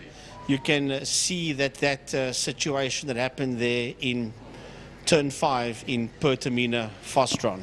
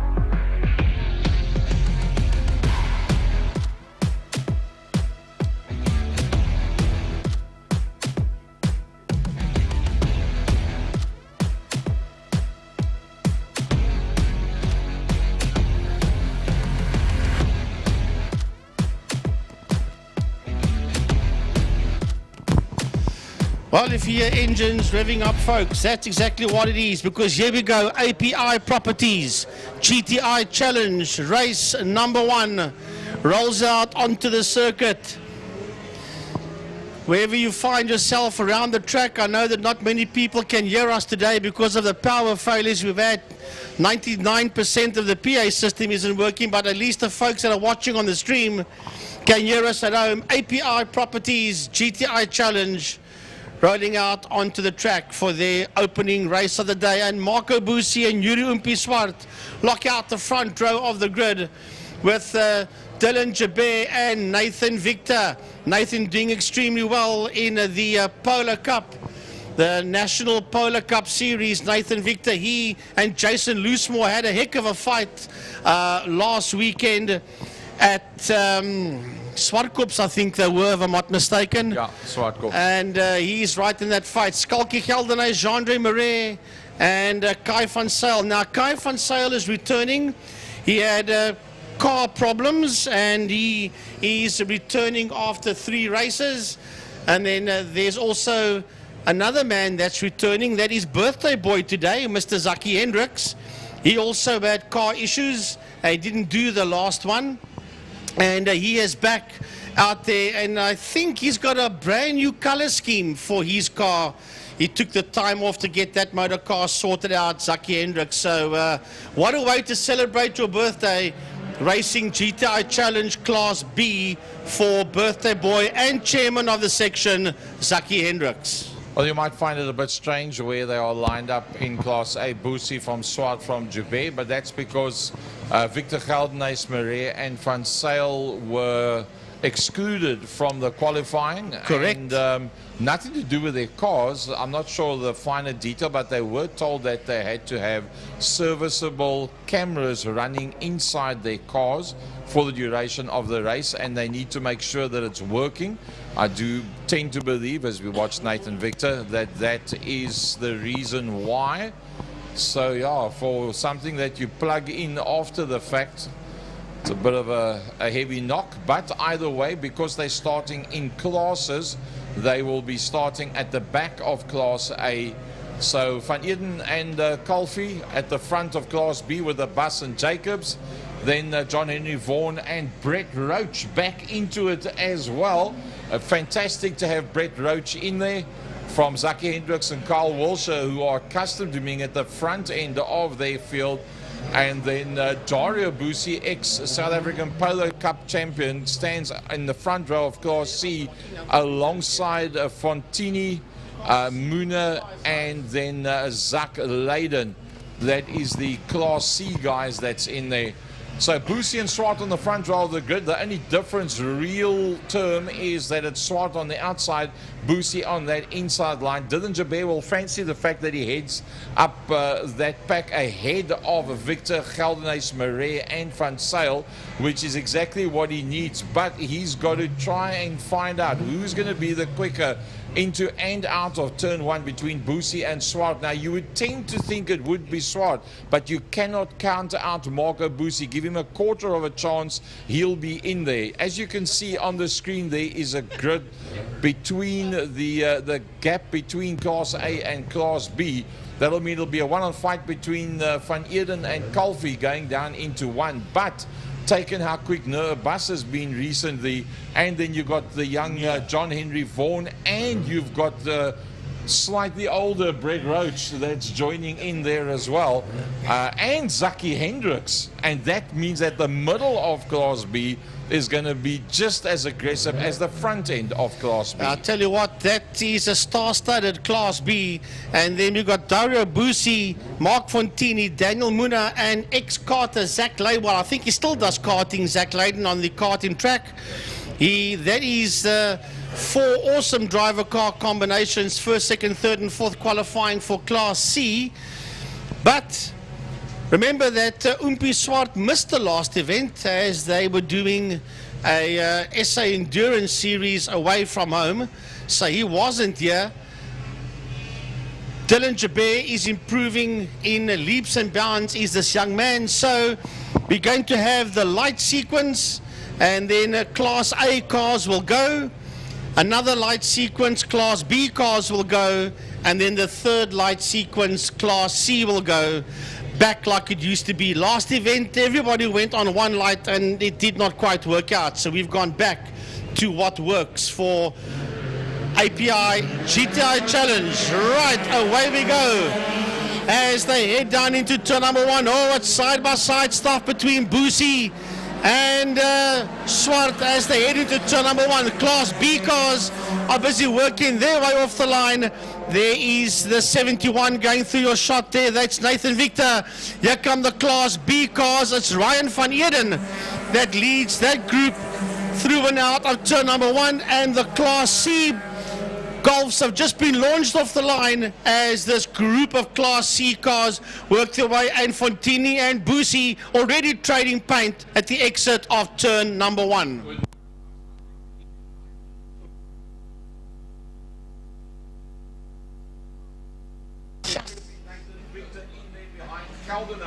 That is your front four. Unfortunately, we're working. We can't pick them up until the shot out into the back main, Class A. Yeah, down the back main they go. It is indeed. No, it's a 44 car. It is Hubert on his outside. We have got Nathan Victor, and right behind the two of them is Skalky Swart as they race down into turn number 5. Look at that lot. The 5 of them are nose to tail and side by side. And it is Marco Boosie that leads this group of Class A cars. Yuri Swart is in there. Will it be Dylan Jabir? Will it be Nathan Victor? As they head down towards us, it is Jabir. Then it is Victor across the line. Gelderhuis, Marais and Van Sail. As quick as you can say that, that's the A cars heading into turn 1. Well, here comes Class B now. Across the line. Second. It's Jacobs near a bus just ahead of Hendricks. That's early on the brakes. Well, a bit of a bump there between Vaughan and Roach. Here comes Frankie Class C down into turn number 1. Yeah, it is Mark Fontini from Daura Boosie, Daniel Muna and Dylan van Eden. That's that group. That's the first 4, but it's a whole lot of Class C cars that's making their way out. Zach Layden has dropped out of that top 4 as the Class A cars work their way now towards turn number 4, Sarl Sweep. Oh, here they come. They were 3 abreast. Look at that for first, third, fourth, and fifth, and 6th, and 7th. They are all running there together as they work their way down. It's Boosie that's still going to lead them out, but Obi Swartz right on his back bumper. The real deal battle is the one directly behind that. Look at that, diving up on that inside line. I do believe that the Summit Racing entry is going to really battle. Nathan Victor, having done national duty last week, battling it out amongst the Class A cars. Sponsored by Line Property Management. Class B coming towards us, and that's all about Ryan van Eden setting out there in P1. Mohammed Kalfi's right there with him. Then we've got Faisal Jacobs near a bus. He's the next man crossing the line. Zaki Hendricks, John Henry Vaughan, Brett Roach, all in that fight as they head down into turn number 1. Through turn number 1, it's Polo, and then a couple of golf, should I say Jettas, that is in there. The Jetta 2, as that belongs to Roach, and just ahead of him it was Vaughan that put his wheels on the dirt as the Class C cars now roll through turn number 1, and that is going to be a heck of a fight between Dario Boosie, Mark Fontini, Dylan van Eden and Daniel Muna. Here we go back to the Class A, guys. Is it still Boosie ahead of Swart? No, it looks like Swart's taken over. It is over Swart that's gone to the front, but now it's become a 3-way battle as they work their way down towards Potamina Farstron. Nothing much in it, 2 abreast as they go down into the corner. Having a look around the outside. Oh, Boosie's Rubbing the back bumper. He's had enough. He is starting to work the back bumper, and he wants through because he's under a lot of pressure, because it's in fact Gelderhuis and Hubert, and Nathan Victor is just behind that pairing. Yeah, and Nathan Victor has got his nose ahead there of Dylan Jabir, Kai van Sail and Jean-Ray Marais. That's a whole lot of them they're locking up there. That could be the 44 car that's locked up. That is indeed the 44, that's Hubert. Here comes the Class B cars heading into turn number 1. and it's still Van Eden that sits out there in P1 with Mohammed Kalfi in that second spot. Faisal Jacobs is right on his case. There's Nir Abbas, and right behind him we've got, well, it says John Henry Vaughan. Not sure if it is Henry Vaughan in that 32 car. Here come the Class C cars towards us. Busi, Fontini, and Ryan Van Eden. Then Muna is in that fight as well. Daniel Muna, and joining them now is Tristan Hubert. Well, let's go a little bit further down towards the back straight as we wait for the Class A cars to come towards us. Such a pity that we don't have all the camera shots so we can show it to you. And Boosie's having a go. Boosie up on the inside of Oompie Swart. And they've got a very slow Mark 1 Golf in front of them there in turn 5 in Pertamina Fostron. Oh, look at this. It's on. It's game on. They've caught that car, and it is now Boosie that sits out there in P1. This guy must just hold his line and let them go through. Then behind Boosie as they race down into turn number 1, it is Yuri Swart. It's not as Geldenhuis that's gone into lead. My apologies there. You can see Geldenhuis has gone into, look at Nathan Victor. Victor is running up the back end of the 41 car that was the leader once upon a time. It sits there in P4. The Class B cars are rolling down into turn number 1, and Mohammed Kalfi is dancing around behind Ryan Van Eden.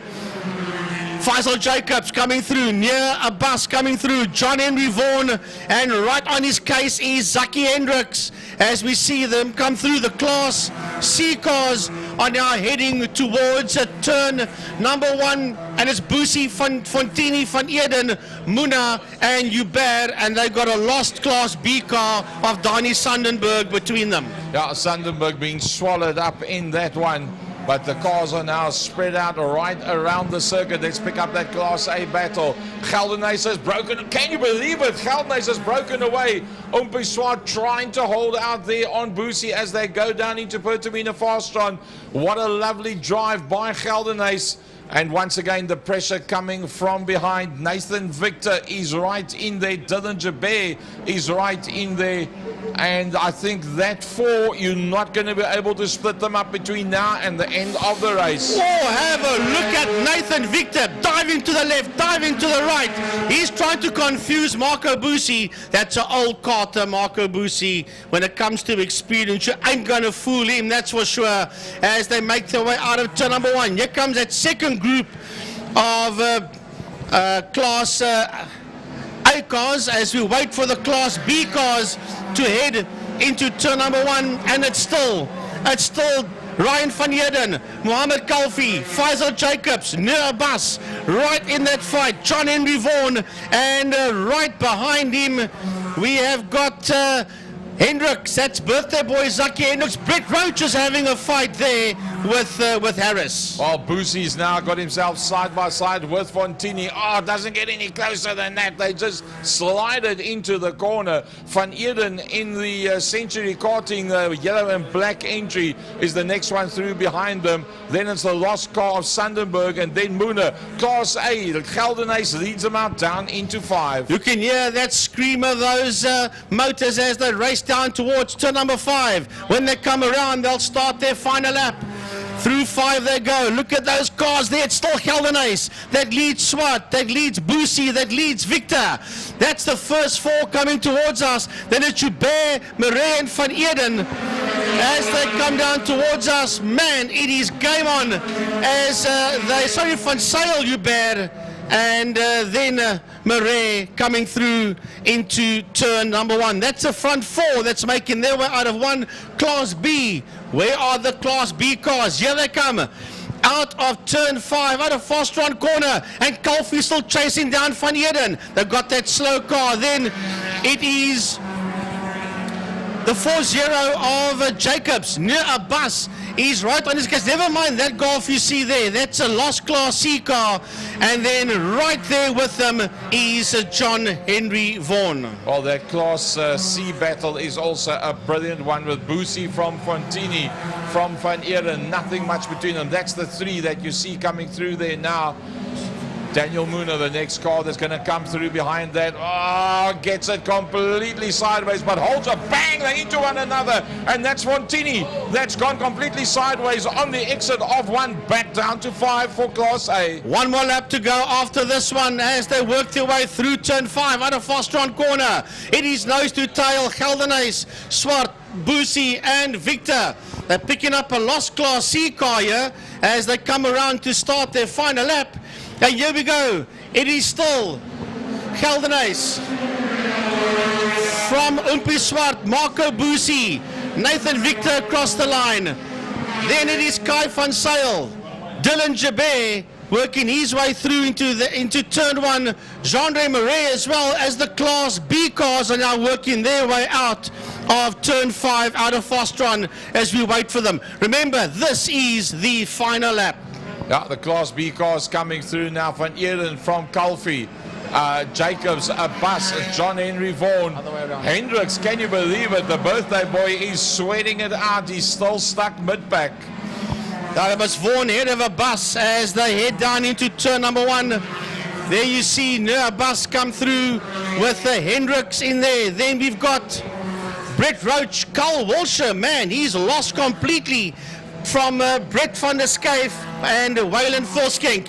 The Class C cars will be heading now into turn number 1, but you've got to go back to Class A. You can hear that screaming Class A motors as they race down towards turn 5 Fostron for the final time in race number 1. Well, it looks like Gelderhuis has done it all right. Somehow he's managed to get away from the front bumper of the man that was chasing him down so hard, and Swart and Boosie have not been able to do anything to slow him down. Gelderhuis from Swart, Boosie and Victor, that's your front 4. Then it's Van Sail from Joubert and Marais that comes through. Then we're going to go back to the bottom end of turn 5. That is your Class B battle.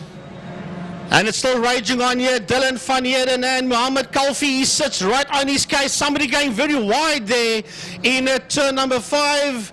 That is Zaki Hendricks. That has gone wide, but the flag is out, and it is Ryan van Heerden from Mohammed Kalfi across the line. First and second. Where is Jacobs? There he comes across the line, but he's far down. It is John Henry Vaughan that crosses the line ahead of Nia Abbas, then Zaki Hendricks, then only Faisal Jacobs. Brett Roach finishes his race, and so does Brent van der Skyf. But the Class C cars, they're coming towards us now. And Boosie Dario has won that one with Ryan van Heerden in second. Daniel Muna ends in third, followed by Tristan Jabé, Zach Leiden and Reza Levy finishes in that top group of Class C. Well, you guys knew that it was going to be good, and that was utterly brilliant stuff. A class-size field for the GTI Challenge, guys. API Property Group GTI Challenge race number 1. They had 40 entries on paper going into the weekend. A couple of problems, most of them being sorted out. Brilliant Class A, magnificent Class B. The likes of the reigning chairman finding himself mid-pack, not leading them out. Not that he's any slower, the rest have got onto pace. Well, rectify me if I'm wrong, especially the folks that might be watching the stream. I think this could be, in this class, a maiden victory for Skalk Gelderhuis. I don't think he's beaten Umpi Swart, Marco Boosie, or so. Nathan Victor before. So if that's the case, and I do speak under correction, then that will be the first time that Skalk Gelderhuis' Daddy Jock will be jumping up and down, seeing his young charger win race 1 for Class A. And he knows what that feels like. He's a class ex-class champion as well. So there's the contact. That was Mark Fontini that got spat out. How's that for the right word? Spat out. He just got, but he actually turned in. He actually lost the tail end going into the corner, and by the apex, when it came back, that is when the two cars made contact. Yeah, and, yeah, you're quite right. So he can't blame anybody. He That's a lost racing it going incident, in, yes. And he did his best to hold on to it. Unfortunately, that was the end result of that one. But by then, Dylan had already put his nose up on the inside of Mark before that happened. And there you see that lost class B car. That's Daniel Sandenberg. So some lovely footage there. And that was round number 1 for the API Properties GTI Challenge. Next up, the Le Gibet Sports and GT.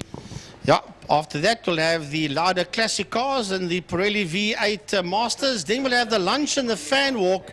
And fan walk today will be the Clubman's regional saloon cars, and they'll be up directly after the lunch interval. But we're far from there. We've still got 3 races to go before lunch, and it's the Le Gibet Sports and GT cars. I know 21 cars entered for this one. I don't know if they're going to have all 21 cars that's going to take part. And I will tell you, Craig Jarvis has entered, and he has not put that car in pole position. It's the pole beam that is in a pole position. So it's 2 ex-Lamar cars. One, of course, a lot older than the other one. The pole beam is a lot older than what the Janetta is. Thanks, Geordie, the Janetta of Jarvis. But still, 2 ex-Lamar cars lock out the front row of the grid of Humble and Jarvis.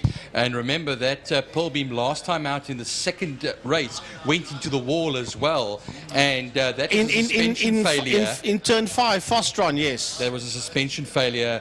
Steve Humble mentioned to me over there. We were speculating what it was. There it is. Talking about failures, Geordie, he also had issues at Rallycross with belts that kept on breaking, and eventually went to go buy, I think, 3 of them. They had 10 of them for him. He got 3 of them. And but yeah, he had problems out there with his cadet in Class C for Rallycross as well. So Steve needs a good one today. Yeah, I agree with you there, Frankie. I mean, he hasn't had the best of luck in the last, or in the most recent of times, in both main circuit and Rallycross. But you're right. He did say to us that he had to go to Noon Motor Spares to go collect some, to look for belts, and he found 3. And an issue ended up running into his course of action during that weekend at Rallycross, and he had to pull out for the weekend. But very, very good race, and I can't wait for this one. Well, as we wait for the Le Gibet Sports and GT race number 1, somebody we haven't seen for quite a long time. Remember back in the day, a company by the name of Indy Oil. It was a man by the name of Trevor Pothecary, and he loved motorsport for many, many decades. Before that, got involved with the likes of Johan Ferry, and well, took him to one of his national titles. Today, Mr. Trevor Pothecary joins us again in the commentary box. Trevor, why back in the day did you remove yourself from the Indy Oil brand that you built from ground up? It's pretty much a long story. I had a terrible mountain bike accident and broke my neck. And in and about that time, I was being chased by a corporate who wanted to get involved in the brand. And cut a long story short, I believe that it was the right move to make at the time. Look, I'm not going to lie, the offer was a reasonably decent one. And I thought I was going to set off into the sunset. And, well, here I am. And then it started itching and you wanted to do it all again. Tell us about the new company that you've started and your present involvement back in motorsport again. Yeah, so in essence, Origin Oil is a manufacturer and marketer of automotive and industrial lubricants. Our value proposition is based around 3 core competences, which is the quality of our products, the availability of those particular products, and a value for money component that comes with it. So in a short space of time, we've built a really fun, enjoyable, awesome brand. We built a big product range. We're not only involved in the automotive side of the lubricant industry, but we're involved heavily in other markets such as marine, mining, etc. So we're having a lot of fun at the moment developing this brand. To be involved in motorsport was always a simple one. I think we had great successes when we were involved. It didn't take long to get back in. Absolutely. So Killarney is such a fun place to be. That's where we want to be. The brand is all about enjoyment and fun. Our cars that we're involved with are the proverbial laboratories on wheels, which allow us to manage, monitor, and measure our products. So case in point, we've launched a product called Origin R, which is not a standard off-the-shelf product. It is a bespoke product that we at Indy have made for competition motors and for endurance applications. So we're really stoked to be back at Killarney. We're building the team. We're not finished yet. It's imminent that we're going to be opening an office in Joburg in about 6 weeks' time. So we look forward to engaging with the Joburg market as well, but Cape Town's home for us. What a pleasure. Trevor, great to have you back at Killarney International. I see your stickers on numerous cars already. As you say, the fastest laboratories are the ones that you use, which is our racing cars out on the circuit.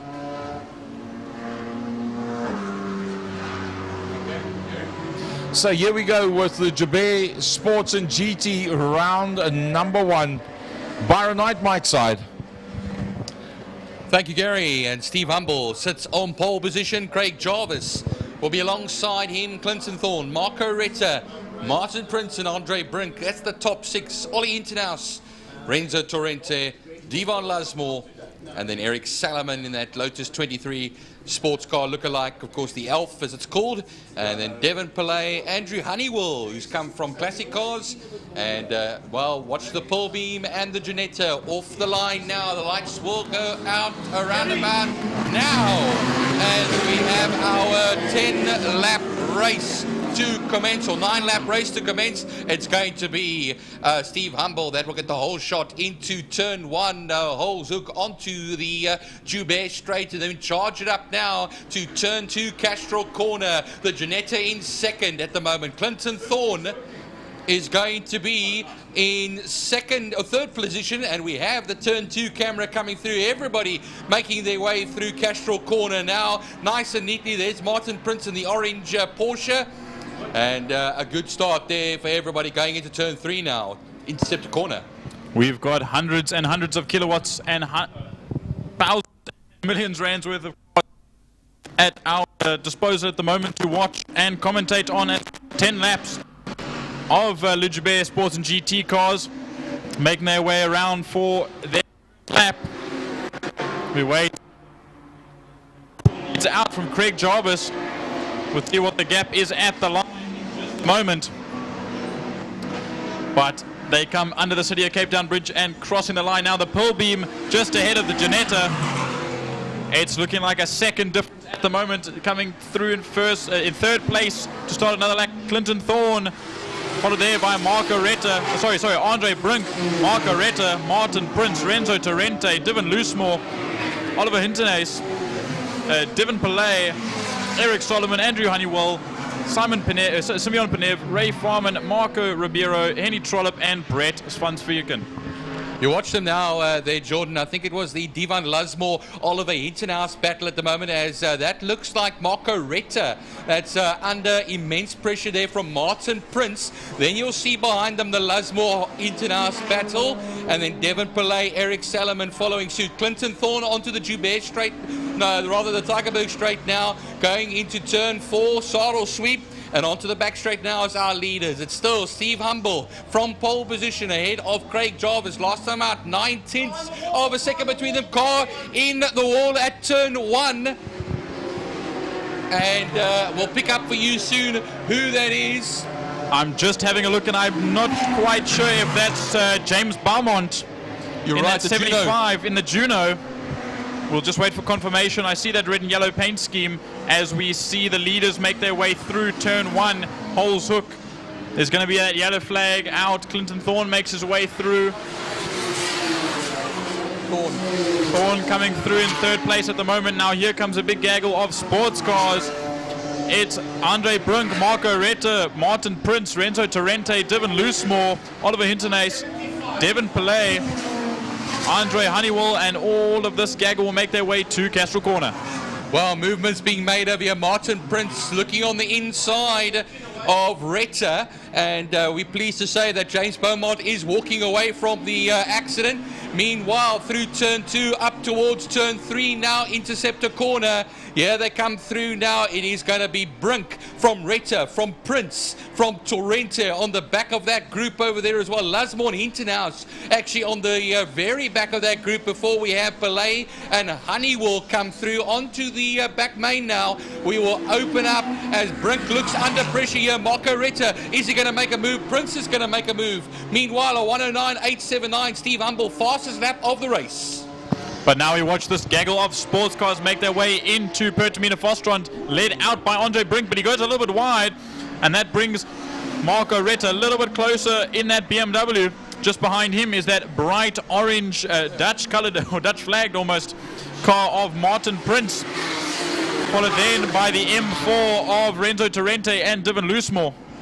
Remember, no passing under yellows there, Jordan. Those are still well and truly out, as I think, oh, that's going to be the Hintenhouse and Lasmore battle. Did Hintenhouse make a place there? I believe that's Torrente in that M4. Hintenhouse is in the old Clubman's car a little bit further back.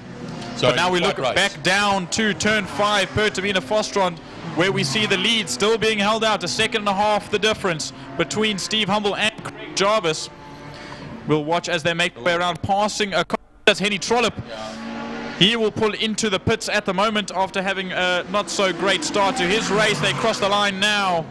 1.4 seconds, it went to 8 tenths there, Jordan. A fastest lap of a 109.216, a tenth of a second faster of Andre Jarvis over Steve Humble. Sorry to jump in there. And just watching as I see them go by now, Craig Jarvis definitely looks like he's getting closer, but looking a little bit further back to turn 5, still leading out of this battle. Andre Brink goes wide once again, and he's waiting.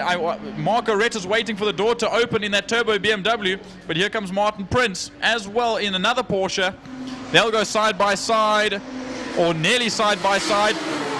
Divin Loosemore has managed to get past Renzo Torrente in that that Nissan Z of his, as they make their way into turn 1.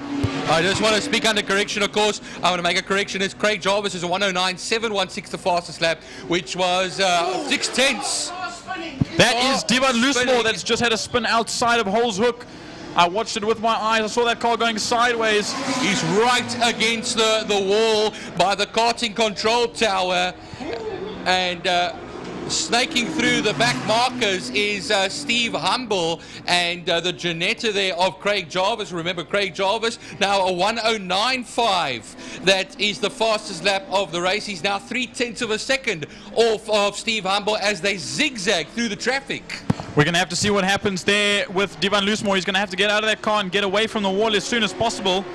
I think he got on the dirt a little bit, but look, Craig Jarvis is right under the gearbox almost in that Janetta of Steve Humble. That pull beam wants to get away from Craig Jarvis, but now we've got traffic. There's Ray Farnham, so there's Eric Solomon and Ray Farnham there that is holding up that front two as they make their way onto the back straight now, and a little bit of smoke from Simeon Panev. Oh, and there Eric Solomon blocks Craig Jarvis, slowed Craig Jarvis a whole bunch down as they make their way into turn 5. There is a car slowing on the back straight with a lot of smoke coming out there, and it's blue smoke. You can see it from here, so he's burning oil, and it's the 350Z that we'll find out now. But Craig Jarvis makes his way through on that. There is a Porsche right behind them as well, and Simeon Penev, yes, the number 77, who is smoking like that in that 350Z. But you'll see now the gap. Look at the difference. It's almost 3 seconds between Jarvis and Humble. And that is because as they were making their way down the backstraight, Eric Solomon and Ray Farnham just got in the way of Craig Jarvis, and it slowed him down a whole bunch. But here we see 2 more 350Zs. That's Devin Pillay and Andrew Honeywell. Sorry, Marco Ribeiro and Brett Vanavierda.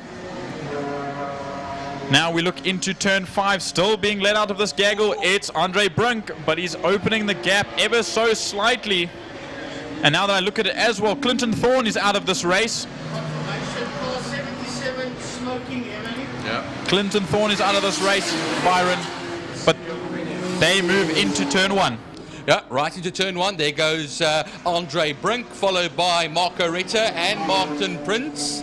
Renzo Torrente and Oliver Hintonhouse, well, they will follow suit as Devin Pillay and Andrew Honeywell will do likewise. And leaders go now into turn 1. It's Humble that is trying there to put a lap on a tail ender. And right behind him, yeah, so 109.3 for Craig Jarvis, and that is 0.7 of a second faster than Steve Humble, but still a 2-second gap between them as the traffic is the factor. I don't think so. It's getting even closer. It's within a car length now as they make their way into Interceptor Corner. I don't know if Steve Humble was slowed down or if there's a problem like you're saying. I think it might be a problem with that car. He's made up quite a bit of ground in a short space of time as the rest come down to turn 5 there. Jordan Andre Brink is still holding Marco Ritter and Martin Prince at bay. And the leaders are coming through into 5 now, and I think Steve Humble's days in the lead are numbered as he pushes through. So we don't know just yet, because Oliver Hintonhace is getting in the way as we watch that 3rd, 4th, and 5th place battle get to turn 1. But you know what this means, Byron? This means that the leaders are going to catch up to 5th, 4th, and 3rd. They've got a corner away. It's just the Joubert Straight that is the difference between this group of 3, 4, and 5, as well as 1 and 2. But we see Andre Brink, Marco Ritter, and Martin Prince go into Castro Corner. But here comes the pull beam of Steve Humble. You'll see it in shot now. There he is. 1 or 2 more laps to go, and this is probably going to come down to the line. Well, he was down back to a second, or up back to a second, Jordan. Now, I don't know if it's the traffic that's causing this factor, or he's playing a bit of cat and mouse, as Steve Humble, just for a little bit of fun over here, because Craig Jarvis is still hanging in there, and I wouldn't put it past old Steve Humble. He's a real gamesman, I can tell you that, but I mean it in the nicest way possible. But down towards the turn 5, Pertamina Fastron, Marco Ritter is going to look on the outside of Andre Brink. He won't make it work from there, so you'll have to fall into order. But look now at Martin Prince as he's got the leaders coming through, and that's now going to close up the battle for the lead now. And flashing his lights is Craig Jarvis. Craig tells Martin Prince to get out of the way as they make their way on the final lap now. We've got 1 lap to go. 3.3 left of the circuit. And here they come up to the tail end of 3rd and 4th position as they make their way past Marco Ritter.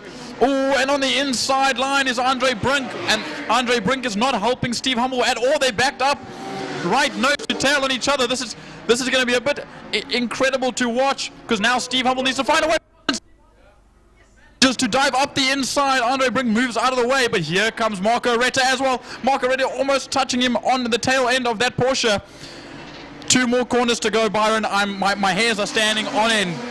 Watch them as they come out of Saddle Sweep onto the back main as they run towards Pertamina Fastron, turn 5. And I think Steve Humble might just have enough here ahead of the Janetta of Craig Jarvis behind him. So pull beam number 1 it will be as they come out of turn 5. Pertamina Fastron down towards the line. They'll then run. The flag will await them. It will be Humble from Jarvis, from Andre Brink, and then Marco Ritter in 4th position. Also, that will be 2nd in Class B. Andre Brink will be winner in Class B. Then Class B 3rd, Martin Prince, Renzo Torrente. The next man in the BMW will come through in 6th position. And it looks like we could have Ollie Hintonhouse that will finish in 7th position, and the winner of Class C, Devon Pillay, the next man to wait for. We wait for the rest of the field to come across the line now.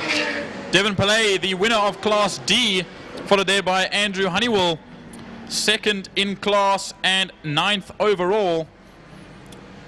We're watching coming around Pertamina Foster on it's Simeon Panev after having a little bit of a smoky last couple laps. I think there is still a little bit of smoke pouring out of that car, whether it's tire rubber related and it's rubbing against the fenders. But right behind him is Eric Solomon finishing on the same lap, as well as Ray Farnham. 2 more cars to come across the line. Marco Ribeiro. Here they come. Marco Ribeiro and Brett Swannefelder.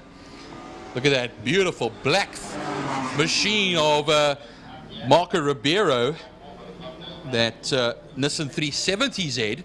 And then Brett Swannefelder, who will round everything off here, as I see that Clinton Thorne, who was running a confident 3rd at one stage there, Jordan, a DNF for him. Devon Lusmore, of course, out of the race. Henny Trollope and James Beaumont.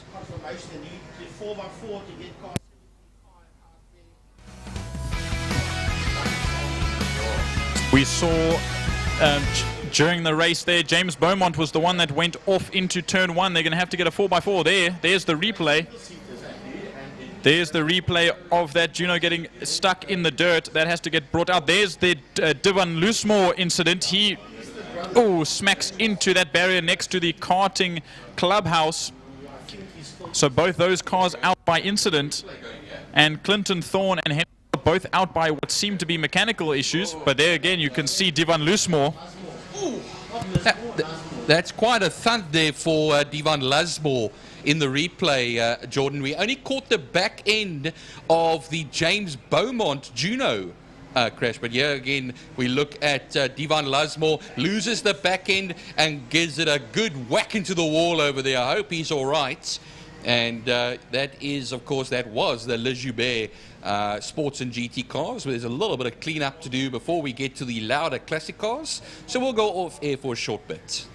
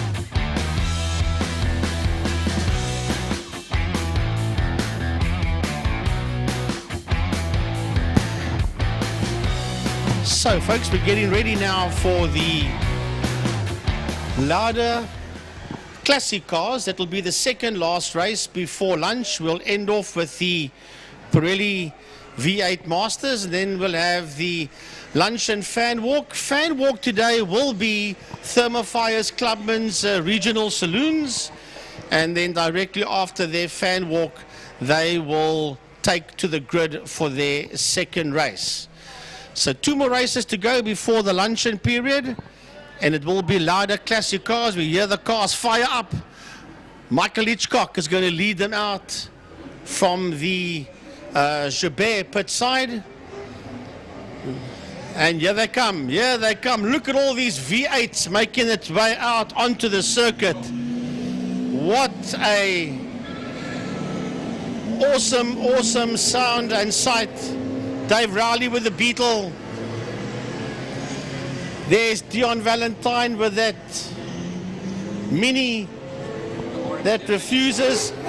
And the RX-7 takes to the track, and that is in the hands of Pierre Vialot. And it's been a long time. The last we saw him race, he was racing in a Mazda RX-2 Capella. That was the last time Pierre Vialot raced, and he's been away for many years. And we welcome back Pierre Vialot, this time with a Mazda RX-7. It's been quite a while since we've had a rotary out there, so I think the last time probably was Dave Kopka in the Mazda R100. We also have that RX-2 that's been around in recent times, but great to see a lovely field out there as well. There is as well the Alpha, a number of Alphas in this field by the likes of Adams Voorjuden. He's not out there, I think, at the moment. Adams Voorjuden, I didn't see that one. I know that yellow and white one is Malcolm Pfeiffer, the number 195 car. A little bit further back, Leon van Linden is also which was campaigned many years ago by Dave Aladef. That is correct, yes. Before he moved to the BMW. Which he is campaigning at present, Dave Aladef. I did see that box shape 3 Series out there. But a good field indeed of motor cars.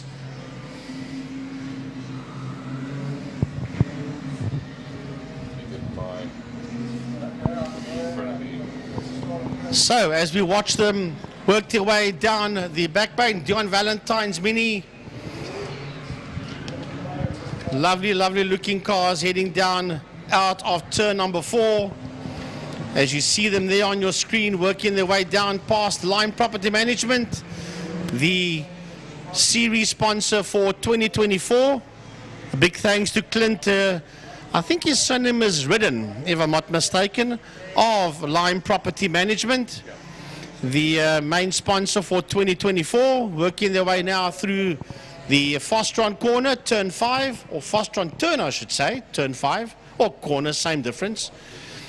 Wayne Lotter, Bruce Evan Taplin, I see there on your screen as the cars work their way around. Herman de Kock, there is Kobus Klaassen in the Skyline as the cars work Byron towards the start-finish line and towards the grid. Yeah, Brian Evans in the Mark 1 Escort. There is that Class X RX-7 of Pierre Vialot. Ian Richards in the VW Golf Mark II in that group as well. Steve Emmanuel in his 2.8-litre Skyline. Bradley Rowe in the 2002 Turbo. There's Dave Aladef getting into position as well in the BMW. Bruce Evan Taplin, as Frankie mentioned as well. I always say king of the front-wheel drives, as the the father and son duo of Trevor and Lane Hutchings come through. Lane Hutchings in the Mark II Golf, and Trevor, the father, in the Type 1 Sirocco. There's Dave Rowley in the golf-coloured Beetle. There is as well that Morris Minor, which is just a smidgen under 1.3 litre. It is a Morris 1000 initially. And that will be campaigned by Calvin Beekman. As the safety car makes its way off Stephen Manuel in that big Skyline. Valentine in the Beetle, as Frankie pointed out, Dion Valentine is 1275 Mini. That as leading them off now is the Michael Hitchcock. Franco Donadio in the Escort. The 2.3 litre Donadio plant hire Mark 1. Yeah, and Rob Rowe makes his way out of pit lane. He's heading towards turn number 1. He was lucky to be able to make it out onto the track. Rectify me if I'm wrong. That Mark 8 Bogard, is that a Ford Fairmont? It looks like a Ford Fairmont if I look out the commentary box window. You are correct, yeah, Frankie. Superior Elevators, the proud sponsor of that 8 Bogard Fairmont. He's in the same Class B, of course, as Brian Burdin, 30 Mouton in his Mustang, and Trevor Momberg in the familiar blue Ford Capri, sponsored by Supergas and All Scale. Well, it's going to be a thunderation of cars that is making its way around. At least we've got our PA system in the pit area working. I don't know if it's working in the opposite pits, but it is working in this one. For the people around the track, well, we do apologize. I think there may be something working out there due to all the power failures we've had today. We've had our fair share of PA system issues. So down the back main they go, and still the Chevy Can-Am is not out there. Franco Donadio is campaigning in the Mark 1 Ford Escort once again today. But trust me, those big old thundering V8s, it's not going to have it easy around that 4-cylinder Escort of multiple oval track midget SA champion Franco Donadio. Well, they gingerly make their way through the turn at Pertamina Fastron, turn 5, corner 5, whichever way you want to put it. Cape Town Corner for its traditional name as well, but we know it now as Pertamina Fastron. It's had many sponsors before. It was even called Vodacom back in the day, and BP as well. But now it is Pertamina Fastron. The lights will be illuminated and will go out momentarily for the start of this Lauda Classic Car race. They do so now, and away we go for the start as Michael Hitchcock will get the whole shot into turn 1. Donadio will slip up into second, and there was almost a change in third as well, coming around that first turn towards turn 2 now, Castro Corner, but a dust flying up there, Frankie, but they all make it through nice and safely. Yeah, into turn 2, there's the RX-7 of PVLO as they make their way out of Castro Corner, working their way through the King towards turn 3, and the Escort of Donadio sits right on the heels of the Mustang of Hitchcock. They're the two of them coming to view. Behind them we've got Trevor Momberg. Then it is Mark 8 Bogard in the Ford Fairmont. Then we've got the other 8 Bogard. Oh, somebody goes falling. That's Dave Aladef. That's Dave Aladef. That's Dave Aladef. That's Dave Aladef that lost the circuit there on the inside exit turn 3 interceptor. Now, it's power down the straight for the big V8 Mustang, but the 4-cylinder Escort will get him more under braking. Later on the brakes, much lighter. Doesn't do that at the present moment, though, and having his handle on things is Michael Hitchcock at the moment. Out to Pertamina Fastron they run, and now towards the start-finish line underneath the City of Cape Town, Castro and Lime Property Management Bridge. It is now going to be under pressure for Donadio from 8 Bogard, who goes onto the inside for turn 1 and challenges Donadio. Look who's now right behind them there too. It is the Capri of Trevor Momberg. Trevor Momberg, and then Glenn. Check on your, is it Glenn 8 Bogard? Yes, in that Granada that's making his way towards us. Glenn 8 Bogard. You just see Brian Evans in that Escort right in there. And then we've got Fadi Maton right on his heels. And then we've got Ian Richards making his way through. Ian hasn't raced at Killarney for a heck of a long time. And Ian in a Golf, okay, that is lovely to see. Used to be a Nissan man, I remember as well. Yes, the 167, if I'm not mistaken.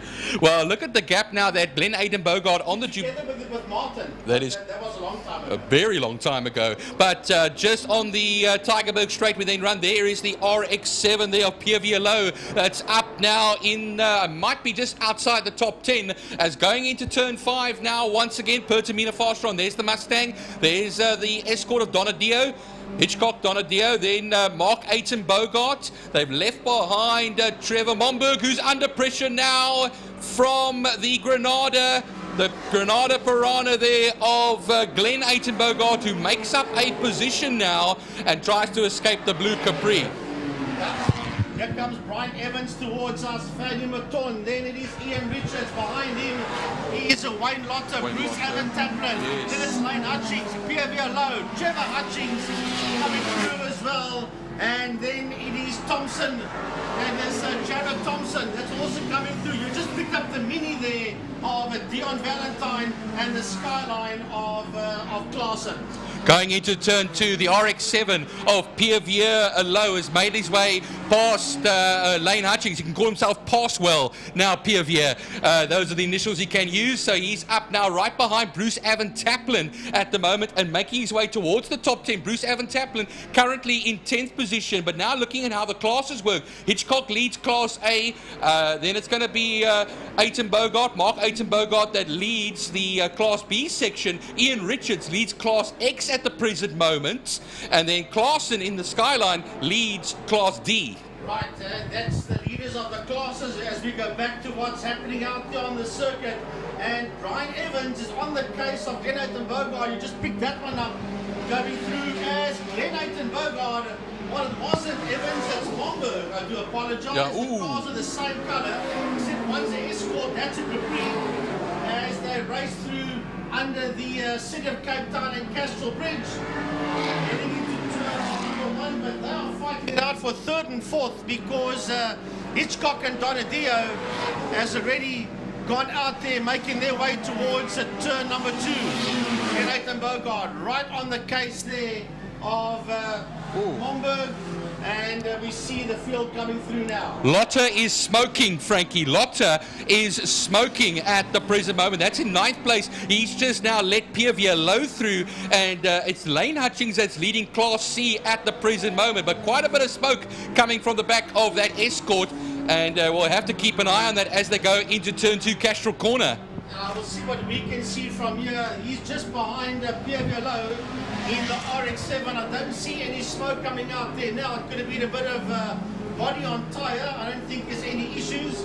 But the leaders are heading down into 5, into Fastron, into Pertamina Fastron. Michael Hitchcock in well, that's 2nd place man you see there. That's Franco Donadio. Hitchcock sits ahead of him. You just saw him go out of the screen. Here comes the Mustang of Michael Hitchcock with the Franco Donadio in there behind him. Then the Fairmont of Mark Aiton Bogart. We're going to stay with this camera shot. Well, we were going to stay with that one. Here comes Trevor Momberg. Right behind him is Glenn Aiton Bogart. That was side by side. Into turn number 1, Brian Evans coming through. I'll let you know who gets the better of that. Look out the window. Fanny Maton, Pierre Vialot, Ian Wayne Lotter is coming through as well. In that fight that you saw going out into turn 1, it was Momberg that got the better. They will stayed ahead of Glenn Aiton Bogart. Wow, it's a fight. Here comes Trevor Hutchings, and right there with him is the Dion Valentine Mini. Toyota. No, sorry, Mini. Dion Valentine's in the Mini. It is Conradi that's in the complex. And it's good to see Dave Aladef back in that battle as well after that spin earlier on in the Tygerberg Straight. Meanwhile, here comes the Capri of Trevor Momberg. That is ahead now of Glenn Aiton Bogart. We go back down to turn 5, Pertamina Fastron. There is the man who leads and also has our fastest lap of the race, a 1:22.666 for the man himself as they go down towards the line and will complete another lap. That means there'll be 3 laps left to go, Frankie. Yeah, here it comes. To start another lap. That is Hitchcock. Donadio in 2nd. Mark Aiton Bogart is there in that 3rd position. Aiton Bogard is there in P3. Followed by the other Aiton Bogard as we watch them come down. Here comes Glenn Aiton Bogard, and Glenn Aiton Bogard has been hassled heavily there by Trevor Momberg as you see the two of them work their way out of turn one. Yeah, going into turn one now. He was actually briefly ahead, was Trevor Momberg. Meanwhile, here comes Pierre Lowe in the Mazda, and right on the back of him is Brian Evans at the present moment. And that, at the moment, is the battle for 7th and 8th positions. They come out of Holes Hook now, turn one, go towards Castrol Corner, and will turn in there. They've started to leave behind Ian Richards, who's currently second in the Class X. Low leads Class X. Hutchings leads a Class C at the moment, and that's Lane Hutchings ahead of the number 63 of what they say, Malcolm Aiton Bogard. That is reflecting again that number 63, but we'll see them go down the back straight now. And here comes our third place man that's going into the turn 5 Pertamina Fastron section. That is Mark Aiton Bogard. Yeah, so we'll have a look and see now as they head into turn number 1. Somebody going very slow there. That's Ferdy Maton, isn't it? Yes, that's the red Mustang of Ferdy Maton. That's going very slow. There's your leader coming through. That is Michael Hitchcock that's making his way through. Yes, Ferdy has got trouble out there. And he wasn't doing half bad at all, Ferdy Maton, and now he finds himself in a lot of trouble. Franco Donadio busy making his way through, and he sits there in that second position. So we'll have a look at the leader, Hitchcock. He's way, way, way down the road. That is Maton. That is pulling off there. Now next to the wall. And now I see Michael Hitchcock is just about to put a lap on Bierkman in the Morris Minor. So that will be the next man just to get past. There is Mark Aiton Bogard. There's now, of course, Wayne Lotter still smoking along. I think it might be bodywork. Yeah. And then we have the Lane Hutchings ahead of Malcolm Aiton Bogard. And that will be in the, the Ford Fairlane. Right, so we have a look and see what's happening. There's 2 laps left to go when the leader crosses the line. Dion Valentine having a go here with Trevor Hutchings, and Valentine gets to the flag just ahead there of Hutchings. And then it's Rowe and Conradi and Klaassen that finish their race as well. So folks, okay, we've got our pictures back again.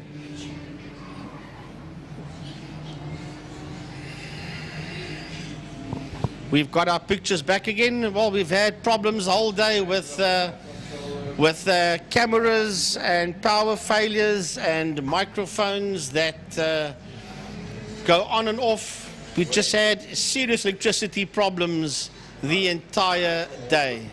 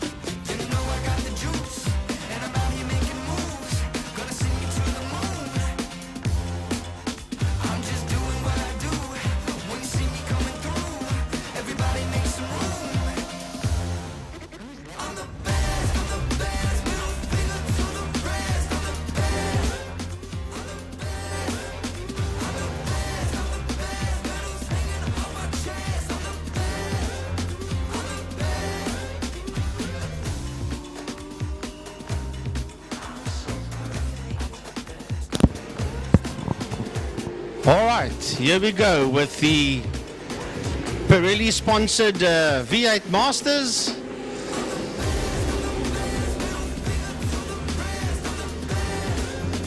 As they work their way out onto the circuit. Yeah, there's 10 of them out there. Yeah, entered, Frankie. on paper there was 14 cars that entered. I think there might be more than just 10. Yeah, it's up to 12 already. That's busy rolling out onto the circuit. The Pirelli V8 Masters, all 500 horsepower APV Ford Mustangs. Now, can you imagine if you had 20 of these things out on track, what it would look and sound like around Killarney International? Well, they go through Castro now on their sighting lap. It's going to be what looks like, I'm just going to take a look at the grid soon because it says Ibbotson that should be starting on pole. Guider Tafani. Tafani's been the man that we've been usually looking at as the usual pole man, along with Moore, Marcel Angel in there as well. Sean Moore in the number 73 Ziegler car. Mark Ridgway, Roy Campos.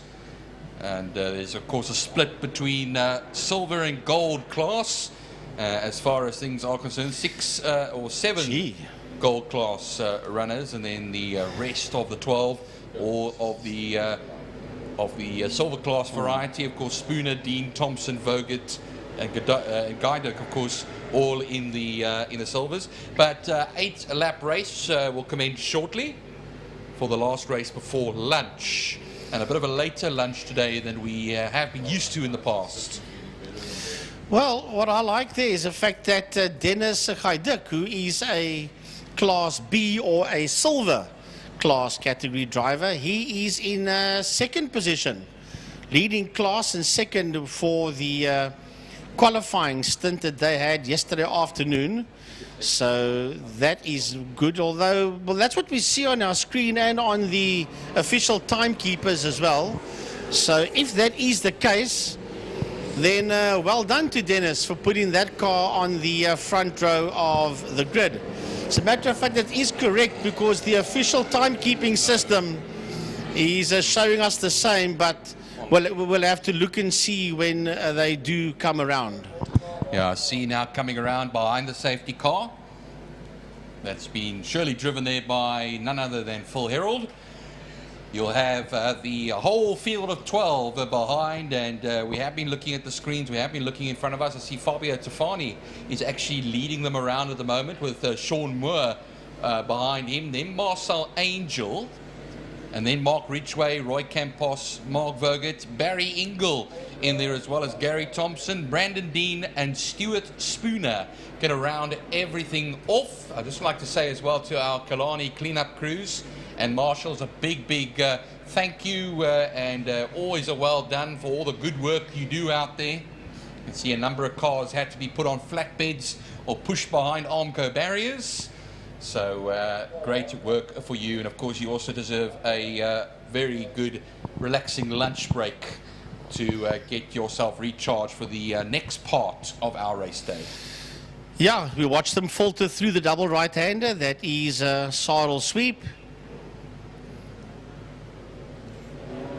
Down the back straight they go towards turn 5 Fostron.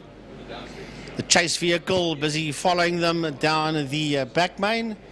The fire bucky and then the chase vehicle that follows them down.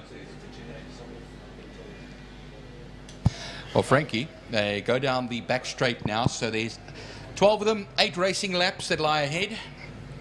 Tafani and the likes of Sean Moore, Marcel Angel, they're always ones to watch out for. The safety car will peel off into the old pit lane, and they're ready to go.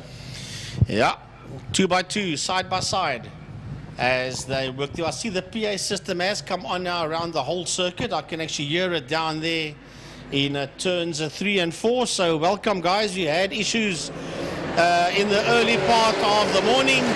Right, the lights go off, 8 laps, and away we go. As they head down into turn number 1, it is Tafani and Moore. Tafani making his way around. As we pan a bit further down, we see them all work their way out of turn number 1, out of holes. Now the race towards Castle Corner. It is Fabio Tafani. It looks like it is Moore that's in P3, which means Angel is in that second position. Roy Campos sits in there as well as they work their way through the kink and into turn 3 Interceptor. Yeah, they come out of Interceptor onto the Tygerberg straight. A bit of a tricky start there from Sean Moore to have that Marcel Angel, Autohouse Angel car jump him off the line. But Tafani holds the lead for now through Sarl Sweep, the double apex right-hander, and onto the back straight as they shoot it up now to turn 5, Pertamina Fastron corner. And let's see if any movement down the field. Yeah, Roy Campos, good start from him as well. And then it was Mark Ridgway that would keep it right there off of him as they make their way out of turn 5, Pertamina Fastron, and to the line to complete the first of 8 racing laps. Right, into turn number 1 they go. It's all about Fabio Tafani that sits out there in P1 with the Marcel Angel in second. Then it's Sean Moore. Then it's Campos. Then it is Ridgway. Then it is Ingle. Barry Ingle right in there as well as the field makes its way through. Jason Ibbotson is just ahead there of Stuart Spooner as we work their way, or as we work our way, I should say, through Castle Corner. Camera pans in. It's Tafani from Angel from Moore. That's Ingle coming through there in that red car. Then behind him is Mark Vogt, Brendan Dean coming through as they work their way up the hill towards turn 4, double right-hander, Sarl Sweep. Third place in class is Gary Thompson ahead of Dennis Guy Dirk, Jason Ibbotson, Stuart Spooner rounding everything off. Look at quite a bit of curve being taken there by Marcel Angel and likewise by Moore as they come through turn 4, Sarl Sweep now onto the straight once again. It just shows you how much Angel and Moore are pushing to try and catch up to Tafani. 0.8 of a second when they crossed the line the last time out. They come now for the first full proper flying lap of the race. Towards the line they come. The blue and orange car of Tafani crosses the line with the fastest lap of a 1:15.800. Angel, Moore, Campos, Ridgway, Ingle, Vogt, Dean, Thompson, Guydek, Ibbotson and Spooner. Right, all of them heading into turn number 1 as you watch this group of cars working through up the Joubert straight ahead towards Castrol. It is Tafani. It is Angel. That's the first two cars you see through there. Then we've got Sean Moore, Roy Campos, Mark Ridgway, Barry Ingle coming through. The leader of Class B is Mark Vogt, and right on his case there's Brendan Dean and Thompson, Haidik, Ibbotson and Spooner. As quick as you can say it, that's the way they work their way through turn 3 Interceptor and towards turn 4 Saddle Sweep. Down the back straight once again we go.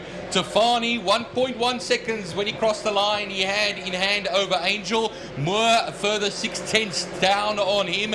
Yeah, they make their way into Pertamina Fastron. A little bit scruffy there for Tafani through that section, and that's allowed Angel to come up a little closer to him now. Across the line they'll then run 1.1 seconds the last time around. It's going to come down to 6/10 of a second. Moore 1.3 seconds off of him, and then what happens is Campos and Ridgway will follow suit. But the battle there looks like it in the silver class is the one that's the closest at the moment, Frankie.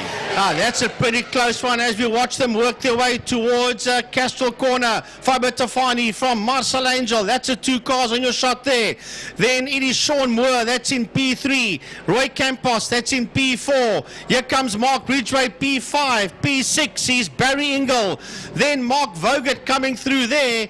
And he's got, look at this lot, Brandon Dean, Thompson, Ibbotson, Haidik and Spooner all in that fight as this group of cars works its way through Interceptor. As they go into the Tigerberg straight, a 1:15.566, the fastest lap of the race for Marcel Angel on that last lap, Frankie, and that was a half a second faster than what Fabio Tafani achieved earlier on that same lap. So here they come now into Pertamina Fastron turn 5, and you can see initially coming into the turn, looked like a bit of a wider line there from Tafani, but he drifted in a late apex, and then what happens is as he exited the turn, then it was a bit of a more scrappy one for Marcel Angel. 6/10, it now moves to 9/10, so a response again from Fabio Tafani by 3/10. Yeah, here comes Ridgway across the line, Barry Ingle, then Mark Vogt, Brandon Dean is right in that fight as well in corner. Oh, something's coming off one of the cars.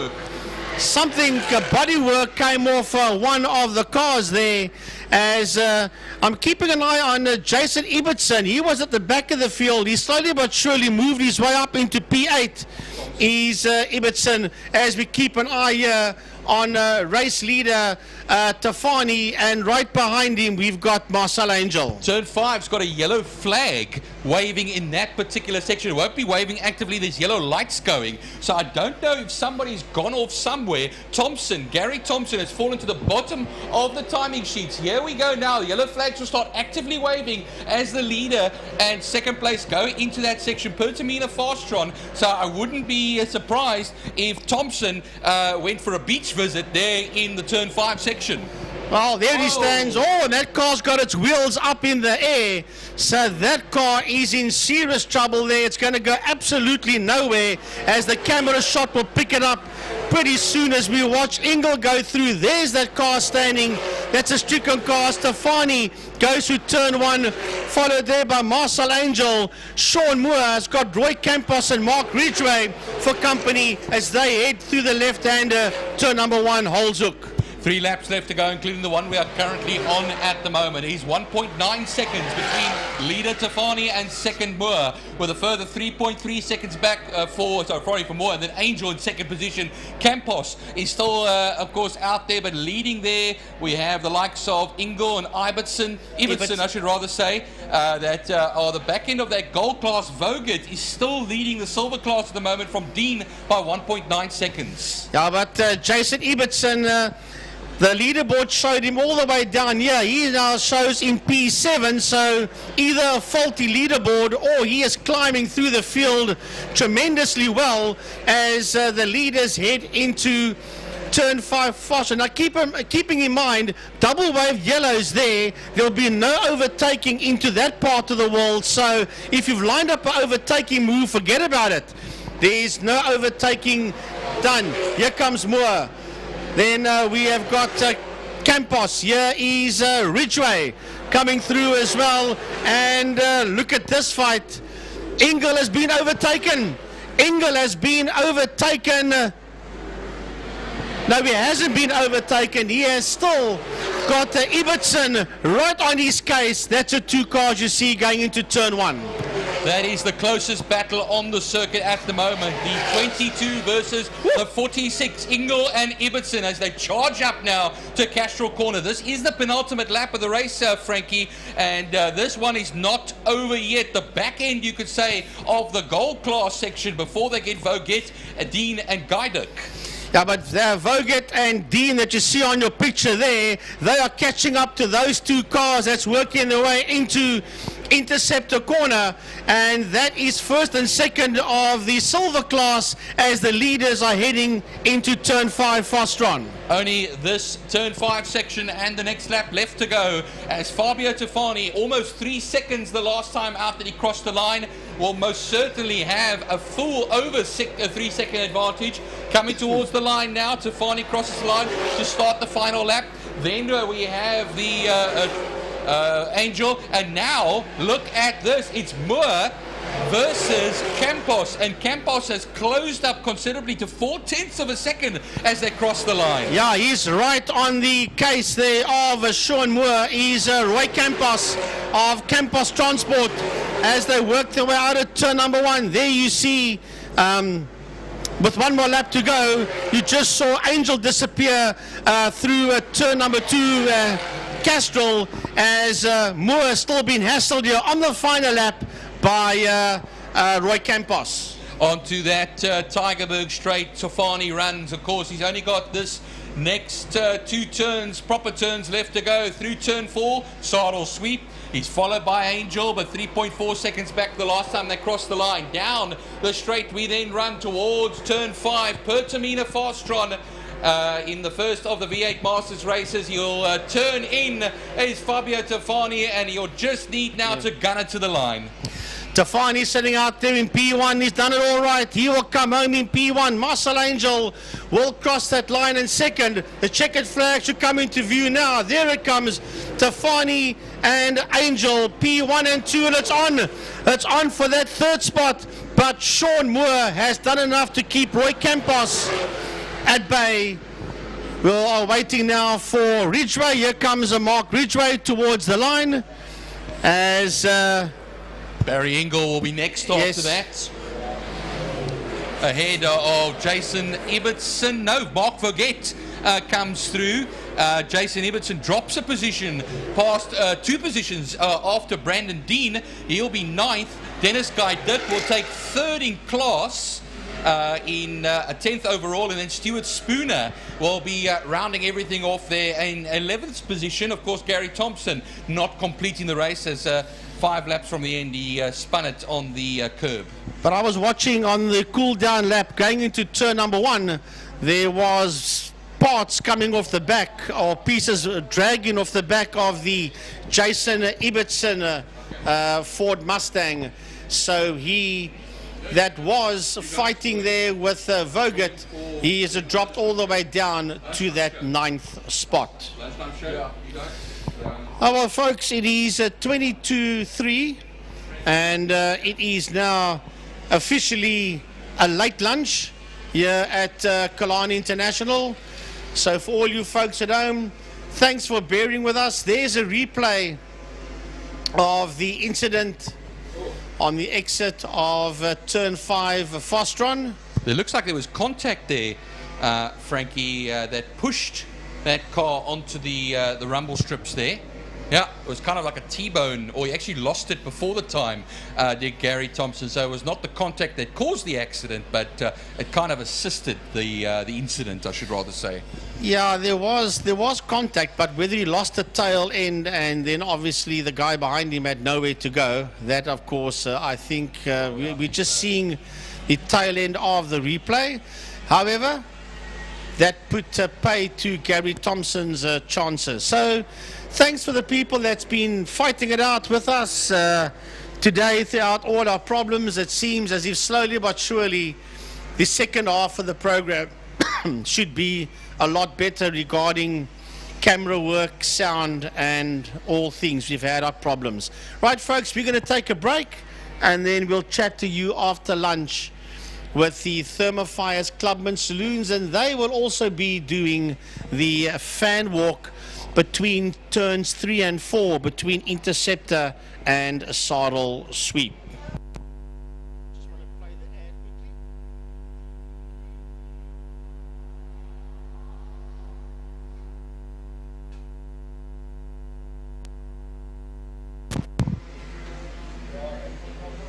Welcome to Lime Property Management, where the efficient management of your community scheme is at the heart of everything we do. Our dedicated team provides superior property management services, ensuring that your property is in good hands and that your investments grow. With Lime Property Management, experience vibrant solutions, transparent communication, and a squeeze of innovation in every interaction. Call us today or visit lime.capetown and let's cultivate your community scheme's future together. Lime Property Management, leading, innovative, motivated, energetic.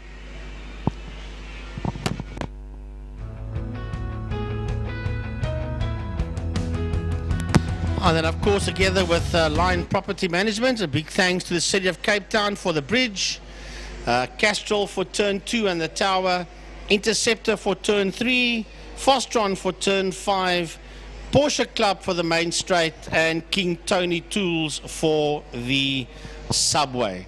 As I said, lunch break now, and we'll chat to you later.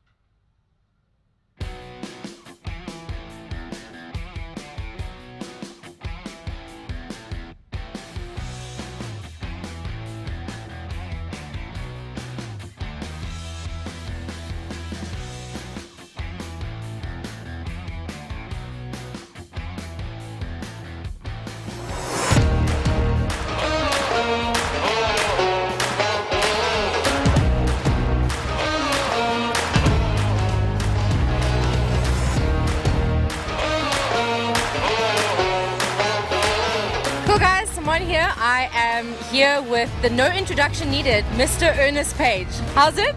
Isn't this mine? No, I have officially taken it over. So Ernest, you had a rough last race session. Okay, there was some gremlins, but you qualified second yesterday and you won your first race today. Tell me, how do you feel? I feel fantastic. We've done a lot of work. My competitor is behind the camera there, so if I'm laughing, you know why. But yeah, Glenn put up a good fight and we had a good dice, and finally we figured the car out. I'm also learning how to drive the car properly. So the car's right, I'm learning how to drive it properly, and once those ingredients start coming together, then you can start getting results. Otherwise, it's just trying to figure things out all the time. But there is one main reason why the car is working, and it's this guy here. Please introduce yourself. I always say there is teams behind the scenes that make things work. So please, we need to give you some showtime also. So I'm Daniel, I'm the race mechanic. We're basically the team at Fury, we run the car. We've spent many hours developing the car, trying to fix kind of old gremlins, things like that. It's put up a hell of a fight, but we figured it out now. And yeah, so the goal going forward is just to make it go faster and faster. And in your opinion, and we won't hold this against you, how much of it is the car versus the driver? It's all the driver. Trust me, it's all the driver. Ernest, except when things go wrong. Yeah. Ernest is a world-class pilot, that's one thing sure. But with these cars, because of the lightweight chassis and the way it's set up, the driving is 90% of the car. That's also one spec series, so technically everybody should be on the same playing field. So yeah, it comes 90% in this class as a driver. So driver, how are you going to do in the second race today? It's at about 11:40, I think, that you're racing. So look, we're going to have to see how it goes. I know that he knows what my tactic was for race 1, and we have to employ the same tactic going into race 2. So we're going to see what happens. And I'm still learning the car, I'm still learning the series. A lot of people have said it takes up to a year to learn these cars and stuff. So whatever the results are, I'm going to do my best. And the team's going to do their best, and whatever the results are, that's what it's going to be. Well, your best is pretty good right now, so keep it up, and good luck for later. Thank you, thank you, thank you.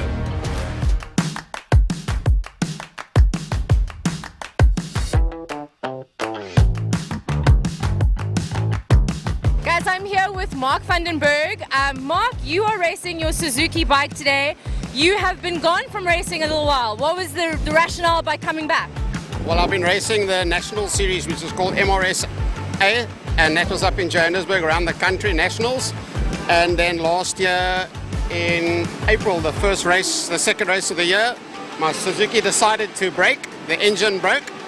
And then I was waiting for parts. My son from GFB Johannesburg sent me a ZX-10 down to ride. And the first day I got on it, I crashed at Killarney here in practice and broke 4 ribs. My wrist in 3 places, and then also my foot, so I was out for a couple of weeks.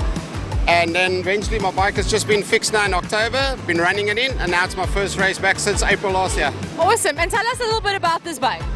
It's a Suzuki GSO XR1000, 2018 model.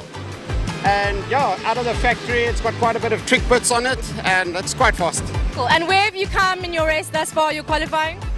Today I qualified 5th only.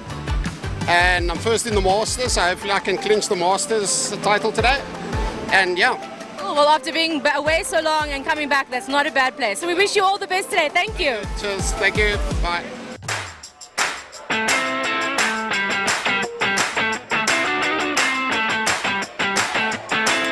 Cool. I'm here with one of the GTI Challenge guys. Please introduce yourself. I'm Ron Vergeden, race Class B GTI Challenge, number 28. Awesome. And how long have you been racing now? This is my 3rd year. I've been on and off for the last 2 years, but this is my first official season that I want to do. Okay, that's amazing. And you have done qualifying this morning. Where did you come? Put it on pole this morning by I think 0.3 or 0.4, so hopefully it follows up throughout the day. Amazing. So you're hoping that you stay in that position for your races today? Yeah, the guys, everyone is very similar in pace, so hopefully I can get the jump on them, but everybody's got a good start. The race pace is generally like a 28.5, which is exactly what we all are doing, so I think it's going to be close. Probably top 5 or 6 of us are going to all be going for the win. So. Okay, and I hear you have a brother that also races. Yeah. Is there some family competition there? Sometimes, but we've been putting a cart. Brothers in the background over there. We've been putting a cart before at Cedric karting, and on the same day, same cart, I was still 0.1 quicker than him. So. Oh, okay. So there's definitely some competition. Yeah. Thank you so much, and all the best. Cool. Thank you so much.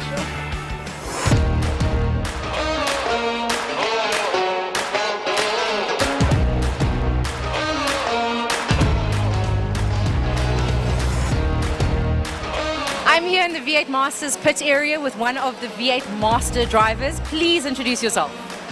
Morning, Sean Moore. I'm in the championship with some pretty healthy contenders.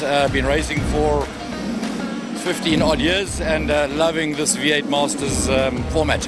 Awesome. And Sean, you qualified a half a second behind Fabio Tefani yesterday in second, and Marcel was very close behind you in 0.2 of a second. How are things going to go today in the race? Is it going to be tight? Let me tell you, I expected only third yesterday, so it was quite a surprise to pick up that second. Fabio's been about half a second quicker than me for around half a season.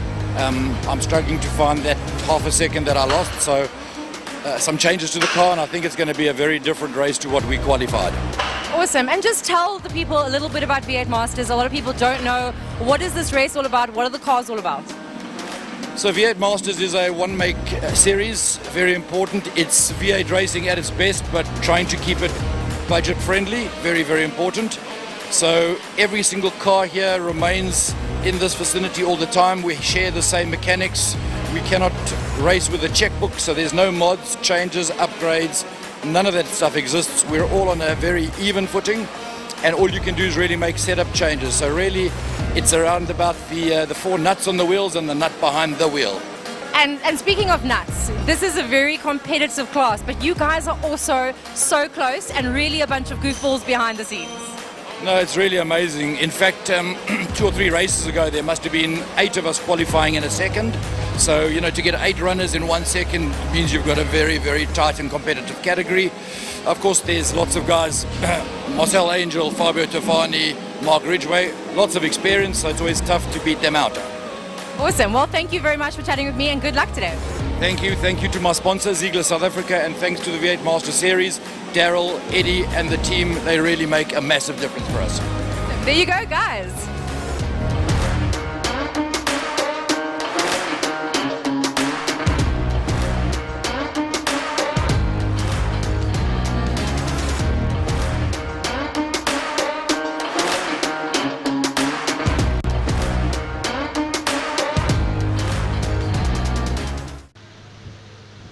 Hello everyone, it's Simone here and I'm back for our lunchtime show. What an exciting day it has been thus far.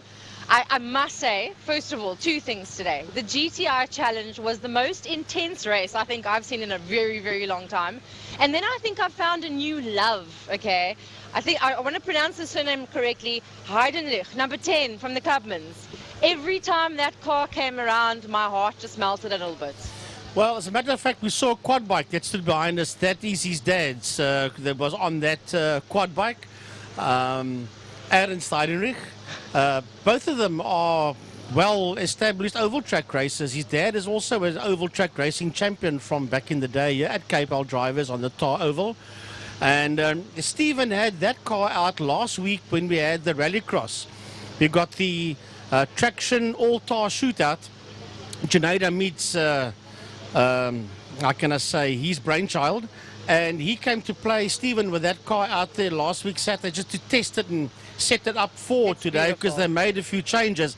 And if you stand on the oval track side, the stock car commentary box, and you watch him come out of turn 2 Castrol, it isn't drifting, it's a power sliding. Wow. When he puts his foot down, that thing starts to wiggle around underneath him. There is tons and oodles of power in that Nissan Skyline of Stephen Heidenrich. Absolutely And yes, amazing. he did very well today. He did, in the he Clubmans. did. He's stuck in the front there. I mean, for me, I've always been a lover of the V8 Masters because that sound, it just roars within your belly. And hearing that today, I was like, well, okay, I'm really getting the hang of this racing thing now. Eh?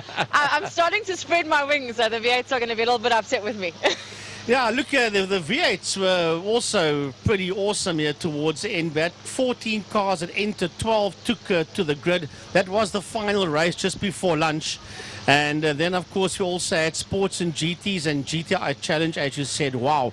And as I was saying to Gary in the commentary box earlier, I think it's a maiden victory for Skalk Geldenhuys in Challenge Class A. I don't believe he's taken a victory before. To go out there and beat Marco Busi and Umpi Swart and Nathan Victor, that just doesn't happen on any given Saturday.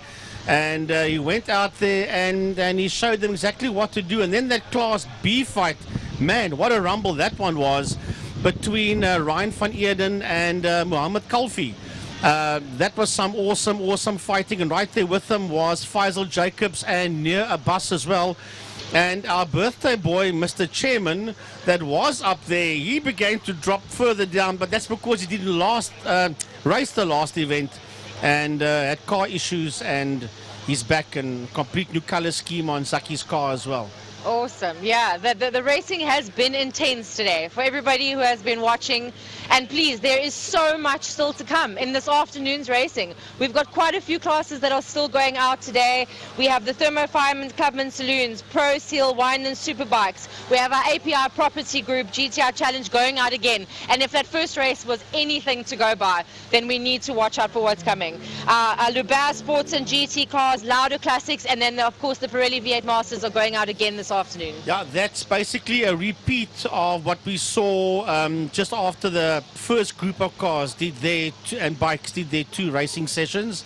So yes, it's going to be a later day. It's 3 o'clock now, and I think we're going to get done here close to 5:30, 5:45. Like we said on the breakfast show, as long as we're done before 10:45 to 6, we should be okay. Light-wise. Yeah, well, besides the light, I was having a chat with a couple of the drivers earlier, and we also have restrictions, right? We can't race after 6 o'clock according to the laws, because there are houses around here. Correct. Unlike Swartkorps guys, sorry, who can go on until whatever time they want. Yeah, they basically semi-isolated Swartkorps Raceway.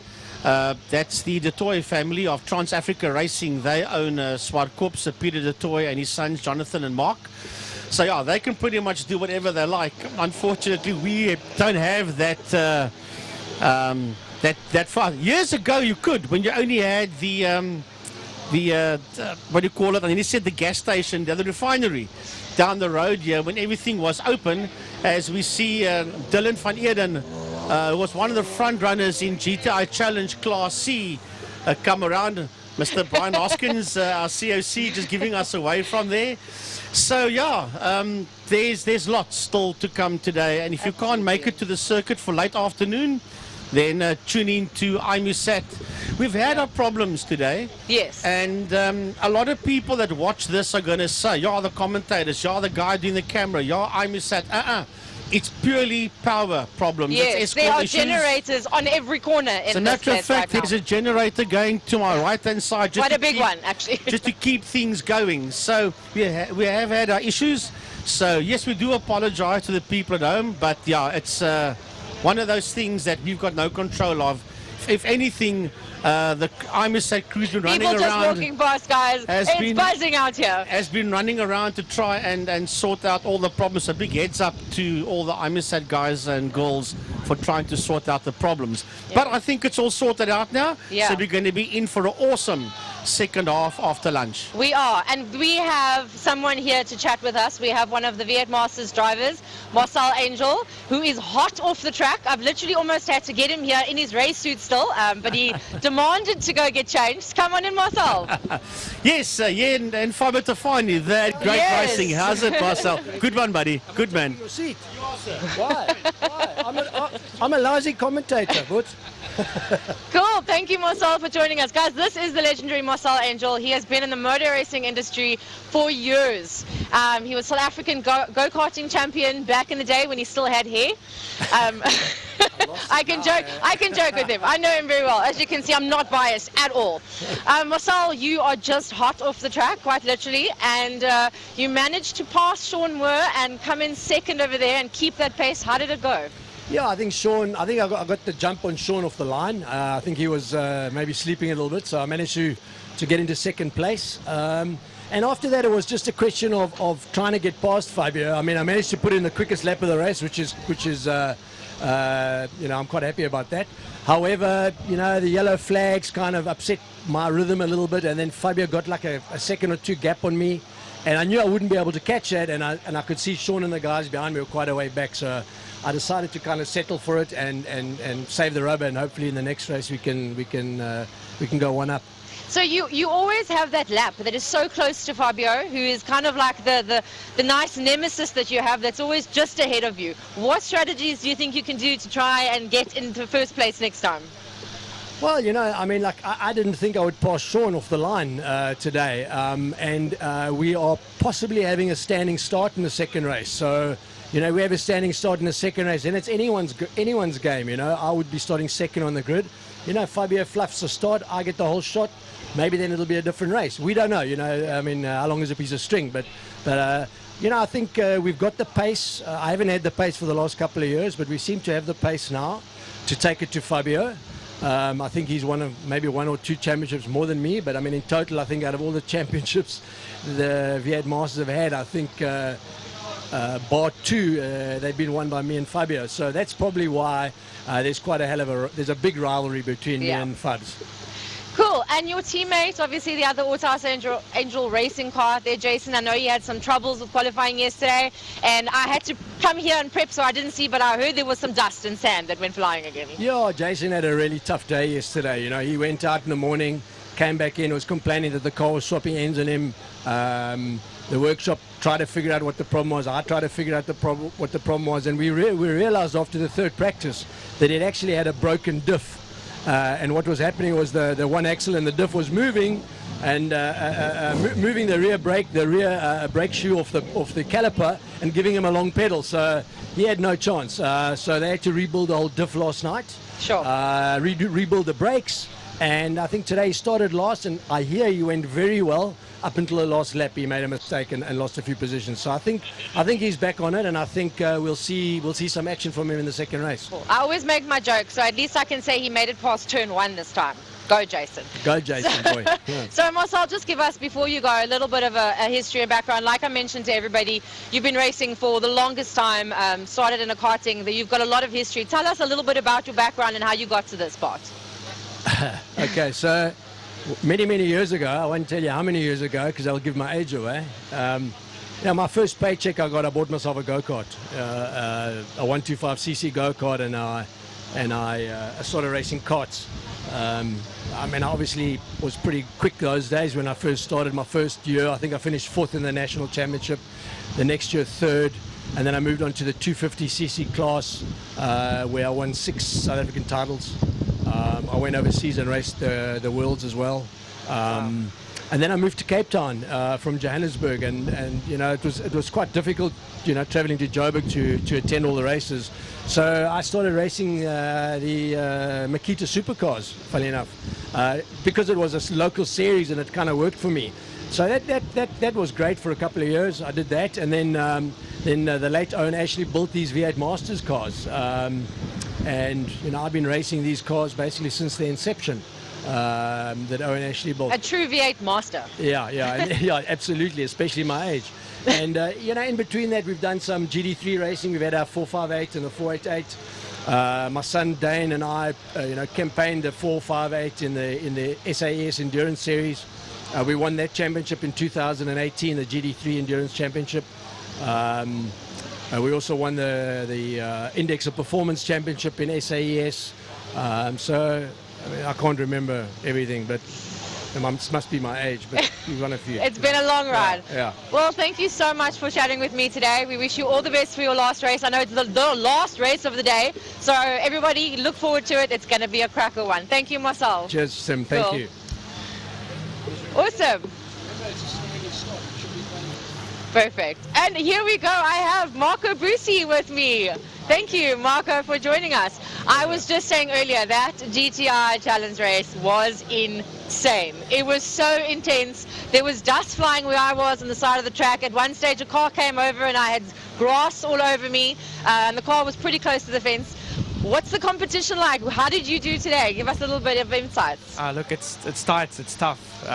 That's why we do it though. It's hardcore, it's proper racing.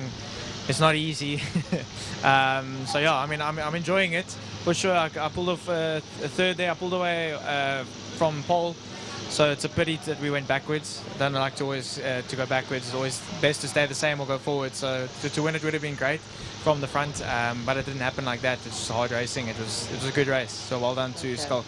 Drove excellent. Awesome. Cool. And your second race today, you're racing another race still? Yeah. Yeah, it's the reverse grid, so it's going to be interesting again.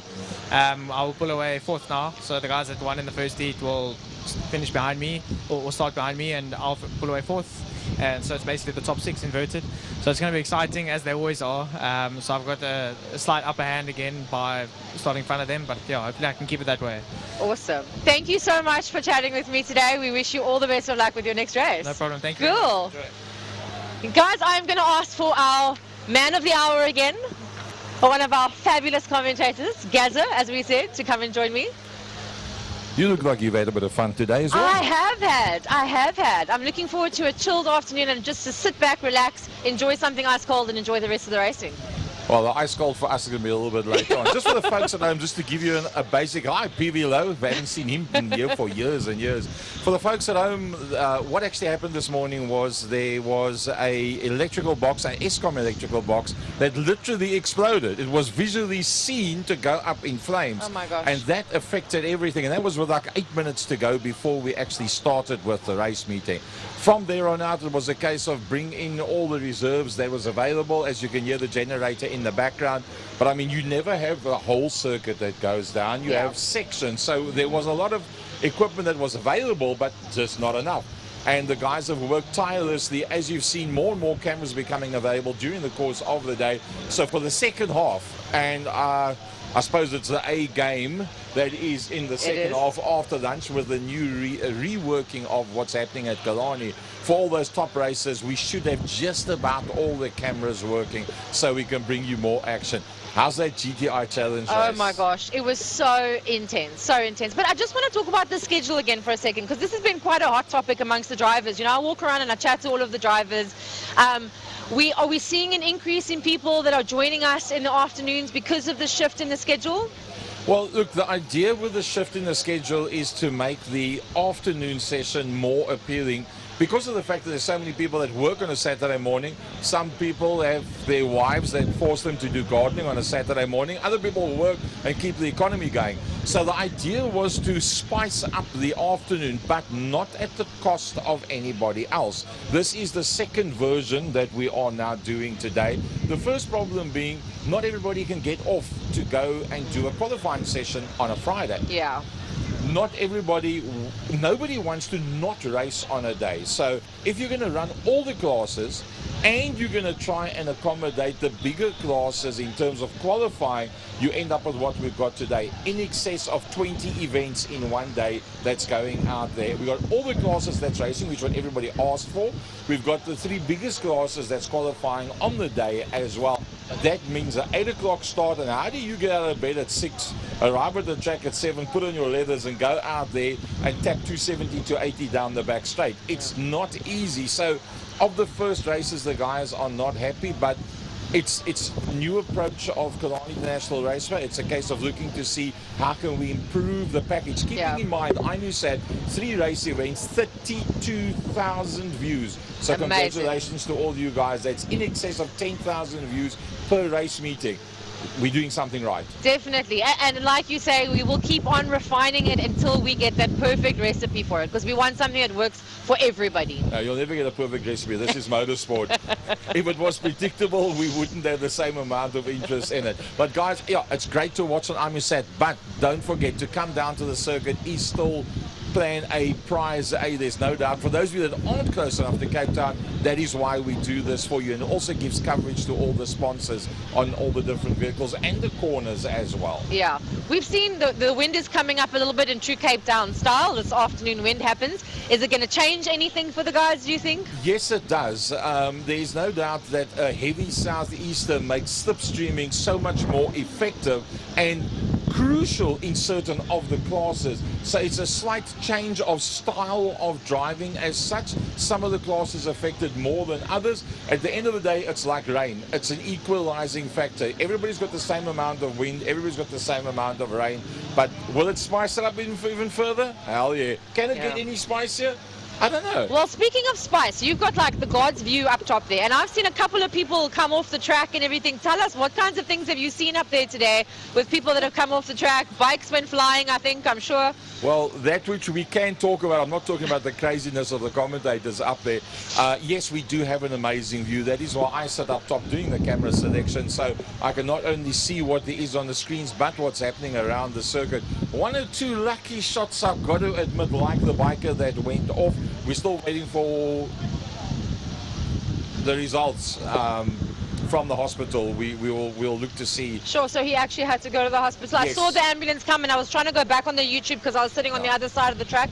So this is quite serious, guys. Racing is serious. Something went wrong in the braking area because there was a whole pack, and as the pack started to turn, so he just dived between them and went straight. The last we could see, I'd already started panning, and you can slow it down, but you can't stop us. I was right on the edge of the screen, and the last that we saw was when he dropped it down sideways, and then he disappeared into the dust. But obviously there must have been pretty heavy contact thereafter. So Okay, well, we really hope that you are okay. Wow, from all of us here at Killarney, to him and his family, we hope all is fine. You hear that sound? It's starting up again. I think it's almost time for us to basically wrap up here. We can hear the engines roaring again. That's the sounds of after lunch. Guys, enjoy the stream. Thanks very much to IMUSAT for putting together everything that you've managed to do since 8 o'clock this morning, and we hope to bring you some seriously good footage during the course of the afternoon. Awesome. Enjoy. Let me go play Thank with you. the cameras. Yeah, get up top there. Thank you so much.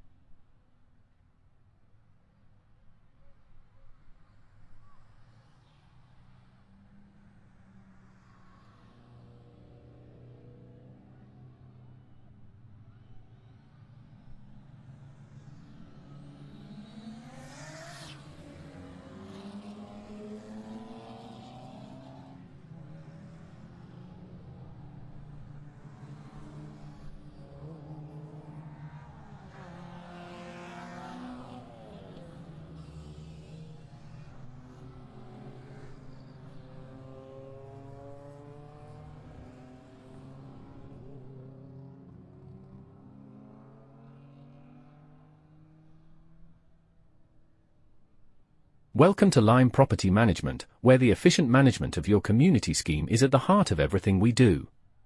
Our dedicated team provides superior property management services, ensuring that your property is in good hands and that your investments grow. With Lime Property Management, experience vibrant solutions, transparent communication, and a squeeze of innovation in every interaction. Call us today or visit lime.capetown and let's cultivate your community scheme's future together. Lime Property Management, leading, innovative, motivated, energetic.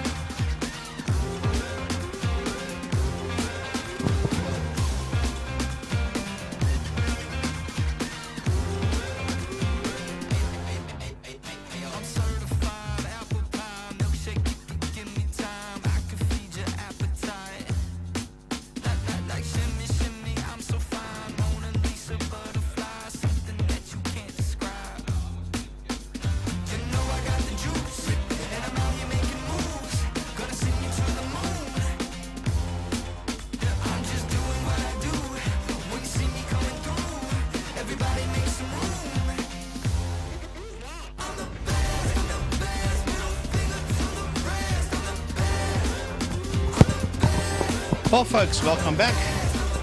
It's getting our breath back after coming up the stairs from the luncheon interval.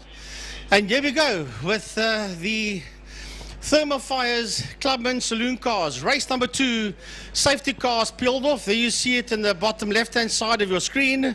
Michael is here. He's on pole position. And with him is Josef Hendricks. The lights go off. And away we go. Down into turn number 1.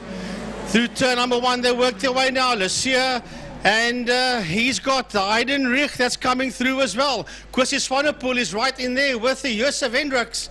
It's a heck of a fight as they work their way up the Joubert Straight towards turn 2 Castrol. Notice the absence of Jesse Huggett. He did not manage to complete race number 1.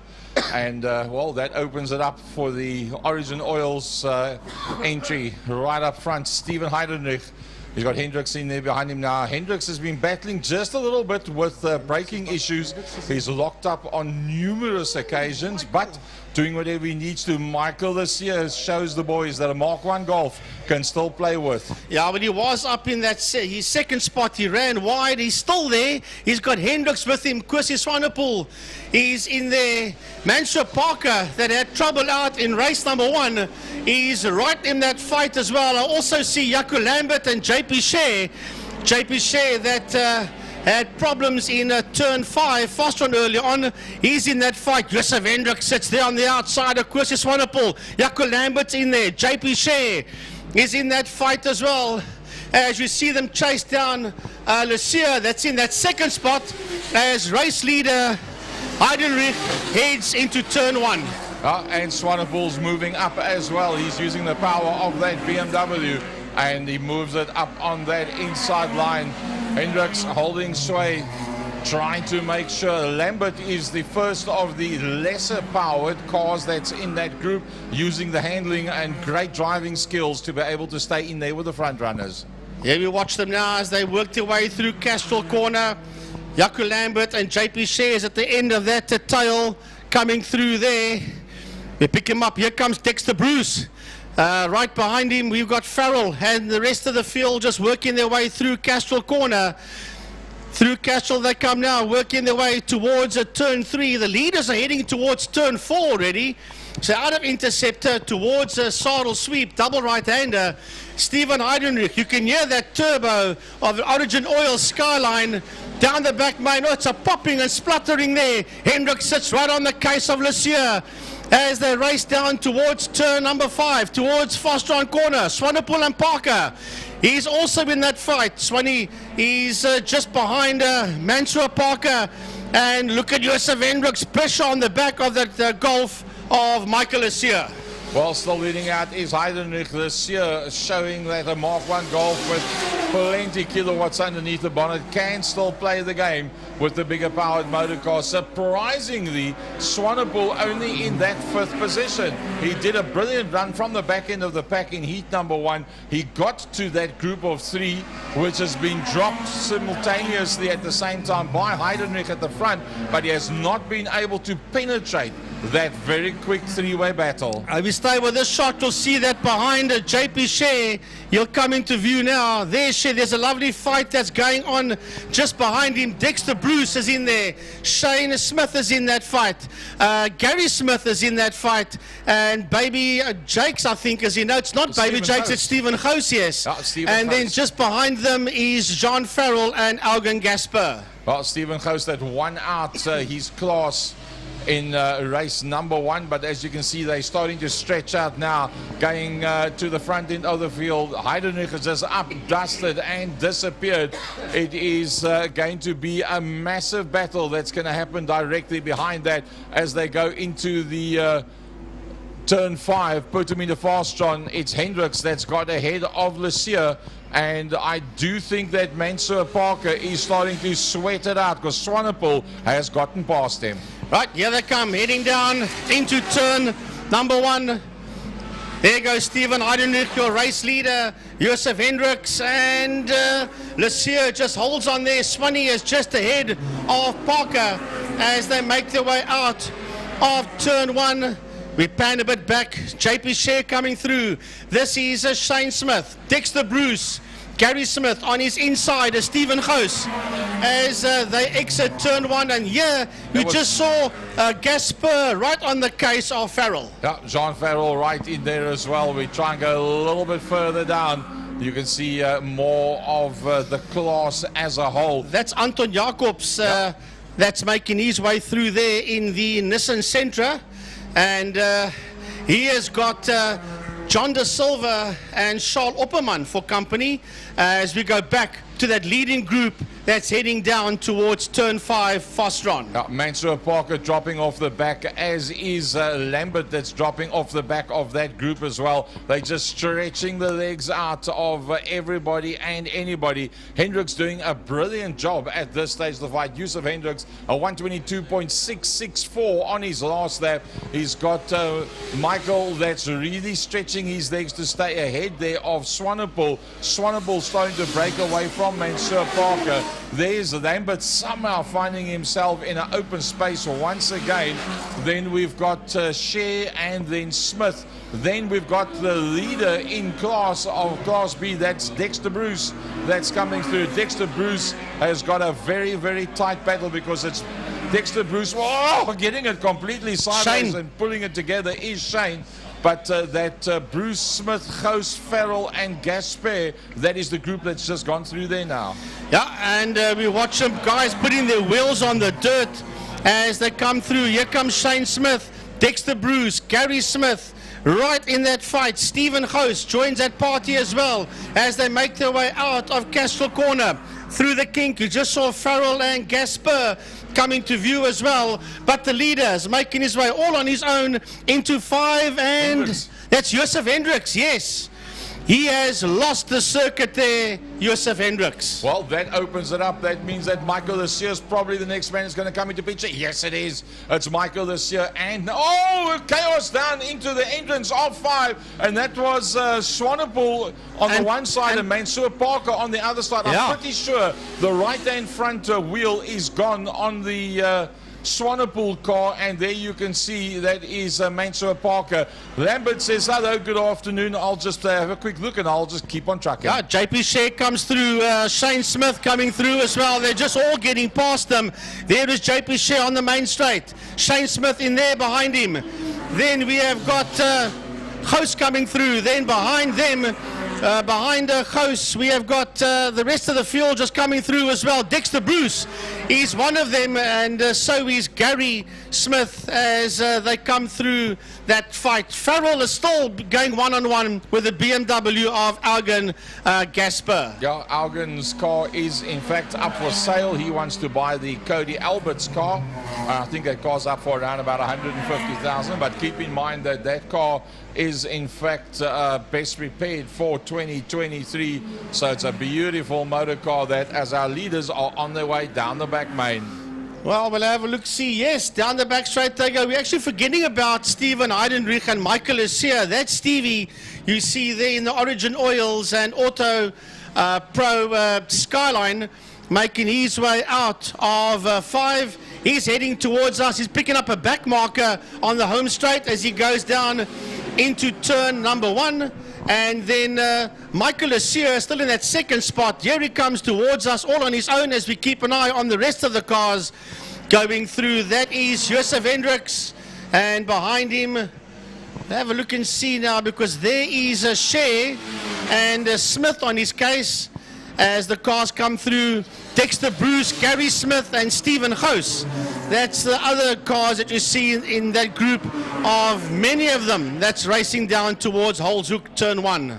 Somehow Lambert, Frankie, seems to find himself in a void in race number 1 and now in race number 2 as well. He just hasn't had a chance to have a dice with anybody. No, he's just in that twilight zone at this point in time. But look at this. JP Shea and Shane Smith.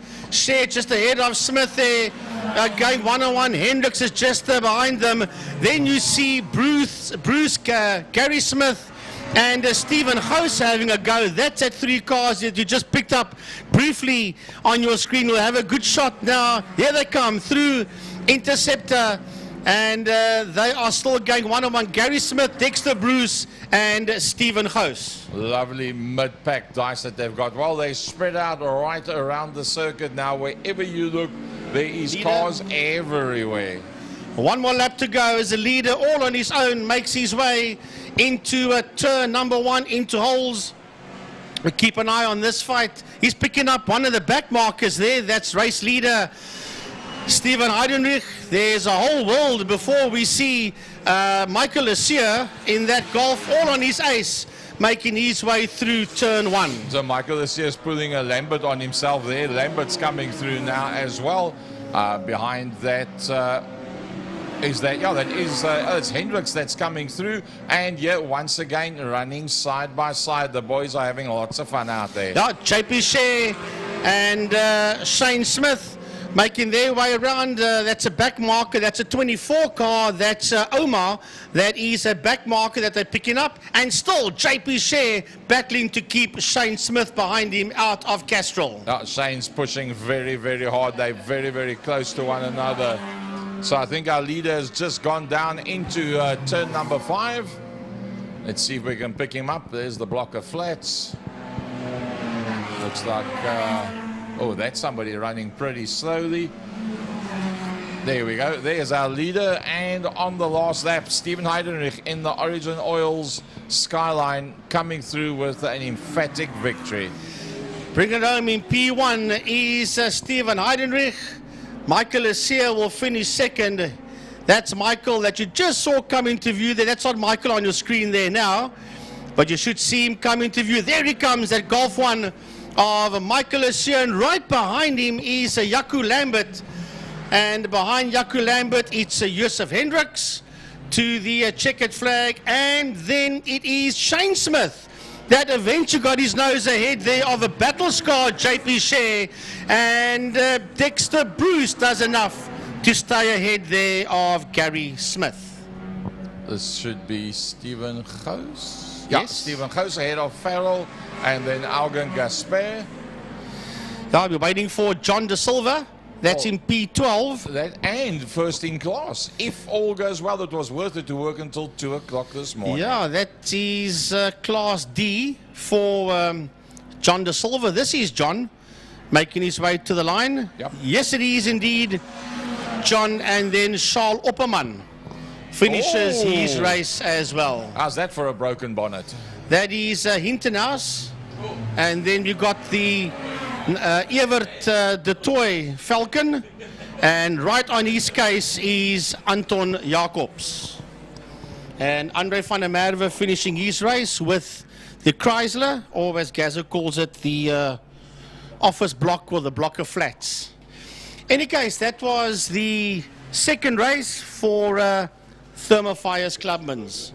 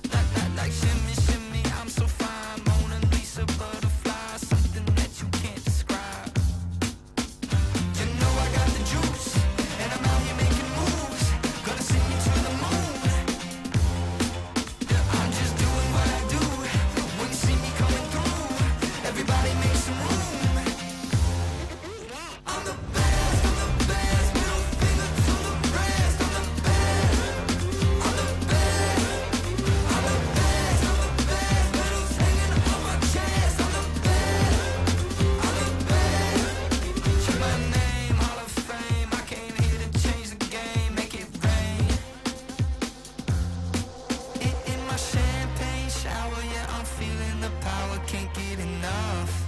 Too hot to touch. You know I got the juice, and I'm out here making moves. Gonna send you to the moon. I'm just doing what I do. When you see me coming through, everybody make some room.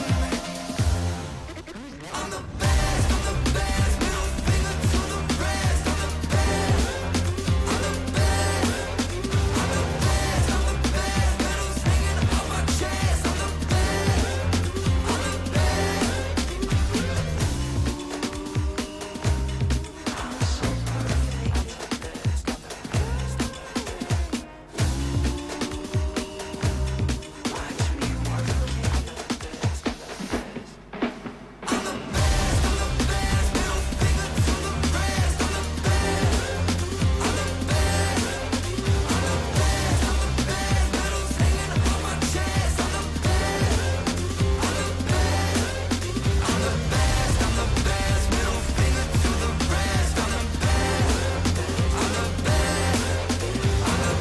I'm the best. Medals hanging on my chest. I'm the best, I'm the best.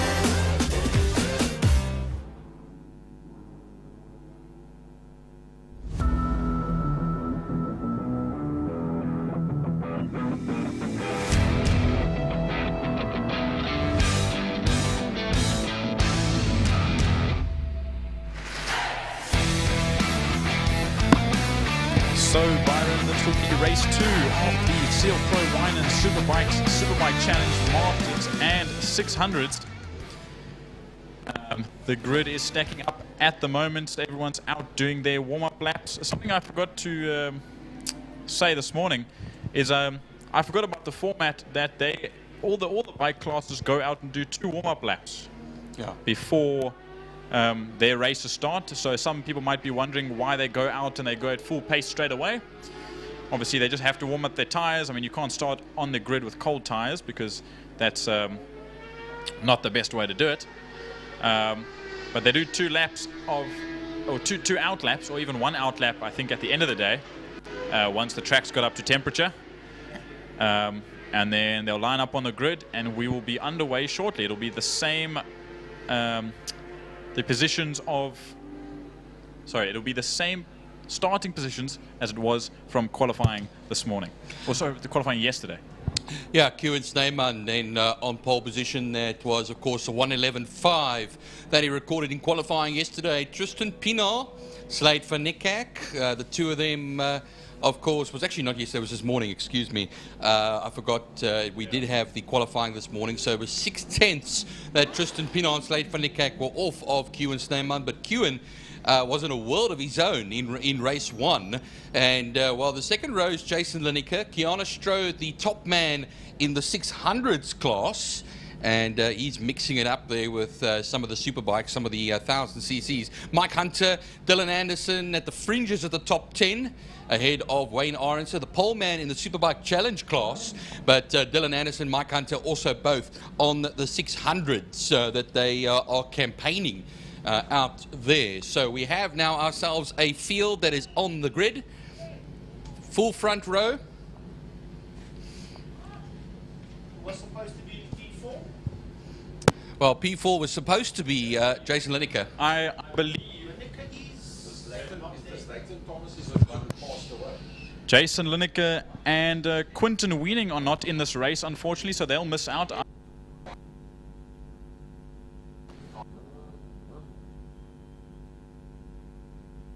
I see that.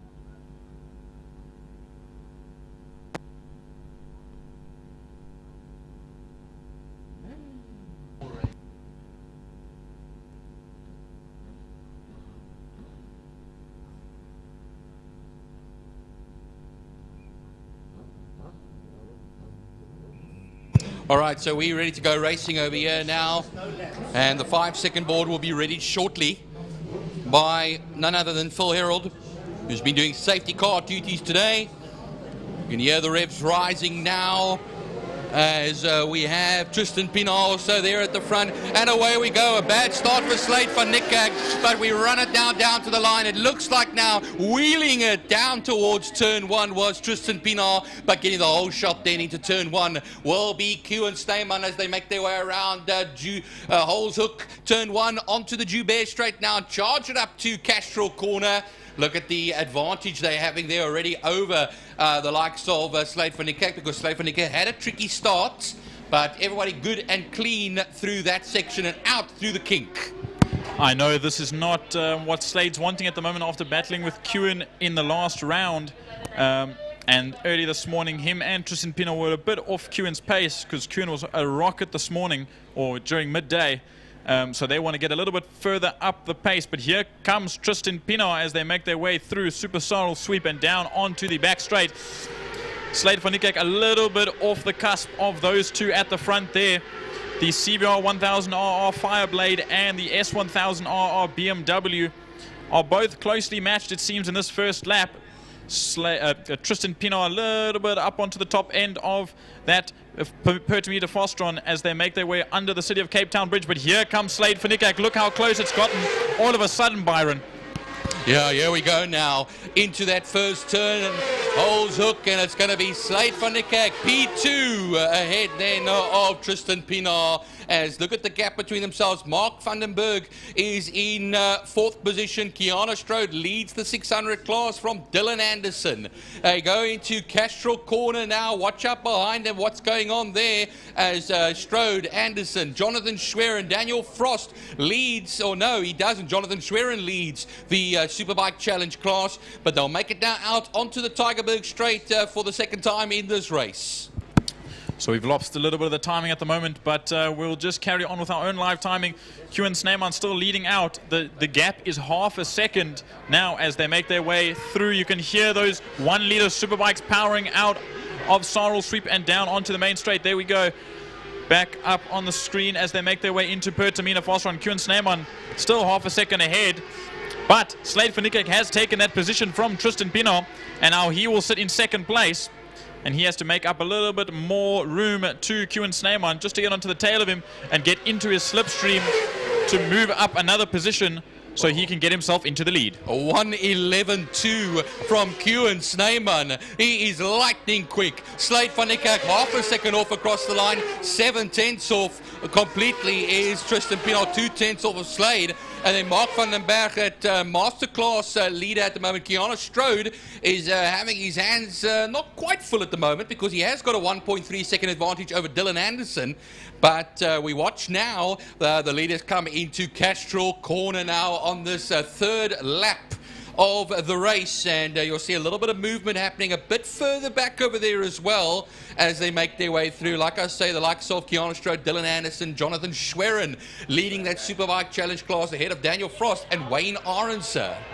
So that will round out that field, and at the back end of the field, Samkelo Luwani, apologies, in that 3rd bike in the 600 class. He's at the back end of the field and needs to make his way up past Wayne Arendse and Daniel Frost to get a little bit higher up into the top 10.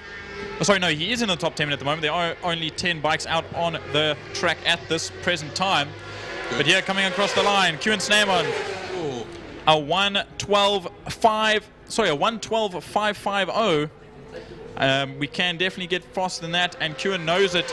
You can tell that the conditions aren't 110%, but he's still pulling away from Tristan and Slade van Niekerk. Here comes Mark Vandenberg into turn 1. A good 4 seconds behind, as well as there we see Kiana Strode coming through our screen now, Dylan Anderson, and this group of 3, Jonathan Schwerin, Wayne Arendse and Daniel Frost. Yeah, Daniel Frost right in the back of that group over there as well. And 2.7 seconds back will be Samkelo Luwani. That will be our top 10. And actually our only 10 looks like it out there at the moment. So we now have, as Dylan pointed out, a 1:12.550 as the fastest lap of the way. Jordan, sorry, not Dylan. I know there is Dylan Anderson out there, but down the back straight we go towards turn 5. Pertamina Fostron once again. There goes the Fireblade through that section. The Quacker will follow suit, and then the BMW 1000cc. Of course, all the 1000cc superbikes here will make their way onto the main straight, cross the line, and start what will be another lap with 5 laps left to go. A 1:12.4 this time, Jordo. He's only getting quicker. I know they can both dip down into the 111s, but I don't think the conditions are exactly right for that. But now we see 4th place overall coming to the line to start another lap with 5 laps to go. That's Mark van den Berg. Here comes Kiana Strode, the first of the 600s, followed there by Dylan Anderson coming under the bridge and crossing the line to start his own another lap. Here's this gaggle, Jonathan Schwerin, Wayne Orense, and Daniel Frost. And just a little bit further behind, Samkelo Luwani finishing out the field to start another lap. Yeah, going into turn 1, Holes Hook now. It is Jonathan Schwerin that leads that Superbike Challenge class. The closest top 3 on the circuit at the moment. Wayne Orense, saw him down in the hospitality lounge earlier on. He was having his lunch. He's second in the Master class, second in the Challenge class. And then we have Daniel Frost that will be in that 3rd position. But going down into turn 5 now, there comes our man on his Fireblade, the man who took an emphatic pole position and winning race 1, and now going for a win in race 2, gunning it down to the line. We've lost Tristan Pinner. Oh no, there he is. He must have made some sort of mistake. He's just come across the line now. That's 3 seconds adrift from Slade van Niekerk and Kewan Sneeman. A 1:12.363. Oh no, oh no, oh no. And for some reason we're having a bit of a miss.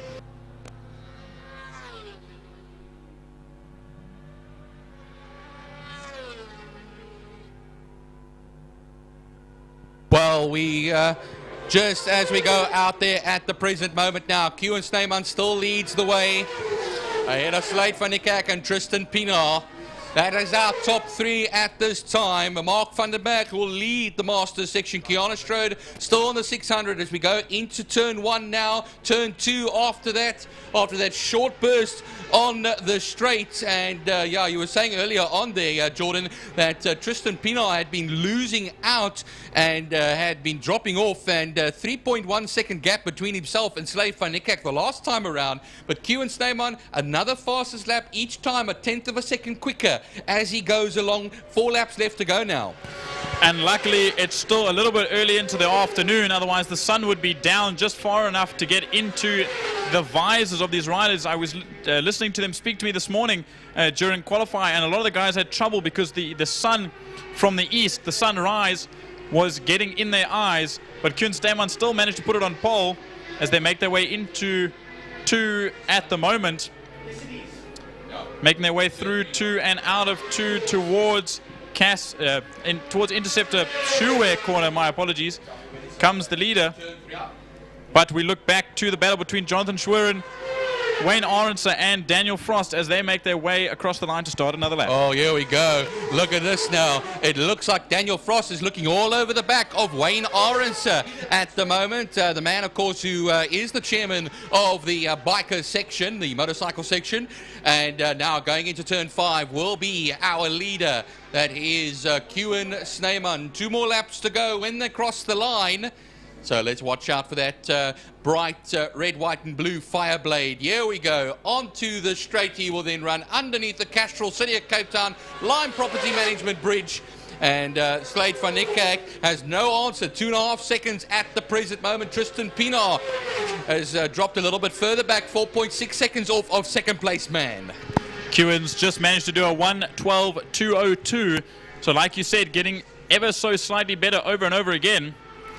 But now we'll watch here as we pick up Mark van den Berg, first in the Masters, making his way around turn 5 and onto the main straight. And here comes Kiana Strode, the first of the 600s, making his way onto the main straight as well. Followed then by Dylan Anderson, that will make his way into shot now. There he is.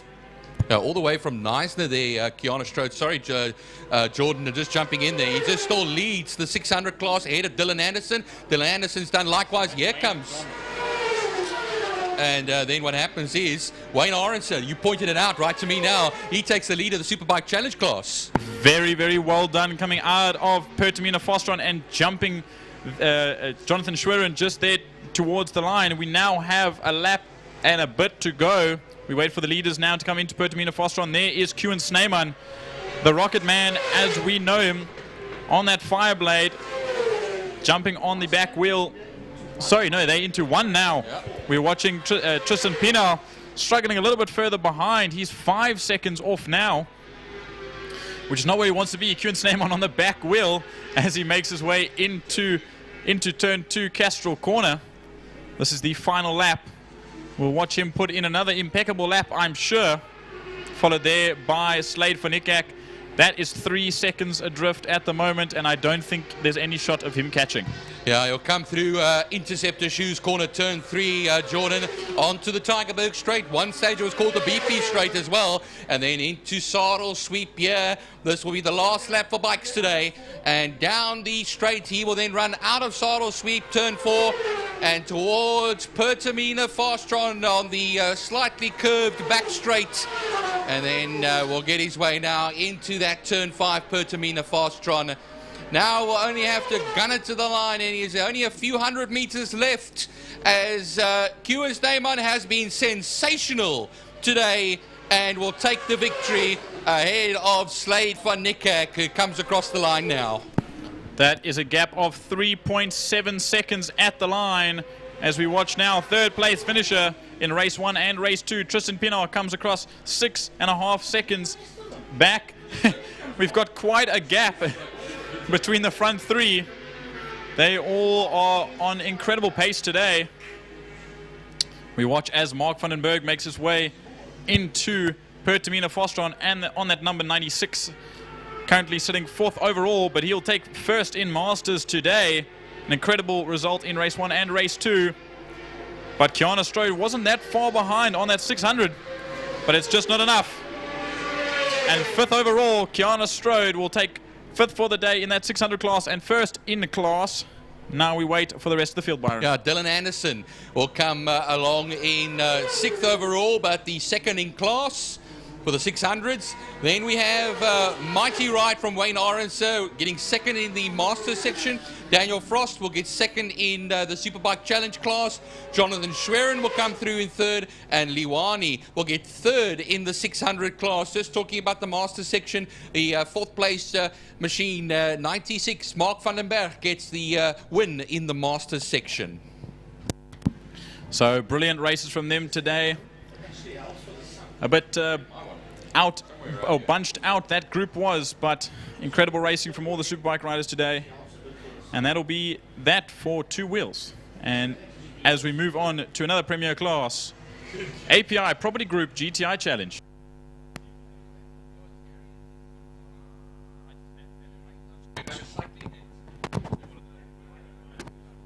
That mic, just make sure it's pushed in properly. That one, yeah.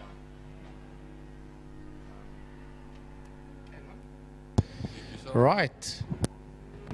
It is time to go API Property Volkswagen GTI Challenge Racing.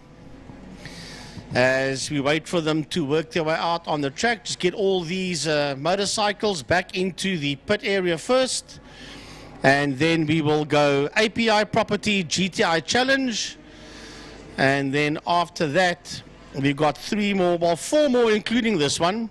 GTI Challenge, Le Hubert Sports and GTs, Lauda Classic Cars, and Pirelli V8s.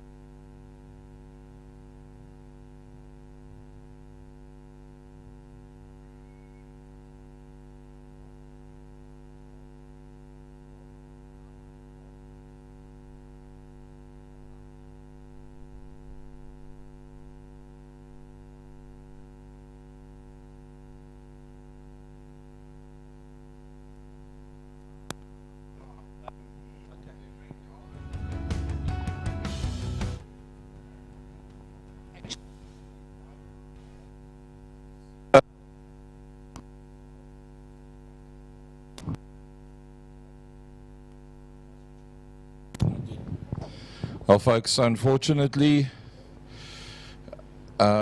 today's racing is a difficult one for many people, as unfortunately we've received some desperately bad news. A lot of you will be aware, earlier on there was an incident in turn number 5, and unfortunately we expected the worst, and unfortunately the worst has been revealed. One of Killarney's greats has passed away,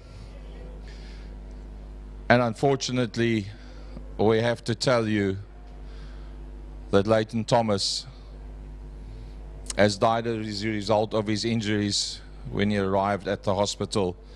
Frankie, as the guys move up towards the front end of the grid, this is one of the guys that you followed for many, many years as well, you and Byron, as Leighton Thomas did not make it out for heat number 2.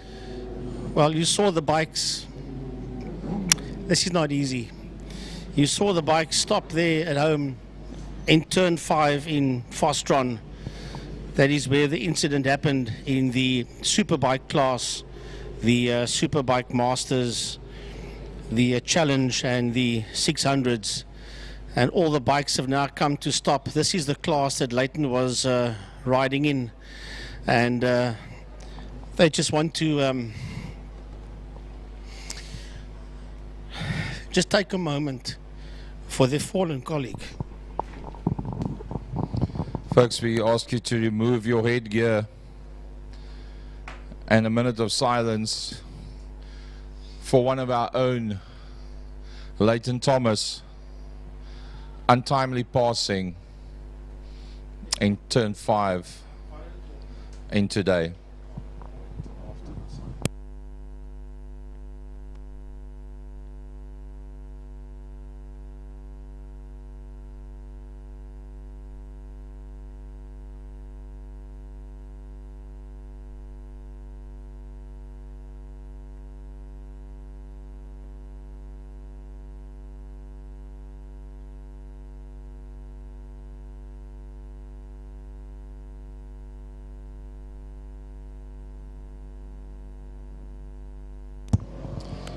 Thank you, everybody. Byron, a word from your side.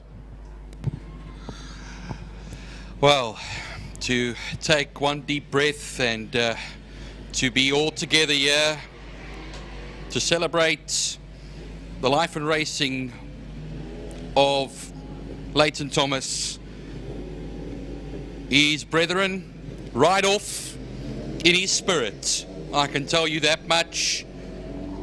And we race on in his memory. Thank you all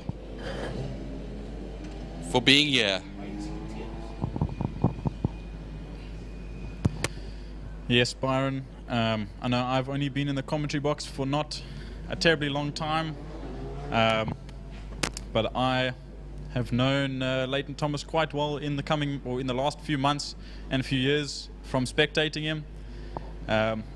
And it's never easy for anyone, let alone a youngster like me, seeing environments like this.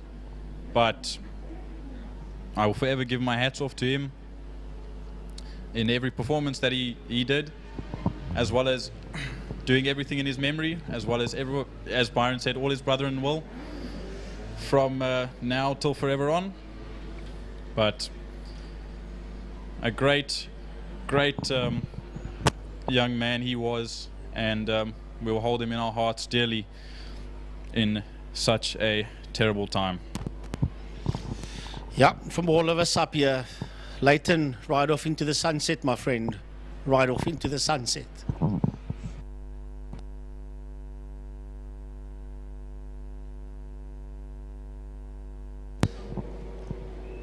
Well, this is what makes a commentator's life difficult, because you got to pick yourself up after something like this, and you've got to get your mind back into the frame of what's happening out on the circuit, and you've got to do what you got to do. You've got to get your thoughts together, And you got to continue because, as Freddie Mercury said, the show must go on.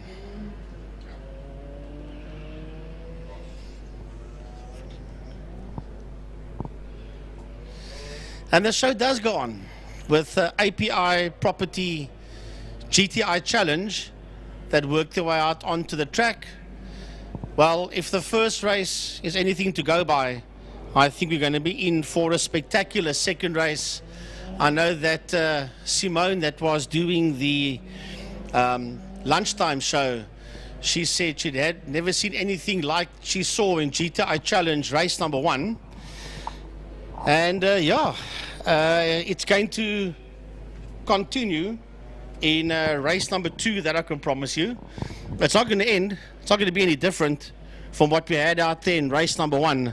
The guys are going to go out there and they're going to race their hearts out. Challenge is hard. Challenge is not easy.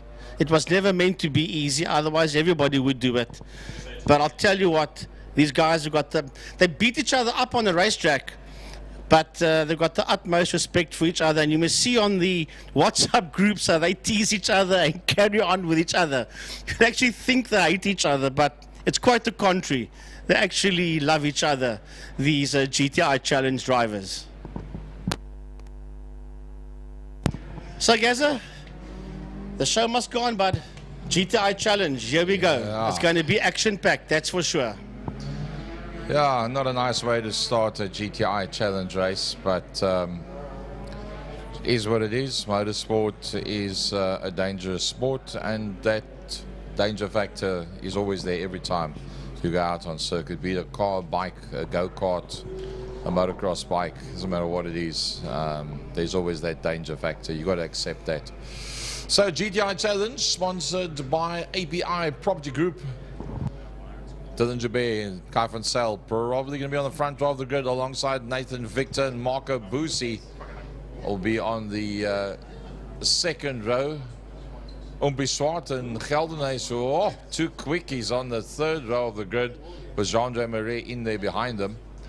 A long time no see, Mr. Brett Roach on the front row of Class B alongside Jacobs with Hendricks and Abbas in there behind that. Kolfie and Van Eden, and then Van Escape and Wiltshire. Wiltshire with the new car says the handle's better than the old one, but it's down on power. So battling a little bit with that motor car today. But as he says, the old shape just doesn't hold up against the sixes. So when you got to move, and that's exactly what they've done.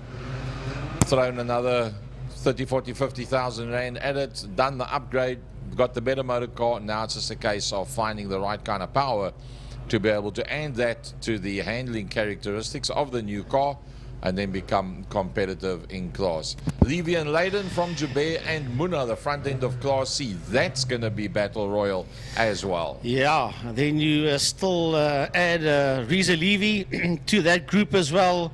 And you're going to have a fantastic dice out there in Class C. And Dylan van Eden, if he's going to be out there in Class C, Dylan van Eden. Yeah, it shows on the board that he's supposed to be out there. Dario Busi as well. Remember, they've inverted everything. Shows Rasik which Harris means, as well. So that means that your Busis and your Van Edens, they're going to start furthermore towards the back of Class C. That's why you don't see their name or their names in that front four. So yes, even in Class B, Roach, Brett Roach and Faisal Jacobs, he's on the front row. Then Zaki Hendricks, near Abbas, Mohammed Kalfi, and only then do you see Ryan van Eden, and then Van Escape, Wiltshire and Razi Harris out there in P16. Class A also, Gaza, switched around. Turned right around on its head, and that's going to make for interesting stuff. Well, congratulations to API Property Group for choosing one of the premier classes, and congratulations to the GTI Challenge Drivers Committee and Chairman for putting such a magnificent sized field out there. And believe you me, if ever there's been a period of time, Frankie, that the cars are as legal as what they can be, they are right now, because they are checking and double checking and triple checking, and maybe that is a big part of the reason why it has flourished the way it has.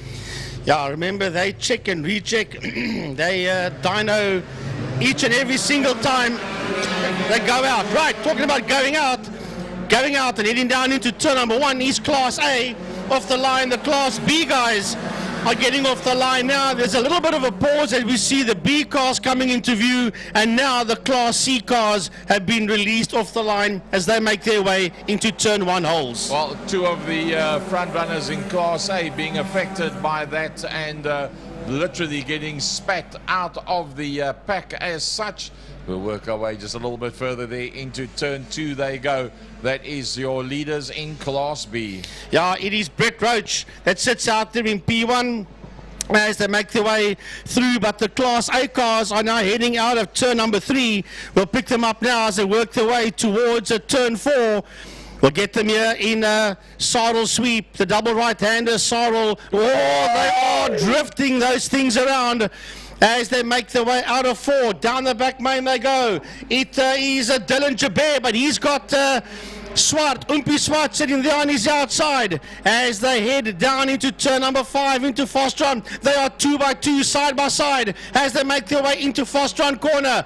Umpi Swart once around the outside. He's now moved on to the inside of Dylan Jabir as he wants to get his nose ahead somewhere. And at the back of that pack we've got the likes of Geldenhuis and Murray. Oh, well, Umpi's worked his way through pretty quickly, but it's not going all his own way. It's still, well, Swart actually came across the line first, but he's not going to be the first man going into the corner. It will, in fact, be Jabir that's the first man into the corner. Let's have a look at those Class Bs. Class B, it's all about Brett Roach so far. There he sits. He's got Faisal Jacobs right there with him. Zaki Hendricks is having a look up on the inside of Faisal Jacobs. Then it is Mohammed Kalfi, followed there by Nir Abbas as that group works its way towards Castrol Corner. Well, Marco Busi is at the front end of the Class B pack. So I say Dario Busi, should I say. Dario Busi from Van Eden. Muna Fontini has worked his way up into that 4th position already. Through turn 4 comes your Class A cars. We'll see them down the back straight. They'll come into view now. Out the clubhouse. Have a look at this. They are nose to tail, side by side, and still Dylan Jabir. He's trying to fight off Swart. They are absolutely side by side. That can't last. I don't know if that's going to last. Nathan Victor is in that group as well. I just saw on his outside briefly the 10 there of Geldenhuis. Kai van Sail is right in that fight. It is a massive, massive war. They are 2 by 2 side by side. They're one little group that's heading under the City of Cape Town Bridge, been led there so far by the 44 of Dylan Jabir. I think that's the closest Class A have ever been. Can you believe it? Let's follow them as they go down into turn number 1. Jabir still holding sway. It was Victor that got it a little bit sideways. Boosie's right in there as well as they work their way up towards turn number 2. Let's have a look at Class B. Class B has still been led there by Roach. Right behind Roach we've got Jacobs. Right behind Jacobs we've got Mr. Birthday Boy Zaki Hendricks. Then it is Mohammed Kalfi and Abbas. The Class C cars are heading into turn 1, and it is Dario Busi from Mark Fontini, Riza Levy, Tristan Hubert and Daniel Muna. Well, I tell you what, it doesn't get much better than that. Oh, the goals are sliding there in the Class C as they work their way out of 1. Oh, a bit of a glitch there in our system. We'll get that one sorted out for you as the guys are on their way down the back main already. Class A, you can cover them with a queen-size duvet, not even a king-size. Well, as Brian Peake would say, they're so close you can cover them with a handkerchief or something like that as they make their way out of turn number 5. But the question is, out of Fostron, can Dylan Jabir hold? When he crosses the line, you'll have 5 more laps to go. Nathan Victor is in that fight. Oh, chaos in 5. We got chaos in 5. There's a whole bunch of dust, and I think it's Brett Roach is one of them, Frankie. Yes, Brett Roach, that's the Golf, the Jetta 2 of Brett Roach. I don't know if there's more than one car, but Brett Roach definitely off. There's a lot of smoke or sand or something on the exit. Oh, look at these guys. They're putting wheels on the dirt. And that is your Class B contingency that's heading into, or is it? No, it's not. It is Class A. My apologies. Look Look at that train. Look at that train racing down towards Interceptor Corner. It is absolutely chaos in that train. Dylan Jabir is holding. Dylan Jabir is holding as they make their way up the hill towards turn 4. Sardo, the double right-hander. We'll go have a look at Class B. That's some of the Class B cars you're seeing on your screen there. As the A cars are going to come into view now. There they come. It is Dylan Jabir. And behind him is Umpi Swart. Then we've got Nathan Victor and Skalky Geldenhuis. They are side by side. That's a group you see on your screen now. Can this last? They pick it up 2 lost back markers in Class C as they work their way out of turn number 5. You'll see those 2 back markers in your view. There's one of them as this train of Class A cars. Well, there you see both of them as the A class are in there behind them. Well, this is where the trouble's going to start as they come towards those back markers. Dylan Jabir, the race of his life. Swart has gone to the front. No, it's still Dylan Jabir. Still Dylan Jabir that is ahead of Swart. Then we've got Geldenhuis. Looks like a pile of smoke coming off the back end of Umpi Swart's car. Let's go back to that Class B battle. Well, that Class B battle has now been led across the line by Zaki Hendricks. Wow, Mr. Birthday Boy eventually gets his nose up front. That's Zaki Hendricks. And he's brought Kulfi with him. Then it's Noah Boss and he's outside. We have got John Henry Vaughan as they head down into turn number 2. And only then do we see Ryan van Eden, Carl Wiltshire and Razik Harris. Doesn't get much closer than this. We said Class B was going to be it's very, very difficult to come out tops today with the numbers that they've got in there. And while even the likes of Zaki Hendricks was battling to do any better than mid-pack, we've got to go back to that Class A battle. Waved yellows going down into 5. Single waved yellows. That's because Brett Roach's car is still standing there on, you can visually see him out the commentary box window. There he is on the screen. And Dylan Jabir is holding.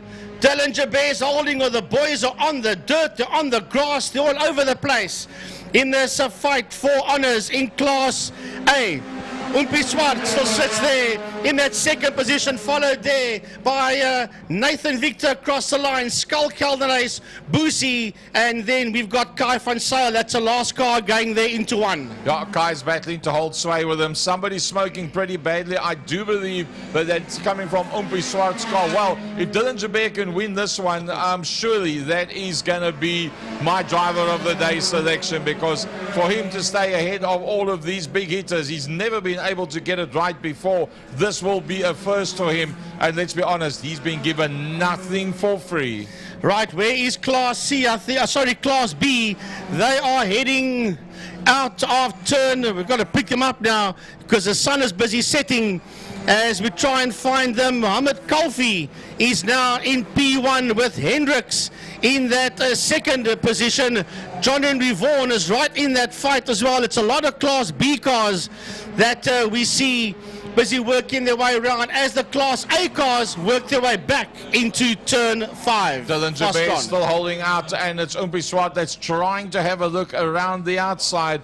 Geldenhuis is right in there as well, ahead now of Nathan Victor. Then Boosie is the next one in there behind that. That is your Class A cars. Let's have a look, see if we can pick up that Class B battle on its way down the back main. And there is slower cars that they're going to be closing up on. Is Kulfi going to be able to hold Hendricks out? Well, they're closing up onto somebody pulling into pits. I think that's Jean-Andre Marais that is pulling into Park Vermeer over there as these Class B cars come out, and it is still Kulfi that leads. Right behind him, we've got Zaki Hendricks. As they see a lost Class C car, Zaki Hendricks coming towards us. John Henry Vaughan is in that fight as well. As a matter of fact, yes, Vaughan is in it. He's just behind a bus. Is Vaughan, and then Carl Wiltshire and Razik Harris as they work their way through. Now Marais is dropping down the leaderboard because he has pulled into Park Vermeer. Hendricks and Van Eden going side by side. That just gives Kulfi a little bit of breathing space. Not much. They fan out on the entrance to turn number 2. A little bit of rubbing, a little bit more than just a little bit of rubbing is racing as they work their way through 2. Well, the man on the move in this class is Ryan van Eden Well, have a look at him now. Let's go have a look at the Class C cars. We're picking them up on screen there. That is Dario Busi that sits there in P1, and it's a hell of a fight behind him because it's Fontini, Van Eden, Levy, Muna, Schroeder, Leiden, and Adriano Ferrari that rounds that off. And those Class C cars are absolutely nose to tail as we see somebody losing the track as the Class A cars are heading into turn 1. But there's lots of damage on the leading car. I think that bumped and bashed Van Hubert around. That whole back bumper is mashed as we have a look at them. He did lead across the line. This is going to get horrible. These guys are looking for their own lines through, and still somehow with a smashed bumper, it is Dylan Joubert that holds. And it's the final lap. It's the final lap. Dylan Joubert's never won a GTI Challenge race. He's got a half a lap left, Gaza. I think we've got to stay with this. Sorry, Class B and Class C guys, but this is the swan song. Yep, the bumper is up against the back wheel, the left-hand back wheel. Dylan Joubert through Saul's sweep. It couldn't last. Unfortunately, it couldn't last. There's 2 cars that's gone off. We'll try and pick up who it is, but Joubert's got Swart on the inside line. Swart has gone up on the inside of Dylan Joubert. Somehow he's made a way. Dylan right around the outside. I don't know, Gaz. I think Nathan Victor was the one car that went off. Nathan Victor's now heading towards turn 5. Oh, here comes Nathan Victor. And Dylan is still there, but he's in P3. Dylan is still there, but he's in P3. Umpi Swart is going to do it.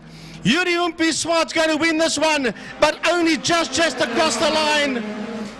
Yes, he does come home in P1 with Busi in second. Dylan Joubert crosses the line in third, followed there by Kai van Zyl.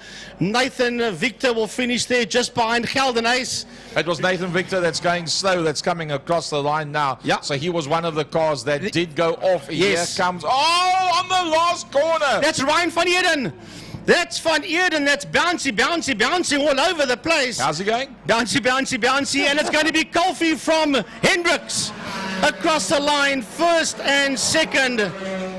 And then it's going to be John Henry Vaughan that crosses the line behind Van Eden. Wow, Razik Harris is in that fight. Class C is heading to that line. Well, that's going to be an easy win for the 62 car of Dario Busi, as they make their way across the line from Mark Fontini in second. You just see them all filter across the line. And then it is Ryan van Eden that will finish ahead there of Reza Levy, Daniel Muna, and Ross Schroeder. And Zach Leiden will finish his race. Flashman Finneran, and that is apparently the way it's said, ahead there of Adriano Ferrari across the line. Well, Frankie, in all the years we've commentated together, it's the first time I see you out of breath when you're commentating. What an amazing race. API Property Group, GTI Challenge, race number 2. There was a lot of homework done to bring this class to where it is. There was a lot of promo that was done during the course of the week. Everything they promised and more is what we saw here today. It's not about being out of breath. They just don't give you a chance to breathe. How to break a breath, break Sure. a sweat, standing dead still. Well done, GTI Challenge. And well done, API Properties.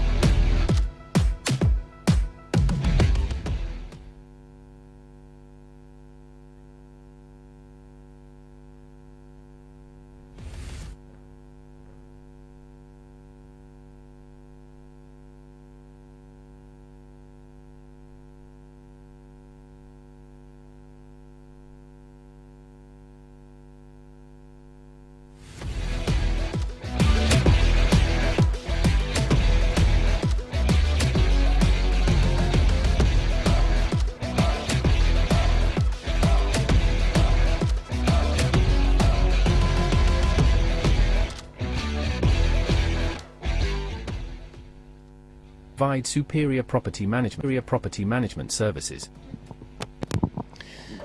Welcome to Lime for Property the folks Management, around where here the in efficient Adome, management of your... Byron, it's racing around the Principality of Monte Carlo tomorrow in the Formula One setup. But then we can talk more about that quickly while we got some time to wait for the Le Hubert Sports and GT cars. After that, it's the 108th running of the Indianapolis 500 in the city of Indianapolis, state of Indiana. And the track is 2.5 miles long, which means you go around there 200 times, which makes 500 miles. I did a bit of homework. 2.5 miles is 4 kilometers, so you're doing an 800-kilometer race, 200 laps. It's hectic. I was watching a bump day last week, Sunday, when four cars were fighting it out for the last row, and of course it's 3 cars in a row. Then they did a shootout for the top 6 to go and requalify, and I think it was Scotty McLaughlin, if I'm not mistaken. His opening lap was 245 miles an hour. Ladies and gentlemen, that is 400 kilometers an hour on a rectangular shaped oval. It is absolute insanity.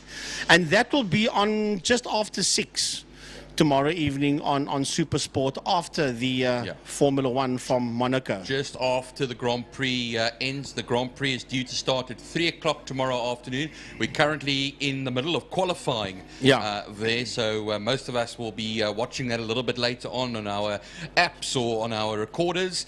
And then of course, like you say, the Indy 500, Scott McLaughlin in the yellow submarine, of course, that very famous Pennzoil livery that he's running on the Penske, which was made very famous by Rick Mears. So if you're doing 400 k's an hour on a lap, I did some homework as well, that's 111 meters in a second that you're going around. Don't worry, I sat at home pushing the calculator buttons, and I'm not that bright, believe me. Thanks to calculators and cell phones, I figured that one out. 111 meters per second. That's 222 meters in 2 seconds. It is unbelievably fast. And of course, if it doesn't rain on Sunday, which we hope it doesn't in Indianapolis, we're talking about a 3-hour race at Indianapolis. 33 cars start. A number of them will not finish the Indy 500. But that is what it is. That is what it is, and it is a major event throughout the entire May in Indianapolis. The month of May is absolute celebration. The day itself is going to be major celebration as always, before we get, of course, the call for all to start their engines, and the Indy 500 is well and truly underway. And when you win, you go to Gasoline Alley and you drink a bottle of milk. Well, nowadays you throw it over your head because you can do that as well. You throw it over your head because years ago they do what you like with it. Neatly drink it nicely, but nowadays they just get into victory lane over there and then stand in the car and throw all the milk inside the car.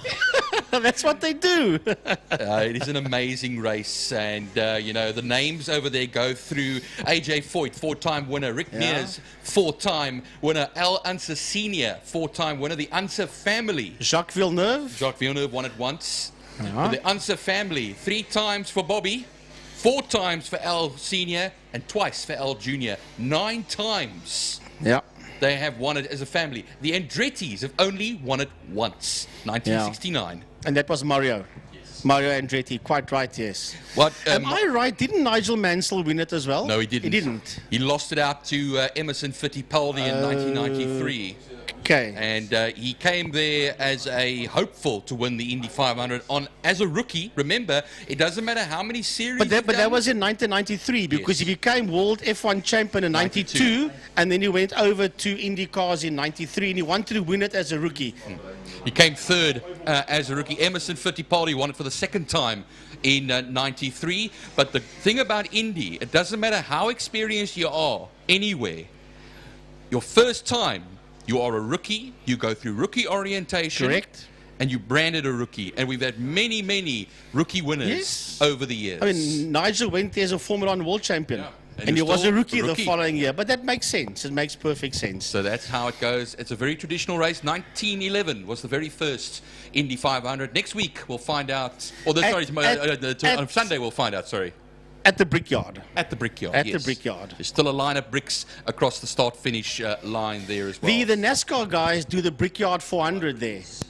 And then what they do is the winner, he normally climbs out the car after he's burnt up all the tires, and they go and kneel on the start-finish line and they kiss the bricks. That's a tradition for the NASCAR guys. Just like the kung fu fighting that we're getting nowadays a little bit there, you know. I won't say any more than that, Frankie. But yeah, that's tomorrow for all the people at home that want to watch some more motorsport, MotoGP. I think the MotoGP is from Catalonia, if I'm not mistaken. I'm sure Jordan can help you with that one. Catalonia, the MotoGP? That'll be correct, Frankie. They just had the sprint race today. And Aleix Espargaro won out after just announcing his retirement during the week. So he won today. Marc Marquez, a second place. Everyone has their comments about Marc Marquez. I won't say anything myself. You don't say nothing horrible about him. That's other than, of course, the local boy, Brad. Yeah. Marc Marquez, he's the one. As well as that, it's F1, IndyCar. There's NASCAR in Charlotte. Kyle Larson, a NASCAR driver, has his debut in IndyCar. Then he has to fly all the way to Charlotte, North Carolina, and jump in a NASCAR.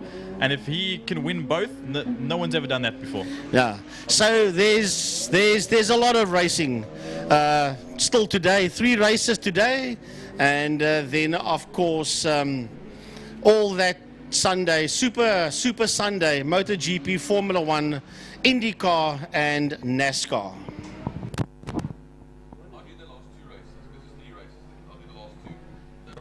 No, I'll just do. I'll do whatever. Fussy with anything. You got to do. Okay, so here we go with the Le Hubert Wine Estate Sports and GT Cars race number 2. Frankie Yennis and Jordy Huben will be calling this one. As we watch the cars work their way around. Where is that Janetta? Normally you can hear that Janetta anywhere out on track, but my goodness, that pull beam was, that was a Janetta, I heard. That pull beam of Stephen Humble, he did, I think it was a 109 odd. He did around here early on, quicker, Jordan, than a superbike time did Steve do in that ex-Lamar car from back in the day, the pull beam. Oh, I can tell you my fair share of history about that car after Steve Humble himself told me to go do my research. That car did, okay, and Steve will probably prove me wrong, but it was either the 2003 or 2004 season in Le Mans. It was painted in red and black back then, and it was moved all the way over to South Africa and raced here. And the sister car, Francis Carruthers' car, we haven't seen him in a little while, unfortunately. But that car also, I don't think that was an ex-Le Mans car, but the same chassis or slightly different chassis, a couple years difference. But that car used to be owned by, someone famous owned that car, that Francis Carruthers' car. So there's a lot of history in sports and GT, and especially with the pill beam. And I'm sure Steve will say a thing or two to me tonight at the prize giving. You just see the ELF going to shot there. That is Eric Salomon. Now, for those that don't know, it's an ELF 23B. ELF stands for Eric, Louis, and Fred. That put that car together, the 23B replica. And it's been called ELF. Eric, Louis, and Fred. Fred is sadly not with us anymore. Louis is, and of course Eric driving that car. So if we call Malcolm Rapson the quickest accountant on 2 wheels, then I suppose we could say, given his age, that Eric Salomon would be the quickest on 4 wheels, because he is a chartered accountant. He owns Eric Salomon Chartered Accountants in Century City. So 2 chartered accountants at race, 1 not racing here today, namely Malcolm. But yes, Eric out there in the Elf as we see the cars roll through Fostron. And pretty soon, Geordie, 10 action-packed racing laps. I'm excited for this. We wait for the Thunder to make its way down the main straight as they come and pass the kink. Craig Jarvis will run them to the line. They'll wait for the lights. His lights are on. Under the bridge, to the line, the lights are out, and away they go. There's the Thunder as they make their way into Holzhoek, and Steve Humble jumps around the outside of Craig Jarvis, and he'll make it stick a little bit less grip on the outside line, but he'll hold it all the way out onto the Joubert Straight, and he'll take that first place from Craig Jarvis. Yeah, Jarvis sitting there in that second spot as they head into turn 2. The lights are on there on the Janetta as they exit Castrol Corner, working their way through the kink. You see the rest of the cars coming through. Martin Prince is in that group of cars. Eric Salomon just going through there with that Elf as we will pick them up now, working their way through turn number 4, through Saddle Sweep, as the rest of them just filter out of Interceptor. We watch the leaders go down towards Pertamina Frostron. Steve Humble still holding it out at the moment as he did in race 1. Steve having a little bit of an issue at the end of race 1, and he slowed down and the gap became almost minuscule, but he seems to be holding it out this time around. The lights on with Table Mountain in the background. I don't think Steve needs his lights on. There's no one in front of him just yet. But now we watch Marco Retta followed there by Andre Brink. Then in the BMW, Renzo Torrente followed there by Martin Prince. Oliver Hintenhouse coming across the line now, as well as Andrew Honeywell and Devin Pillay. And then here comes Salomon, Panev, Farnham, and Swanfelder. Right, so as they work their way through, we go have a look here. That's Marco Retta going through there with Andre Brink in there behind him. Then Ribeiro is in there with Martin Prince, Ollie Hintenhouse. Then Honeywell and Pillay. That's his 2 Porsches. Here comes the Alpha of Eric Salomon. And he has got Panev not too far behind him. But the front runner is heading down the back straight towards turn number 5. And that is a flying pull beam of Steve Humble, who does rallycross as well. He's the chairman of the rallycross section. He's that man you see on your screen there. And a superstar sports and GT car racer. That is Steve Humble and Craig Jarvis, the grunt of that Janetta. Awesome, awesome sound. You hear it coming past the commentary box, and it almost shakes the floor that we stand on, Frankie. That thing has a monstrous V8 in it, and you can hear it from any part of the track. And now the leading BMW and the leading sports car comes across the line. Start another lap, that being Marco Retta, 3rd place overall, since we're missing out of Clinton Thorne, who dropped out of the first race. But you watch there, Renzo Torrente being followed there by Martin Prince in that Porsche 911 GT3 as they make their way on the Joubert Straight. Then comes Ollie Hintenhouse, Andrew Honeywell, and Devin Pillay. So the leaders should be making their way down. There they go, down the back straight. And it is Steve Humble. He's done a 110.421 so far as Steve Humble, and he's battling to get away from the Janetta. Remember in race number 1, he had a decent lead on Jarvis, as you see them go through your screen. And then towards the end of it, either Jarvis picked up the pace or Humble lifted off, but it was touch and go between these two. That's racing down towards turn number 1, namely Humble and Jarvis, with 1.5 seconds between the two of them. They're clearing off from everybody else. Third place man, sorry, is only coming out towards us now. That is Marco Retta. That's heading towards us with that red BMW. Marco Retta, Andre Brink is in there behind him. Then Lorenzo Torrente, and he's been hassled here by Martin Prince in the Porsche, as you see Brink, Toretti, and Prince head into turn 1. There's going to be a few battles here, namely that of Marco Retta and Andrew Honeywell. If Honeywell can gather himself and find a little bit more pace to catch up onto the back of that turbo BMW there in third place overall. But we watch the leaders going into 5 now.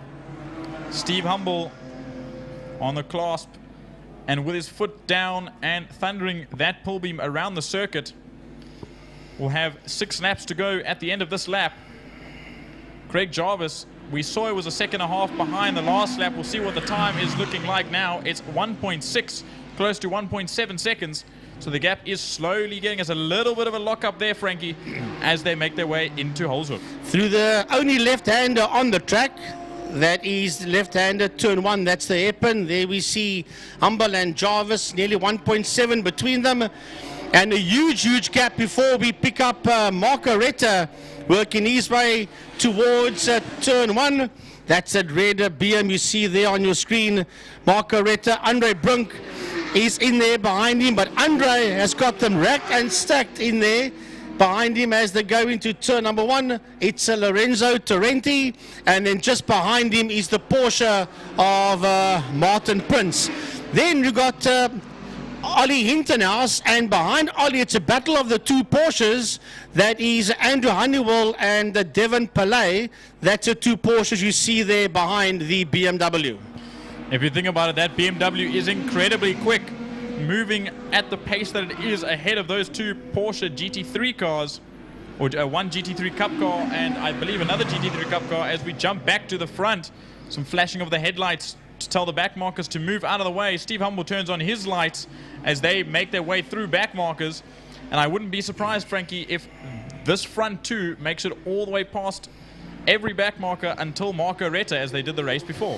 Well, you see, this is where Humble has to be careful. He mustn't be kept up by the back markers. You see one back marker, then the 2 front runners, and they're going to pick up a lot more, including Solomon and company.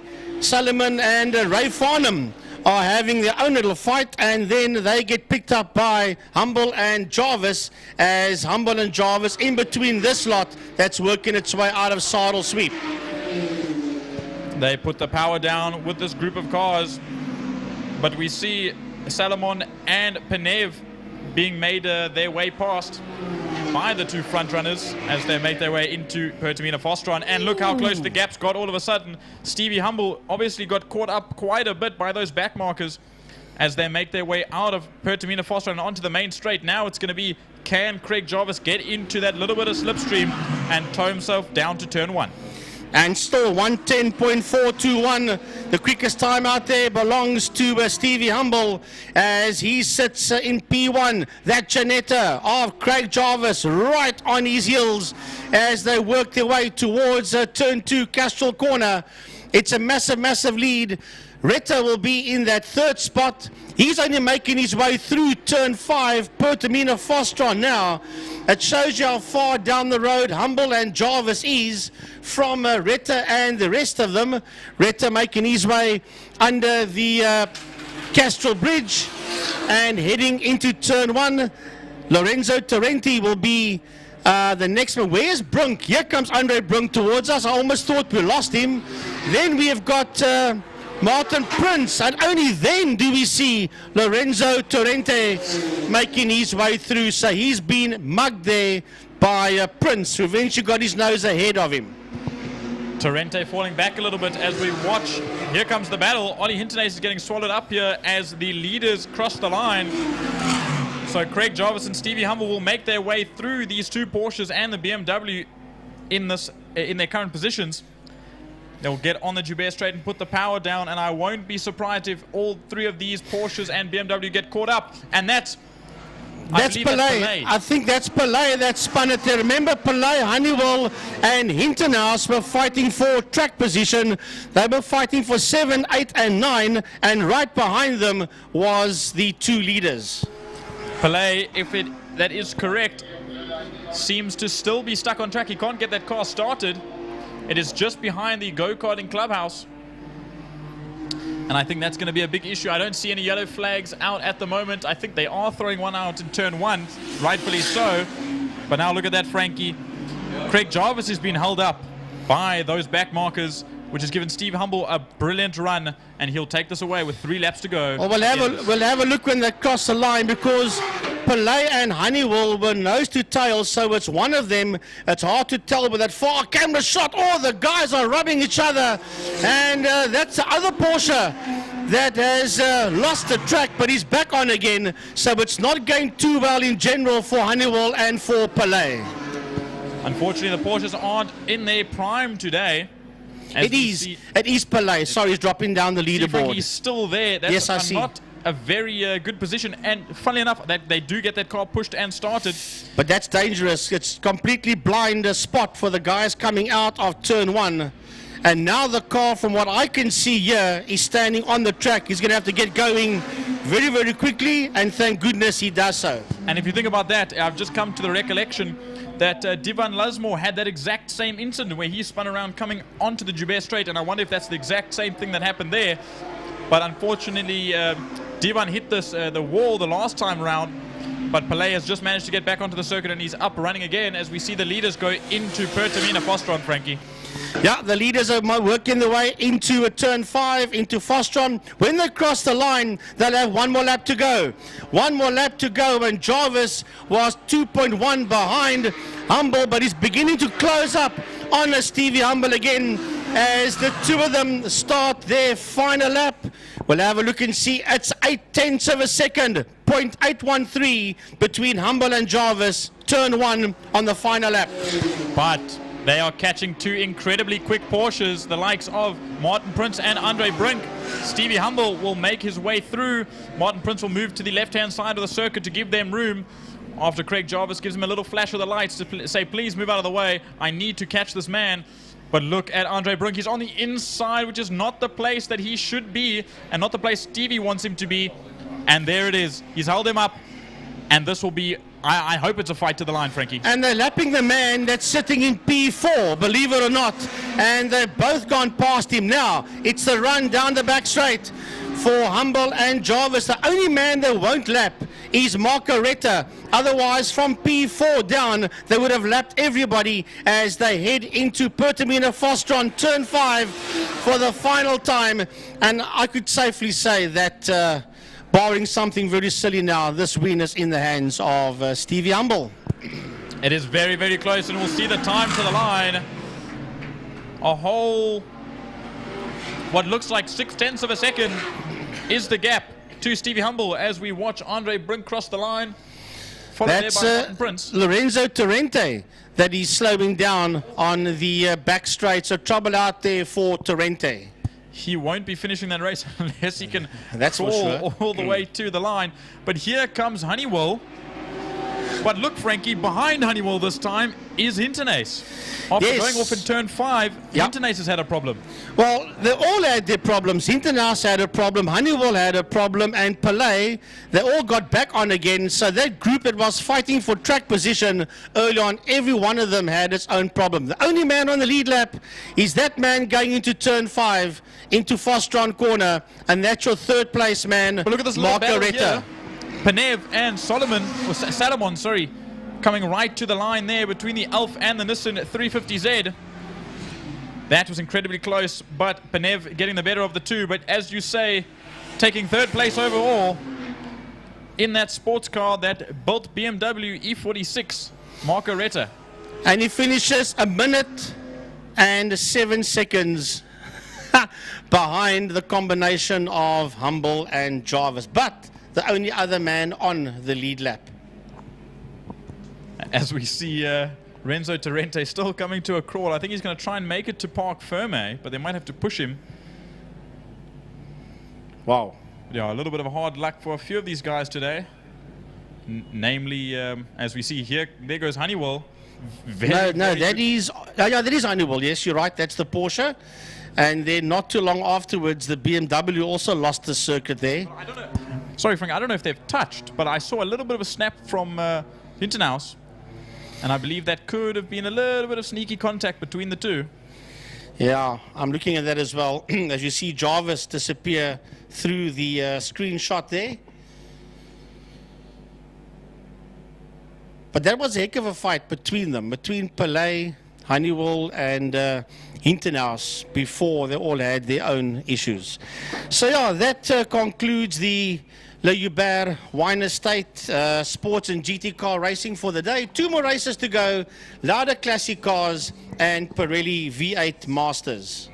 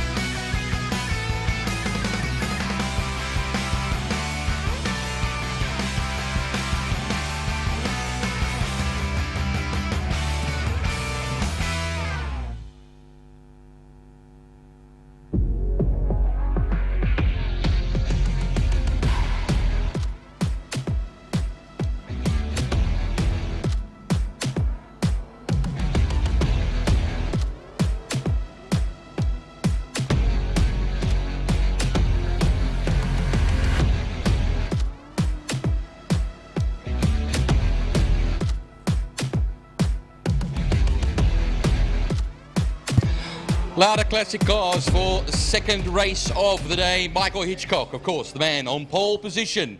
And alongside him will be none other than Donadio. And of course, that's Franco Donadio in the Mark 1 Escort. Then the 36 Mark Aiton Bogart in the Ford Fairmont, sponsored by Superior Elevators. Starting third, and then Trevor Momberg in the Capri. The V6 Capri will be, of course, in Superglass or scale car. Chat to Malcolm, because you've got 3 Aiton Bogarts out there. Malcolm is watching. All right, so yeah, we got 3 Aiton Bogarts out there today. It should have been 4. So we have one of them, of course, the oldest of them. Malcolm, okay, there we go. So, yes, have a word over here with us. And, yeah, so standing up and doing a bit of spectating today? Yes, unfortunately, my 63 Ford Fairlane broke 2 rear stud bolts off, so I had to withdraw. Too dangerous to drive those cars there. We touch about 220 down the back straight, if not more. And but the old man still keeps on going for a 71-year-old, so it's not too bad. Oldest car, oldest toppy here on the track, but we're here to have fun. My son's having a few issues with his particular car, the Ford Fairmont GT. Had a bit of carburetor issues, so my poor Fairlane became a donor car. They've pinched the carburetor off my car to go and try on his car at the present moment. So hopefully a bit more successful. We have had a few little shakedown problems yesterday and today, but that's what motor racing's about, to get the shakedowns going. I feel classic car racing at this present moment is on the up and up, and it's so nice to see so many cars and so many selection of cars on the track, more so than you would have anywhere else in the country at the present moment. So good work to the Classics, and good work to the sponsors for sponsoring us. I do appreciate that. And probably the most well-subscribed class in the Power Series, if you could say, actually. Yes, I think so too, but it's a lot to do with the guys. They put a lot of effort into it. It's very much of the gears and the get-togethers and stuff like that. And it's a lot to do with our sponsors coming to the parties and stuff, because we were 13 sponsors on the side of our cars, which average of 7,500 Rand per sponsor. So it does bring a little bit of cash into the thing, and it makes it much easier. And yeah, up to you. We hope to see you back next time, or sometime in the future. Hopefully, if you can get everything sorted out. Well, he does have a month and a half before the next round, so we hope to see him out there. I see Dave Aladefstas getting into position there quickly. Jordan in the BMW, likewise for that number 71, Sirocco of Trevor Hutchings. And the Hutchings are quite a big family, both in four wheels, on four wheels and on two wheels. They got, of course, the Braddon, Nicholas and Cohen also very involved, not only in the short circuit, but the rallycross as well. There's Dion Valentine will be pulling in alongside him. There's the Mustang as well of Fadi Mouton. And then the DNF here in race 1. And luckily he's back again. He's right ahead of Dion Conradi's Conquest, but it's going to be a safety car taking them around for a rolling start. The 67 Mustang of Michael Hitchcock will lead them off. The Donadio Plant Hire Mark 1 will be second on the grid. The 36 there of Aiton Bogart. The Fairmont will come off in third position. There's an all-escort row as well. That, of course, will be row 3. Brian Evans and Wayne Lotter. Mark II Golf of Lane Hutchings in the field as well. So a lovely field over here as well of an eclectic mix of racing cars, which I always love to see. That is definitely the best way to put it. So I'll agree with you there, Byron. It's one of my favorite fields as well. Just bringing... I mean, to me as a youngster, seeing all the classic cars, it's just one of the best things. Growing up around classics, because my dad was a bit of a collector, seeing them, I mean, a lot of the guys, you know, store them, they put them in the garage and they sit and they princess them for long periods of time. But this is where they deserve to be. These motors were built for this purpose. I mean, maybe not the Mini's purpose, but, you know, Dion Valentine's Mini really knows how to put it down on the track. Even though it's so small, it's nimble, and he's a great driver. Yeah, this is where motorsport and art combine, if you ask me.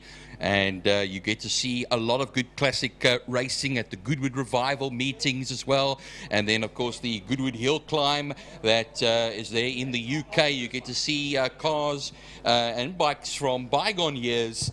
But here we go now. The safety car will take them around. The Mustang. Numbered 67, Michael Hitchcock, a great chap as well, runs that car on biofuel. Then Donadio, he was in the Forenza Can-Am initially about a race meeting ago, but sadly that was damaged in practice.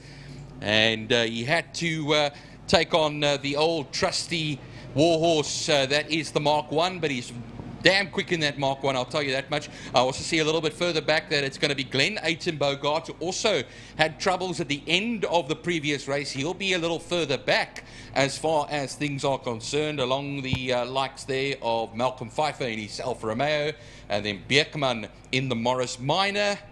And then we've got a whole bunch of rows out there. I love to see how the classic car class brings a lot of families in as well. But Jordan, it's the calm before the storm now, and the storm's about to break. As Malcolm was saying to you a little bit earlier, it's all about the gears to them and the family orientation of it. But when you put your helmet and when you put on your helmet and you put your visor down, these guys become animals just as their vehicles are. As we watch some lights on there from that number 36, but it'll be as the lights go off, they're off and they're underway. We watch them make their way into turn 1. Almost as thundering as those sports and GT cars. These have just a different, meatier, meaner sound. You feel it in your bones as they make their way onto the Joubert Straight. Michael Hitchcock now has the run in the lead, and he's pulling away already from Donadio.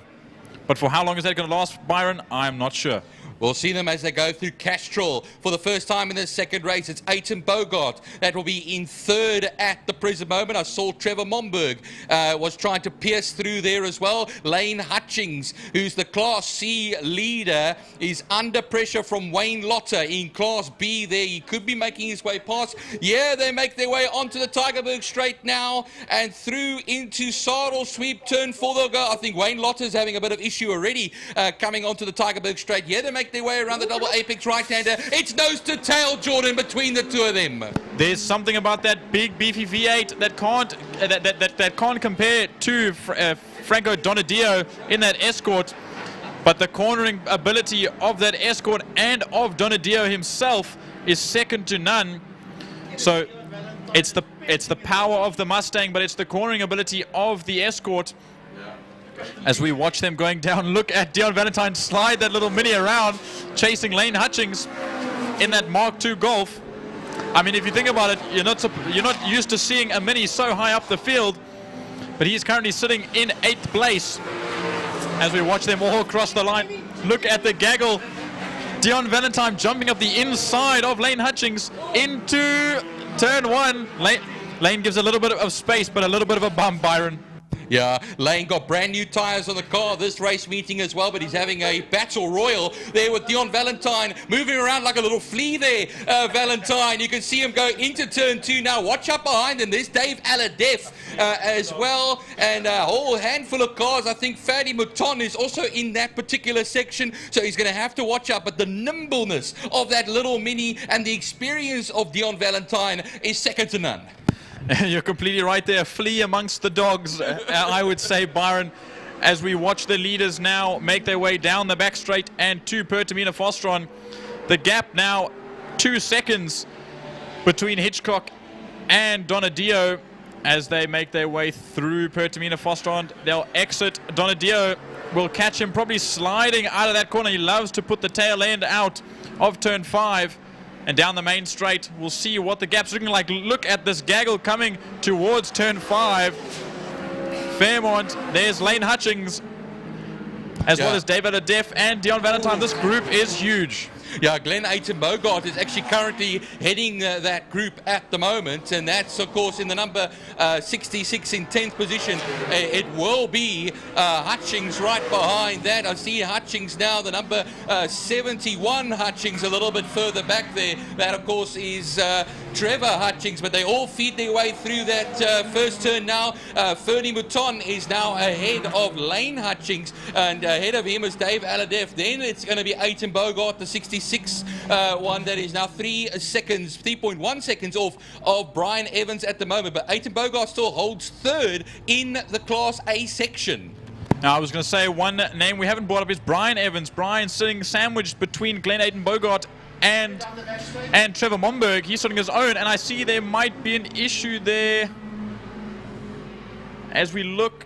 Oh, that's the number 36 car that seems to be slowing. Yeah. Unfortunately, as we watch them go through Mark Ayton Bogart. Jumping to the front end of the field, it's Michael Hitchcock still leading out from Franco Donadio as they make their way down the main straight to start another lap with 5 laps to go. Yeah, 5 more, as you have said there, Jordan, right across the line.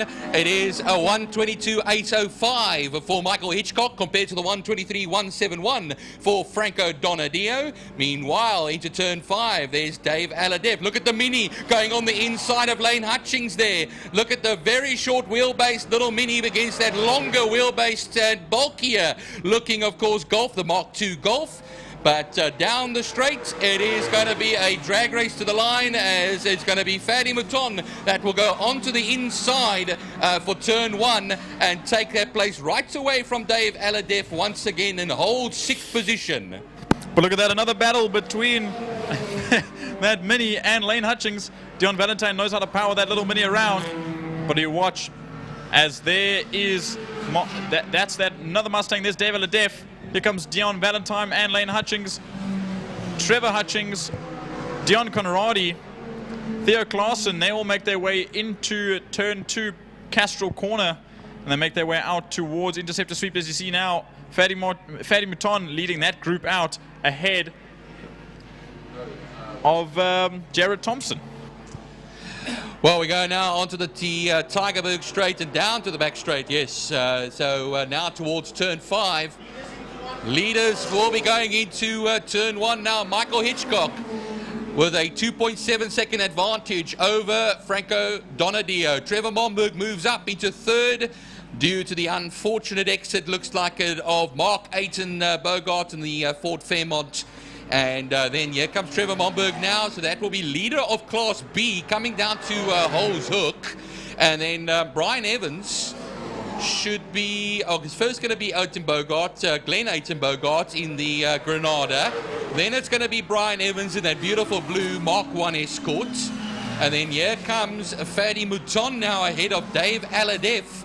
before we have Valentine that currently leads Class C at the moment, nose to tail between himself and Lane Hutchings still at this very moment in time. And let me tell you one thing, Lane Hutchings is not going to let this man go as they charge down the Joubert Straight to Castrol Corner. Lots of action now, but look at this battle between the Mini and the Mach 2 Golf. Two slightly smaller vehicles compared to all the V8s that we have out today. Just ahead is that Dave Aladef BMW 325IS E30. We watch them make their way through now into Interceptor Corner. They like to stay in little groups, Byron. It's like they get drawn to each other and they fight it out right until the end of the race. But we look to the front, coming across the line now to start with 2 laps to go. This is penultimate lap for Michael Hitchcock and Franco Donadio. So, yeah, no, we have a bit of a wait then, Jordan. Here comes Trevor Momberg. You tell the gap between Donadio and Momberg. Momberg's on his own, basically, as he crosses the line now. Leader of Class C, 18.7 seconds between himself and Donadio. Then it's Aiton Bogart. That's Glenn Aiton Bogart in 4th position, 3rd in class. Brian Evans will be 2nd in class. 5th overall, Mouton, who just came past now, 3rd in class. 6th overall in the Mustang, Aladef, 4th in class. And then still the battle it out for Valentine, Hutchings, and the other Hutchings may be joining shortly as well. He's about 4 seconds off as they go towards turn 1 now. Once again, we always catch the Mini versus the Golf. Meanwhile, Trevor Hutchings keeps it ahead of the Toyota of Conradi, who rounds that group off. And then we're going to have now look into turn 2 once again, Jordan. No, watch them. This Mini just can, I don't know what it is, but it can hold out this Golf better than anything else. Dion Valentine, a seasoned veteran, if you must. The car's probably about as old as he is. Maybe I could be wrong. I probably shouldn't say things like that. But whatever his age is, he knows what he's doing. As they make their way through into Interceptor Corner, the sun is dropping down. Now, this is going to make it difficult, Byron, because when the sun gets to a certain level, in these cars, even bikes, tin tops, whatever it is, the sun gets straight into your visor and it becomes a very, very difficult thing to deal with, especially if you're battling with someone. You've got to deal with 2 things, a distraction and a competitor. As we watch, there comes Trevor Momberg down the main straight. Himself is currently sitting in P3 overall, followed there by Glenn Aiton Bogart. And Aiton Bogart is closing on Momberg ever so slightly. He is faster than Momberg. They still have 2 laps to go. He's just done a 25.7 compared to Momberg's 26.5. So there is still time for 3rd place. It's going to be a tough ask, I think, though, Jordan, as down the straight we go for Class C. It is. Now on the outside is Dion Valentine. On the inside is Lane Hutchings. And Lane Hutchings will take Class C's lead right back now. Look at the gap that they have between themselves and the rest. And let's just see now as they charge up to turn 2, Castrol Corner once more. Now he'll filter in behind over there, but I hear something about some smoke possibly coming from Glenn Aiton Bogart, who's trying to chew into that lead. I think that could have been a little bit of rubbing as he made his way out of turn 2. But we watch Franco Donadio coming across the line. He rolls across the line. That car doesn't sound healthy, Byron. He's slowing. With a lap to go, he's very slow. Michael Hitchcock is making his way into turn 2, Castrol Corner at the moment. And Franco Donadio is slowed to a dramatic pace. Look how he goes wide around turn 1. That's not healthy. That's not healthy at all. But look at that. Here comes the Granada behind the Capri.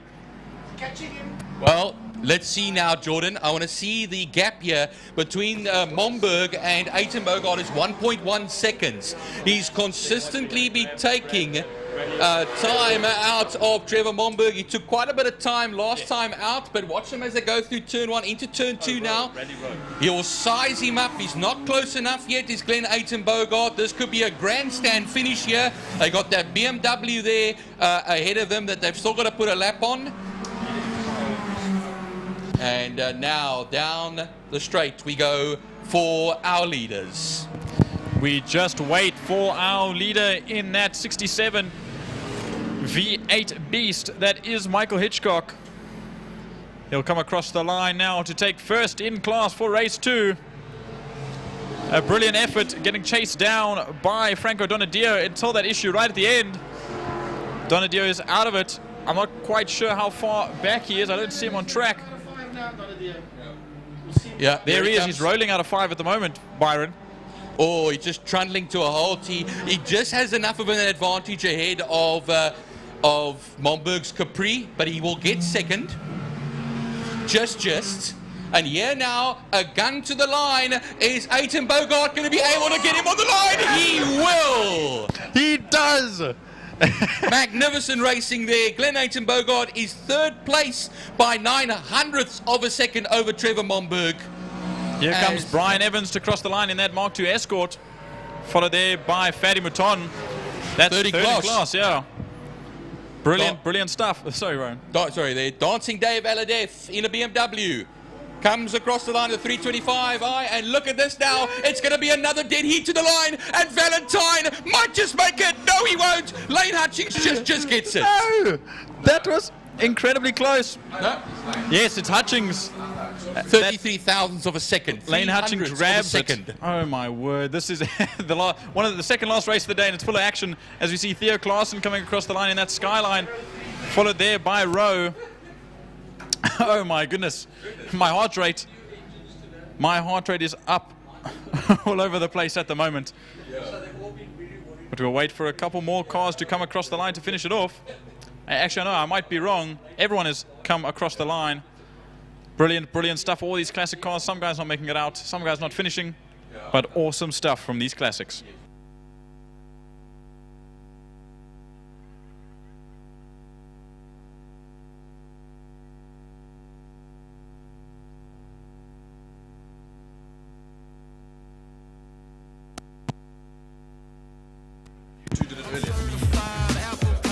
Well, I just received some news from Des Isom.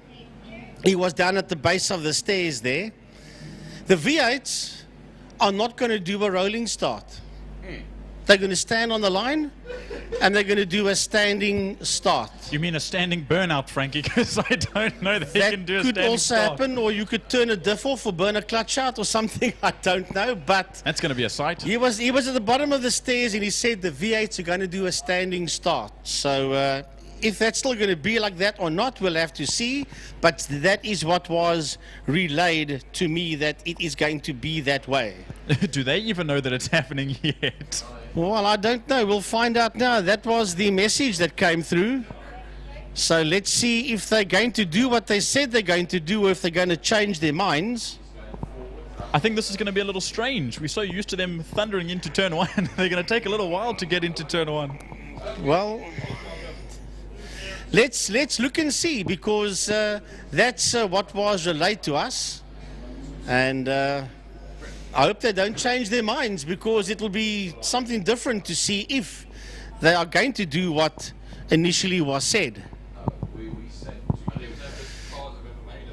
5:25, the last race of the day. We've done well. We started 8 o'clock this morning, drove down to the circuit, all of us, in darkness.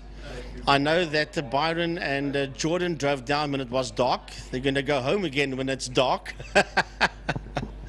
We're all going to go home when it's dark, because after 6 o'clock in the winter, the sun does not shine here in Cape Town anymore, or barely does. From next month, round about 5:45, it'll be dark, June, July, and August. But yeah, we just want to say thanks to everybody. We've had our problems. Eskom did come and sort out all the issues at the end of the day, together with the likes of IMUSAT people. So a big thank you to everybody that bent over backwards to get all our problems sorted out for the day. It wasn't planned that way. It's just that the gremlins today got into the system, and when that happens, there's not much that you can do. I wouldn't call them gremlins, Frankie. I would say the little birdies got into Well, the I was just going to system. say, in this case, the gremlins in this case was actually people that don't believe it or not. Terry Philander came and told us that, you're not going to believe it, all our problems today at Killarney, and we had lots this morning, was caused by a bird. Believe it or not. And but it is laughable, I suppose. You know what Jordan, you went around. Byron, remember? Okay, Bird has caused this. Remember last year when we had a pig? Yes. That ran by the gate. Somehow, we don't know where it came from, but it was there. It was there, and all I remember is you start getting hungry, Frankie. So there we go.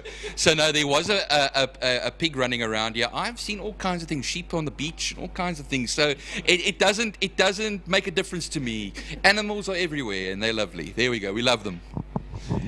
So you used to sing anything and everything here at Killarney International Raceway. Anything can go. Right, the V8s are out on track. This is their last race and also the final race of the day, the Pirelli V8 Masters. Now let's see if this is going to happen. I'd like to see this happen. It would be a first, for sure. There's so many ponies under those bonnets. I don't think they'll... To stand, and they're going to have to gently pull away off the line. Otherwise, you're going to find clutches could go, prop shaft could go, your diff could go. Oh, there's lots that could go. You could turn the whole diff off on the back wheels because there are lots and lots of horsepower. Remember, it's V8s. They work in horsepower. You don't...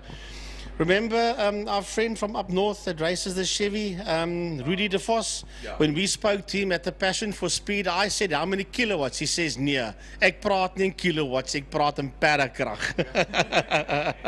Remember that one, Byron? Yeah, you can speak of the horses, but as you say, I don't think they're going to get off the line very quickly. So we might even see them prance away from the line, if not trot away from the line. Speaking in horse terms here, but I'm ready for this. I'm excited. It's something different. I'm curious to see what this means. I don't want to see these V8 Masters Mustangs leaving the line all squirrely. Well, I can tell you, if I look out the window, it's going to happen that way because the marshals, the grid officials are walking onto the grid with the red flag and with the paddle. So, but now this and there is no safety car out on track. So that tells me they're going to do what they initially said they were going to do. And I was just about to say now, we know these cars are, I've heard they're not difficult to drive, especially from the likes of Jonathan Thomas, who was invited to race around in that 70 car last time around. He said these cars are all power and all drive. It's all mechanical grip. I mean, you can see the spoilers and the wings and stuff, but they don't do a whole lot. So it's a really a driver's car, and you have to put that power down. You have to manage it super well, and that's why we see some spins a lot of the time, because you have to be so well feathered with the throttle. Otherwise, you put your foot down and you'll spin out straight away. But I was talking to Byron a little bit earlier about the sun, and if you look out, if anyone looks out from where they are and they look to the west, that sun is bright, and it's going to be dangerous in the eyes of these drivers. I mean, even if your visors are tinted dark, it's going to cause a little bit of chaos, in my opinion.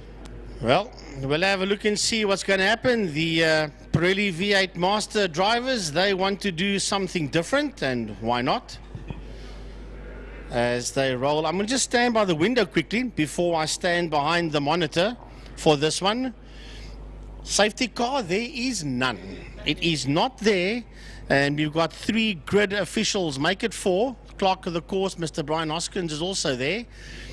And these V8s are going to do a standing start. So, Emil Brandt of Tiny Pitbox comes and joins us. I don't think he's ever seen the V8 Masters do a standing start. It'll be the first time for all of us up here in the booth. It feels a little bit strange, Frankie. It feels like unnatural to see this kind of thing happen. But I suppose all the drivers are happy with it. I don't... Well, they've obviously all agreed to it. Otherwise, they wouldn't be doing this. But they got to get it done quick, because these cars heat up very quickly, and they definitely don't want these big V8s to overheat while they stand on the line. So they have to get everyone up and ready. There's 1, 2, 4, 6, 8, 10, 12, 14 cars out on grid. Well, we had 12 out there in race 1. We've got all 4. So this, back to 12. 14 entered, only 12 raced today. Well, it'll be nothing different. They're just going to not make a mess, if you will. A mess of it, yeah. So, lights are off, and away they go, and wow, if not, why not? What a good start off the line by all of them. There was a lot of wheel spin off the line by some of them, and it is Marcel Angel that takes the lead away from Fabio Tafani. Coming out at turn number 1, they're trying to bust away already from the rest of the field, Jordan, as they race up 7 laps. Oh, there's drama. That is, that looks like Dennis Haiduk, that in the 9 car that got sent packing there at the exit of turn 1. We've seen that corner be synonymous, or that spot be synonymous all day with Lasmore and Pelé. So it takes another victim at the moment. I'm not sure if he gets it up and running once again. I don't see that car out. It's still behind. Oh, no, there it is. It's parked in the grass with the safety bucky there. So I'm not sure they're going to get that car running. He's going to have to get out of the car. But we watch them go through Sorrel sweep at an incredible pace. And we listen to them rocket down the back straight towards Pertamina Fostron. We're having a little bit of a delay on our screens at the moment. But there it's back up to speed, Frankie. Yeah, have a look at all these V8s, and they are side by side. Fabio Tafani on the outside. Knight tries to do the cutback there on Marcel Angel. That sits there in P1, and they are getting away from everybody else. Campos sits there in that 3rd spot, followed there by the 73 of Sean Moore. I mean, doing standing starts is definitely one way to get your tyres warmed up, and I'm pretty sure all the tyres are warmed up in these V8 Masters APVs at the moment. But still, Fabio Tafani, the reigning champion, is going to want to try and find some sort of... There's some birds in the track, Frankie. Look at that. They want to get in the way. Seagulls, not sure what's coming at them. They hear this thunderation of V8s as we watch Angel and Tafani. Then it's Campos, then it's Moore, then it's Ridgeway, then it's Ingle, then it's Ibbotson. As quick as you can say it, they race through turn 3 Interceptor. I mean, you can even see how bright it is on your screens at the moment. How did Byron call this last time? The Golden Highway, remember? When the sun sets. Well, it sure looks like it. We're missing out a little bit as they make their way down the back straight to turn 5. Our system's slowing down a little bit, but we'll wait for it to catch up. And there, Marcel Angel will go around the outside just to hold that line, and he'll dive in. But here comes Fabio Tafani in that 1. He takes a little bit more of an aggressive line. And that aggression is enough, but will that slipstream be enough down the straight? Well, they all work their way out of turn number 5 and racing down towards turn 1. Tafani has a look up on the inside. Tafani on the inside, and Fabio Tafani takes that lead away there from Marcel Angel as they exit turn 1. Campos, Moore and Ridgeway, 3, 4 and 5 are having their own battle as Angel has a look again. Here is Campos, there is Moore, there is Ridgeway, behind them is Barry Ingle and Jason Ibbotson as they work their way through Castrol Corner. That Guy Duck car is still sitting there, and there'll still be a yellow flag for a while unless they chuck it out now, so it means no passing there, but I don't think that'll be a problem anytime soon. As we watch Fabio Tafani lead away from Marcel Angel.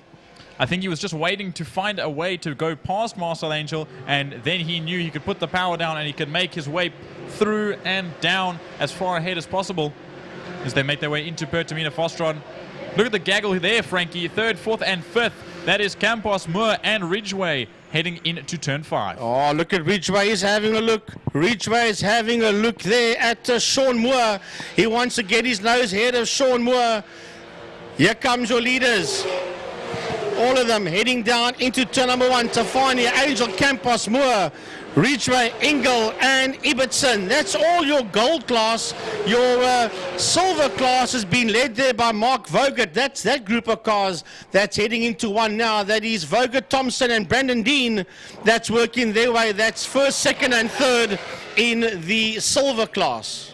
Stuart Spooner rounding up the field at the moment. He's a little bit further behind. I'm not sure if he had some sort of incident or maybe a spinner on off track that we weren't aware of. But we'll move further to the front. Fabio Tafani, a 1.5 second difference between the two as we see that Golden Highway, the crest. A bit of a halo to these cars as we watch them go through Interceptor Corner. And I'm pretty sure it becomes an irritation when the sun sets so low. You can see how bright it is that they power down the back straight to Pertamina Fostron. I am just aware of this battle for third place at the moment, Frankie. I think that's the one that I want to heat up. Yeah, that's the one you want to watch out for. It is Campos, Moore, and Ridgeway. Not too far behind them is Ingle and Ibbotson as we watch that fight for 3, 4, and 5 work its way out of Pertamina Fostron. And Ingle is right there with them. There is Barry Ingle right on his case. Is Jason Ibbotson. You'll see them come into shot now. That's those two cars just behind this battle for 3, 4, and 5. That's heading into 1. We've got a spin, Frankie. Oh, and he gets collected there. Ooh. That's Campos that got collected there by Mark Ridgeway. Oh, that's an unlucky one, and Mark Ridgeway has moved along to the side of the circuit between 3 and 4. He's had to pull alongside there. That was front end damage to that 53, and Roy Campos had some back end damage to that 29, but that gives Moore the perfect shot to just take that third place away. Probably not the way he wanted it to, but there he is on his own. Well, if you look at this fight between Ibbotson and Ingle ahead of him, it's a big fight. Those cars coming, those 3 cars working their way through there. That is first, second, and third in your silver. That is Mark Vogt, Gary Thompson, and Brandon Dean. But we'll watch the leaders now. Fabio Tafani, to me, it seems that Marcel Angel's getting ever so slightly closer. I know that gap was up to 2 seconds not that long ago, but it's down to 1.5 seconds and maybe even closer by the line, if not further. But coming across our line and past our timing screens now, the gap is still 1.5 seconds. As you know what, Mark Ridgway's car is parked up against the barriers there, and I think he had nowhere else to go, but Roy Campos did get that car back up and running.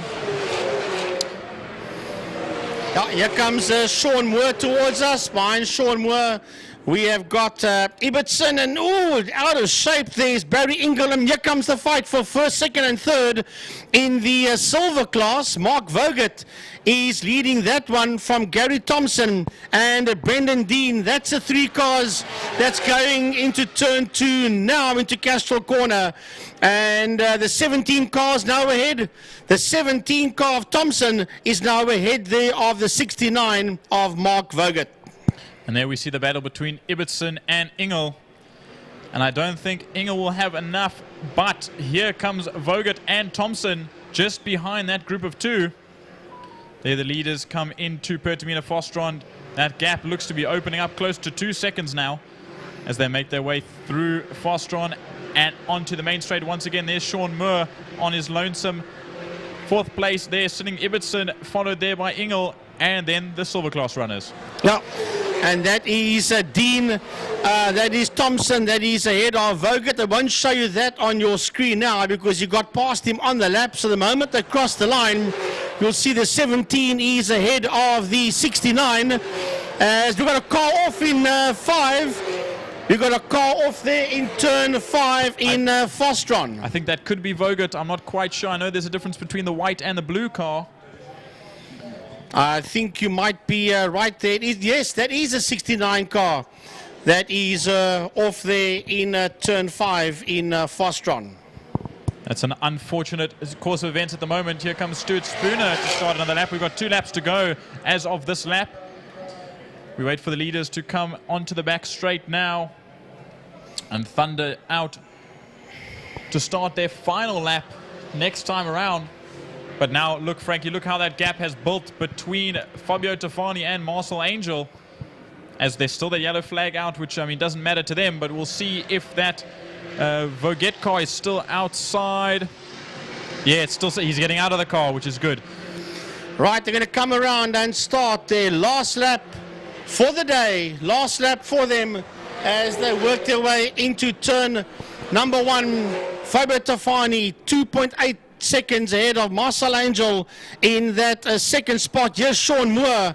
He's running to the line. Jason Ibbotson coming to the line. Barry Ingle coming to the line. And then it is Gary Thompson, who's the leader of the silver class, with Brandon Dean second and Stuart Spooner in third as we watch Ingle work his way out of turn 1, and the leader of the silver class, namely Gary Thompson, right there behind him.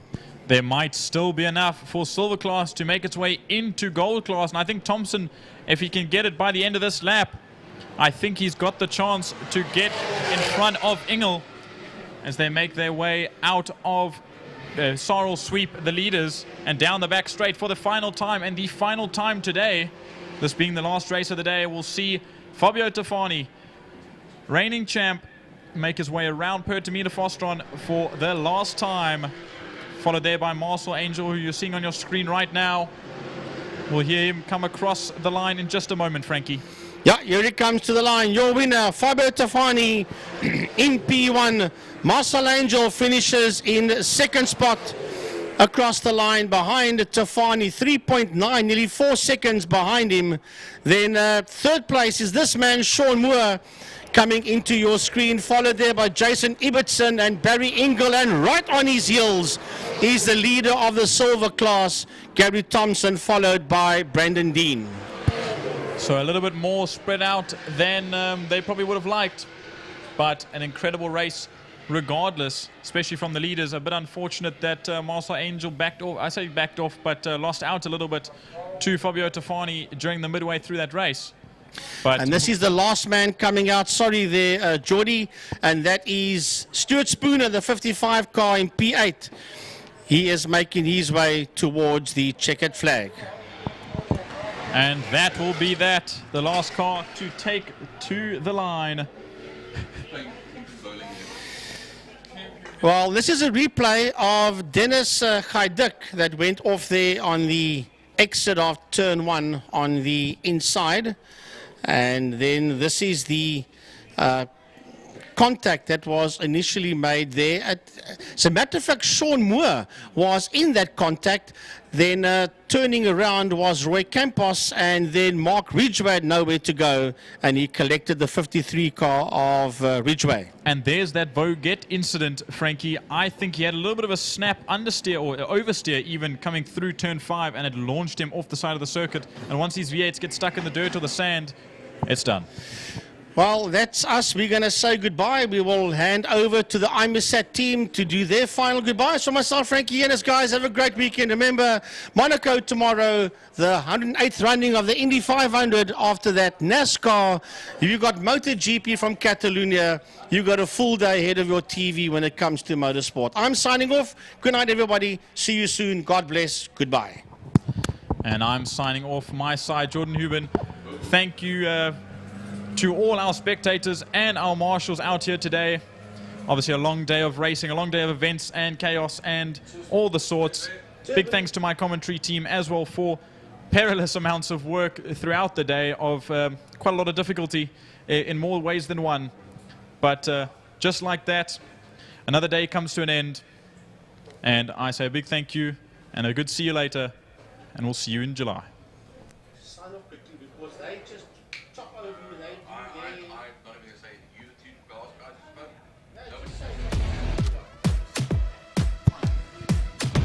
Remember prize giving in an hour's time about or so.